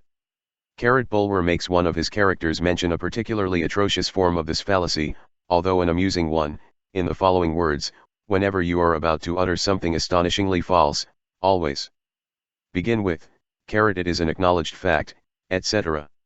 Sir Eobert Filmer was a master of this manner of writing. Thus with what a solemn face that great man attempted to cheat. He would say, it is a truth undeniable, that there cannot be any multitude of men whatsoever, either great, or small, etc., but that in the same multitude there is one man among them that in nature hath a right to he king of all the rest as being the next heir of Adam. Look carefully for the major premise of propositions. Advanced in argument, spoken or written. Be sure that the person making the proposition is not begging the question by the unwarranted assumption of the premise. General rule of inference. Hislop says concerning valid inferences and fallacious ones, we cannot infer anything we please from any premises we please. We must conform to certain definite rules or principles. Any violation of them will be a fallacy. There are two simple rules which should not be violated. 1. The subject matter in the conclusion should be of the same general kind as in the premises. 2. The facts constituting the premises must be accepted and must not be fictitious. A close observance of these rules will result in the detection and avoidance of the principal forms of fallacious reasoning and sophistry. Sophistical arguments. There are a number of tricky practices resorted to by persons in argument, that are fallacious in intent and result, which we do not consider here in detail as they scarcely belong to the particular subject of this book. A brief mention, however, may be permitted in the interest of general information. Here are the principal ones. 1. Arguing that a proposition is correct because the opponent cannot prove the contrary. The fallacy is seen when we realize that the statement, the moon is made of green cheese is not proved because we cannot prove the contrary. No amount of failure to disprove a proposition really proves it, and no amount of failure to prove a proposition really disproves it. As a general rule, the burden of proof rests upon the person stating the proposition, and his opponent is not called upon to disprove it or else have it considered proved. The old cry of you cannot prove that it is not so is based upon a fallacious conception. 2. Abuse of the opponent, his party, or his cause. This is no real argument or reasoning. It is akin to proving a point by beating the opponent over the head. 3. Arguing that an opponent does not live up to his principles is no argument against the principles he advocates. A man may advocate the principle of temperance and yet drink to excess. This simply proves that he preaches better than he practices, but the truth of the principle of temperance is not affected in any way thereby. The proof of this is that he may change his practices, and it cannot be held that the change of his personal habits improves or changes the nature of the principle. 4. Argument of authority is not based on logic. Authority is valuable when really worthy, and merely as corroboration or adding weight, but it is not logical argument. The reasons of the authority alone constitute a real argument. The abuse of this form of argument is shown, in the above reference to begging the question / in the quotation from Bulwer. 5. Appeal to prejudice or public opinion is not a valid argument, for public opinion is frequently wrong and prejudice is often unwarranted. And, at the best, they have nothing to do with the case from the standpoint of logic. The abuse of testimony and claimed evidence is also worthy of examination, but we cannot go into the subject here. Fallacies of prejudice. But perhaps the most dangerous of all fallacies in the search for truth on the part of the most of us are those which arise from the following. 1. The tendency to reason from what we feel and wish to be true, rather than from the actual facts of the case, which causes us unconsciously to assume the mental attitude of if the facts agree with our likes and pet theories, all is well; if they do not, so much the worse for the facts. 2. The tendency in all of us to perceive only the facts that agree with our theories and to ignore the others. We find that for which we seek, and overlook that which does not interest us. Our discoveries follow our interest, and our interest follows our desires and beliefs. The intelligent man or woman realizes these tendencies of human nature and endeavors to avoid them in his or her own reasoning, but is keenly conscious of them in the arguments and reasoning of others. A failure to observe and guard oneself against these tendencies results in bigotry, intolerance, narrowness, and intellectual astigmatism. Chapter XXIX. The will. The activities of the will comprise the third great class of mental processes. Psychologists always have differed greatly in their conception of just what constitutes these activities. Even today it is difficult to obtain a dictionary definition of the will that agrees with the best opinion on the subject. The dictionaries adhere to the old classification and conception which regarded the will as ***, that faculty of the mind or soul by which it chooses or decides ***, but with The growth of the idea that the will acts according to the strongest motive and that the motive is supplied by the average struck between the desires of the moment, under the supervision of the intellect, the conception of will as the choosing and deciding faculty is passing from favor. In the place of the older conception has come the newer one which holds that the will is primarily concerned with action. It is difficult to place the will in the category of mental processes. But it is generally agreed that it abides in the very center of the mental being, and is closely associated with what is called the ego, or self. The will seems to have at least three general phases, viz., 1. The phase of desire, 2. The phase of deliberation or choice, and 3. The phase of expression in action. In order to understand the will, it is necessary to consider each of these three phases of its activities. 1. Desire. The first phase of will, which is called desire is in itself somewhat complex. On its lower side it touches, and, in fact, blends into, feeling and emotion. Its center consists of a state of tension, akin to that of a coiled spring or a cat crouching ready for a spring. On its higher side it touches, penetrates, and blends into the other phases of the will which we have mentioned. Desire is defined as a feeling, emotion, or excitement of the mind directed toward the attainment, enjoyment, or possession of some object from which pleasure, profit, or gratification is expected. Halleck gives us the following excellent conception of the moving spirit of desire. Desire has for its object something which will bring pleasure or get rid of pain, immediate or remote, for the individual or for someone in whom he is interested. Aversion, or a striving away from something, is merely the negative aspect of desire. In Halleck's statement, above quoted, we have the explanation of the part played by the intellect in the activities of will. The intellect is able to perceive the relations between present action and future results, and is able to point the way toward the suppression of some desires in order that other and better ones may be manifested. It also serves its purposes in regulating the striking of the average between conflicting desires. Without the intervention of the intellect, the temporary desire of the moment would invariably be acted upon without regard to future results or consequences to oneself and others. It also serves to point out the course of action calculated to give the most satisfactory expression of the desire. While it is a fact that the action of will depends almost entirely upon the motive force of desire, it is likewise true that desire may be created, regulated, suppressed, and even killed by the action of the will. The will, by giving or refusing attention to a certain class of desires, may either cause them to grow and wax strong, or else die and fade away. It must be remembered, however, that this use of the will itself springs from another set of desires or feelings. Desire is aroused by feelings or emotions rising from the subconscious planes of the mind and seeking expression and manifestation. We have considered the nature of the feelings and emotions in previous chapters, which should be read in connection with the present one. It should be remembered that the feeling or emotional side of desire arises from either inherited race memories existing as instincts, or from the memory of the past experiences of the individual. In some cases the feeling first manifests in a vague unrest caused by subconscious promptings and excitement. Then the imagination pictures the object of the feeling, or certain memory images connected with it, and the desire thus manifests on the plane of consciousness. The entrance of the desire feeling into consciousness is accompanied by that peculiar tension which marks the second phase of desire. This tension, when sufficiently strong, passes into the third phase of desire, or that in which desire blends into will action. Desire in this stage makes a demand upon will for expression and action. From mere feeling, and tension of feeling, it becomes a call to action. But before expression and action are given to it, the second phase of will must manifest at least for a moment. This second phase is that known as deliberation, or the weighing and balancing of desires. 2. Deliberation. The second phase of will, known as deliberation, is more than the pu.rely intellectual process which the term would indicate. The intellect plays an important part. It is true, but there is also an almost instinctive and automatic weighing and balancing of desires. There is seldom only one desire presenting its claims upon the will at any particular moment. It is true that occasionally there arises an emotional desire of such dominant power and strength that it crowds out every other claimant at the bar of deliberation.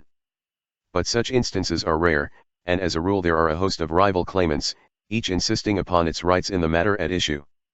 In the man of weak or undeveloped and untrained intellect, the struggle is usually little more than a brief combat between several desires, in which the strongest at the moment wins.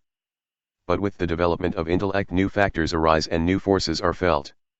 Moreover, the more complex one's emotional nature, and the greater the development of the higher forms of feeling, the more intense is the struggle of deliberation or the fight of the desires. We see, in Halleck's definition, that desire has not only the object of bringing pleasure or getting rid of pain for the individual, but that the additional element of the welfare of someone in whom he is interested is added, which element is often the deciding factor. This element, of course, arises from the development and cultivation of one's emotional nature.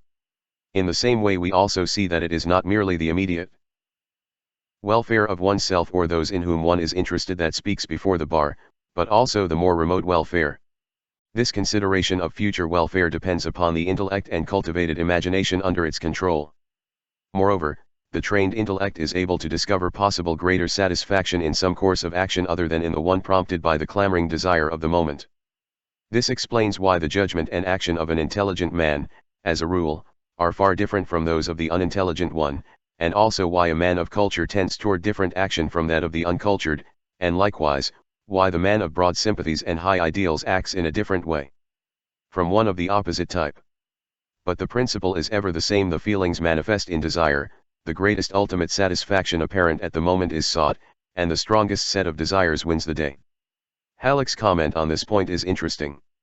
He says, desire is not always proportional to the idea of one's own selfish pleasure. Many persons, after forming an idea of the vast amount of earthly distress, desire to relieve it, and the desire goes out in action, as the benevolent societies in every city testify. Here the individual pleasure is none the less, but it is secondary, coming from the pleasure of others. The desire of the near often raises a stronger desire than the remote. A child frequently prefers a thing immediately if it is only 1/10 as good as something he might have a year hence. A student often desires more the leisure of today than the success of future years. Though admonished to study, he wastes his time and thus loses incomparably greater future pleasure when he is tossed to the rear in the struggle for existence. The result of this weighing and balancing of the desire is, or should be, decision and choice, which then passes into action. But many persons seem unable to make up their own minds and require a push or urge from without before they will act. Others decide, without proper use of the intellect, upon what they call impulse but which is merely impatience. Some are like the fabled donkey which starved to death when placed at an equal distance between two equally attractive haystacks and was unable to decide towards which to move. Others follow the example of Jep, in the comedy, who, when given a coin with which to buy a piece of soap for his wife, stood on the corner deliberating whether to obey orders or to buy a drink with the money. He wants the drink, but realizes that his wife will beat him if he returns without the soap. My stomach says drink, my back says soap says Jep. But finally he remarks, is not a man's stomach more to him than his back? Yes, says I The final decision depends upon the striking a balance between the desires, the weighing of desire for and desire against, desire for this and desire for something else. The strength of the several desires depends upon nearness and present interest arising from attention, as applied to the feelings and emotions arising from heredity, environment, experience, and education, which constitute character, and also upon the degree of intellectual clearness and power in forming correct judgments between the desires. It must be remembered, however, that the intellect appears not as an opponent of the principle of the satisfaction of desire, but merely as an instrument of the ego in determining which course of action will result in the greatest ultimate satisfaction, direct or indirect, present or future.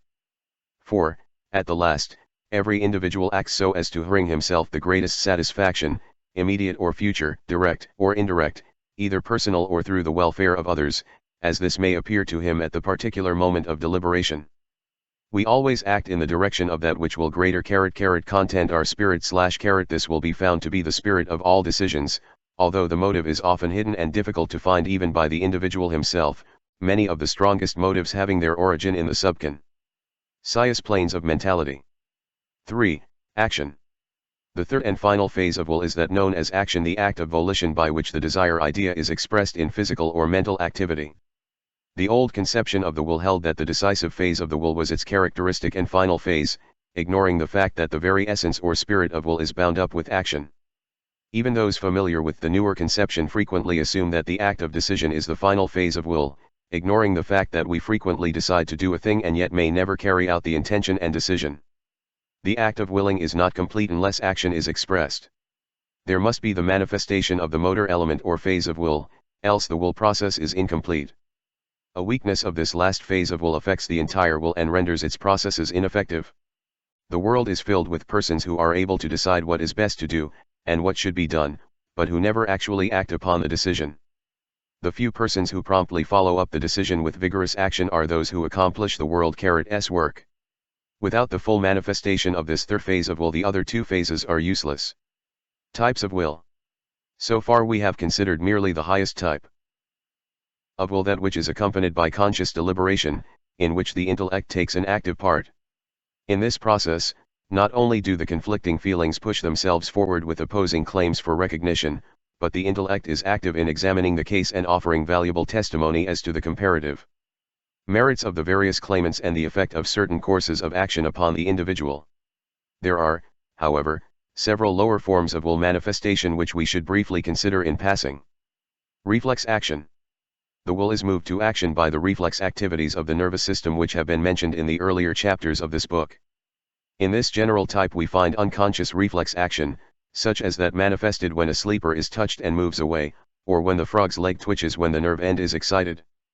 We also find conscious reflex action, such as that manifested by the winking of the eye, or the performance of habitual physical motion, such as the movement in walking, operating the sewing machine or typewriter, playing the piano, etc. Impulsive action.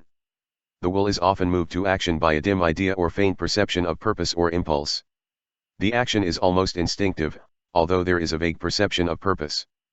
For instance, we feel an impulse to turn toward the source of a strange sound or sight, or other source of interest or curiosity. Or we may feel an impulse arising from the subconscious plane of our mind, causing a dimly conscious idea of movement or action to relieve the tension. For instance, one may feel a desire to exercise, or to seek fresh air or green fields, although he had not been thinking of these things at the time.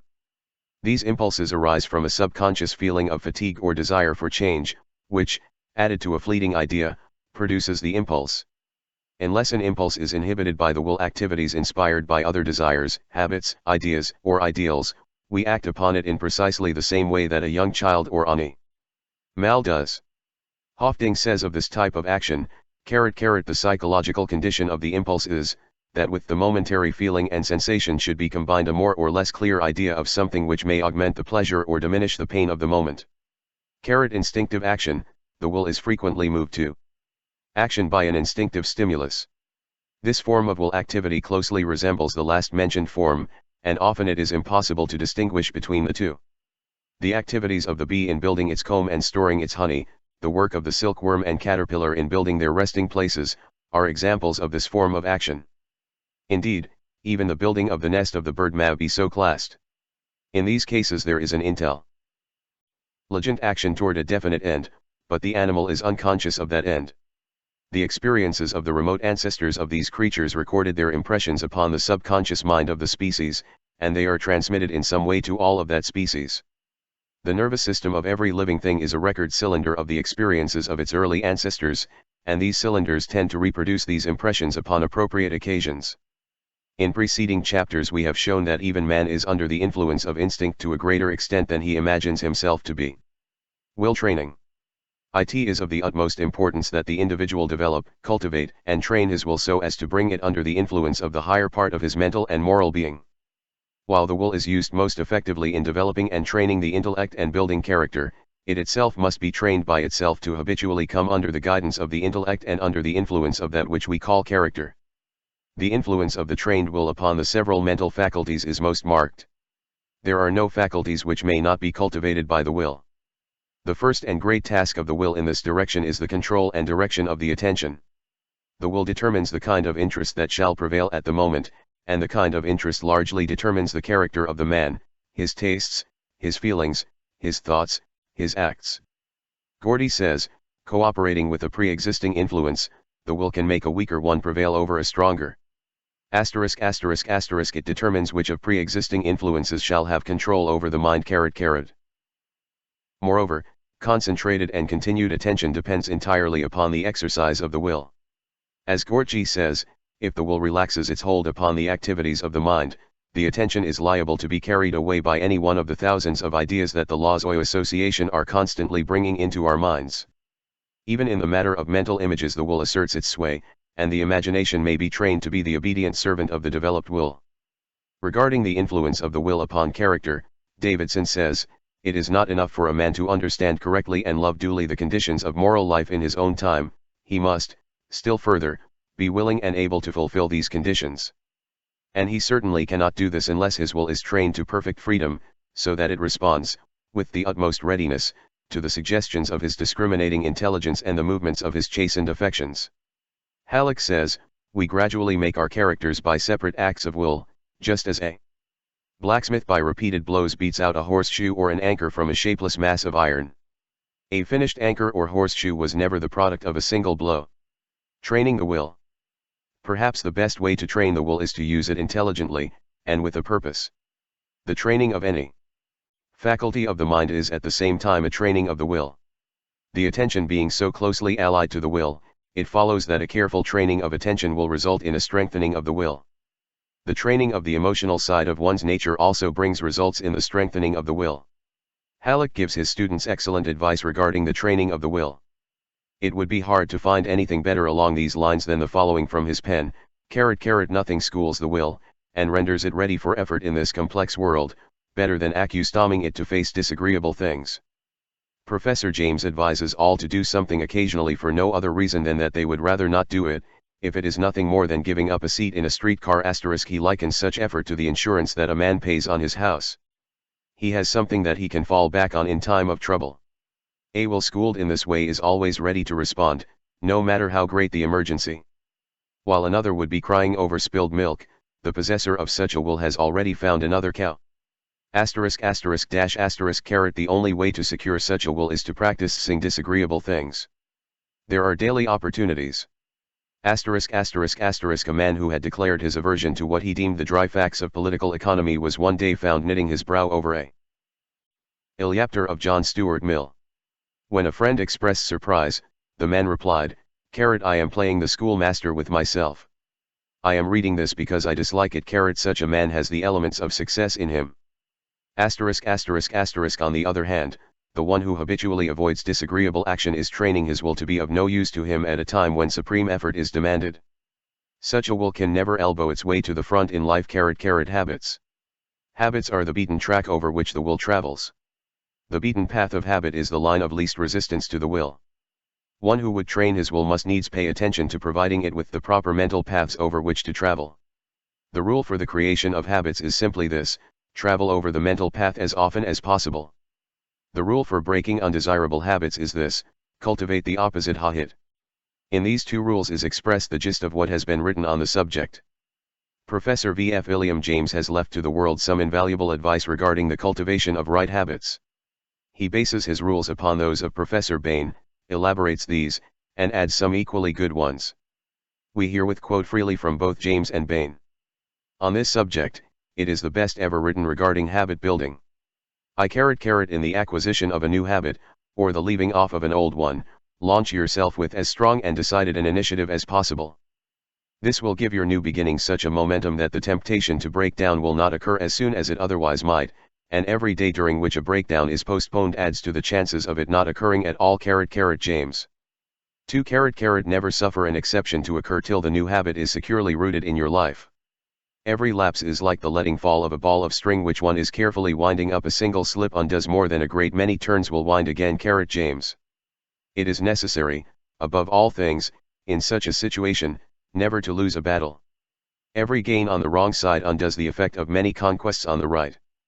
The essential precaution is so to regulate the two opposing powers that the one may have a series of uninterrupted successes, until repetition has fortified it to such a degree as to enable it to cope with the opposition, under any circumstances. Bain. 3. Seize the very first possible opportunity to act on every resolution you make, and on every emotional prompting you may experience in the direction of the habits you aspire to gain. It is not in the moment of their forming, but in the moment of their producing motor effects. That resolves and aspirations communicate their new set to the brain. James. The actual presence of the practical opportunity alone furnishes the fulcrum upon which the lever can rest, by which The moral will may multiply its strength and raise itself aloft. He who has no solid ground to press against will never get beyond the stage of empty gesture making / bane. 4. Keep the faculty alive in you by a little gratuitous exercise every day. That is, be systematically ascetic or heroic in little, unnecessary points, do every day something for no other reason than that you would rather not do it, so that when the hour of dire need draws nigh, it may find you not unnerved and untrained. To stand the test.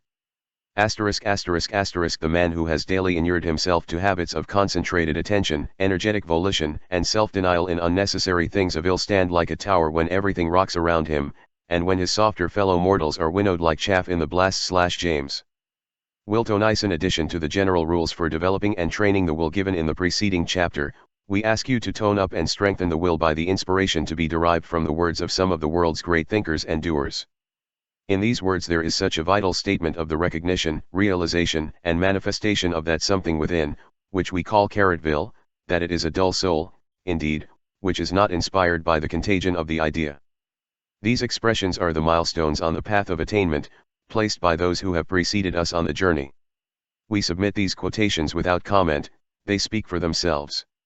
Words of the wise. They can who think they can. Character is a perfectly educated will.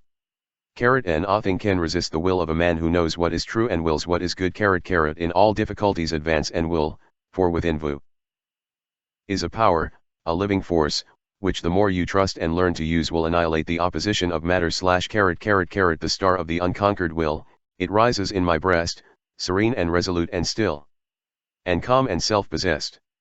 So nigh is grandeur to our dust. So near is God to man. When duty whispers low, thou must be, the youth replies, I can.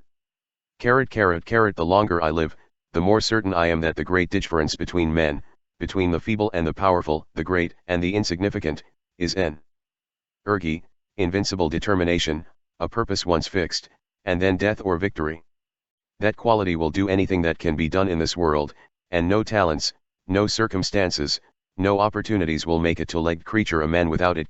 Buxton. The human will, that force unseen, the offspring of a deathless soul, can hew a way to any goal. Though walls of granite intervene. You will be what you will to be, let failure find its false content in that poor word environment. But spirit scorns it and is free. It masters time, it conquers space, it cows that boastful trickster, chance. And bids the tyrant circumstance uncrown and fill a servant's place / Esolve is what makes a man manifest, not puny resolve, not crude determinations, not errant purpose, but that strong and indefatigable will which treads down difficulties and danger as a boy treads down the heaving frost lands of winter, which kindles his eye and brain with a proud pull speed toward the unattainable. Will makes men giants / Donald G. Mitchell. There is no chance, no destiny, no fate can circumvent or hinder or control the firm resolve of a determined soul. Gifts count for nothing, will alone is great, all things give way before it soon or late. What obstacle can stay the mighty force of the sea-seeking river in its course, or cause the ascending orb of day to wait? Each well-born soul must win what it deserves. Let the fools prate of luck. The fortunate is he whose earnest purpose never swerves. Whose slightest action, or inaction, serves the one great aim. Why, even death itself stands still and waits an hour sometimes for such a will. Ella Wheeler Wilcox. I have brought myself by long meditation to the conviction that a human being with a settled purpose must accomplish it, and that nothing can resist a will which will stake even existence upon its fulfillment. Lord Beaconsfield. A passionate desire and an unwearied will can perform impossibilities, or what may seem to be such to the cold and feeble Sir John Simpson. It is wonderful how even the casualties of life seem to bow to a spirit that will not bow to them, and yield to subserve a design which they may, in their first apparent tendency, threaten to frustrate. When a firm, decisive spirit is recognized, it is curious to see how the space clears around a man and leaves him room and freedom. John Foster. The great thing about General Grant is cool persistency of purpose. He is not easily excited, and he has got the grip of a bulldog.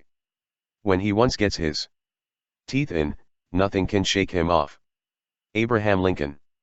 I am bigger than anything that can happen to me. All these things are outside my do I percent NFVE got the hay. ******* Man was meant to be, and ought to be, stronger and more than anything that can happen to him. Circumstances, Tate carrot carrot luck carrot are all outside, and if he cannot change them, he can always heat them. Charles F. Lummis. Carrot carrot the truest wisdom is a resolute determination. Impossible is a word found only in the dictionary of fools.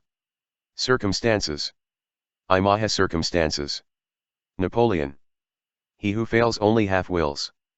Suwaro. That which the easiest becomes a habit in us is the will. Learn, then, to will strongly and decisively, thus fix your floating life, and leave it no longer to be carried hither and thither, like a withered leaf, by every wind that blows. Man owes his growth chiefly to that active striving of the will, that encounter which we call effort, and it is astonishing to find how often results apparently impracticable are thus made possible. It is will force of purpose carrot that enables a man to do or be whatever he sets his mind upon being or doing. A strong, defiant purpose is many-handed and lays hold of whatever is near that can serve it.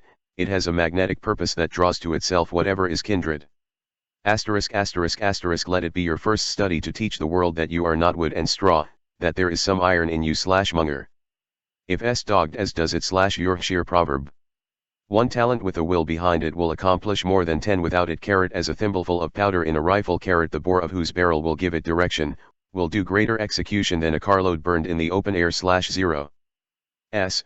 Marden. Will may not endow man with talents or capacities, but it does one very important matter: it enables him to make the best, the very best, of his powers /Fothergill. Tender-handed stroke a nettle, and it stings you for your pains. Grasp it like a man of metal, /nd it soft as down remains /don't flinch, don't foul, but hit the line hard /Roosevelt.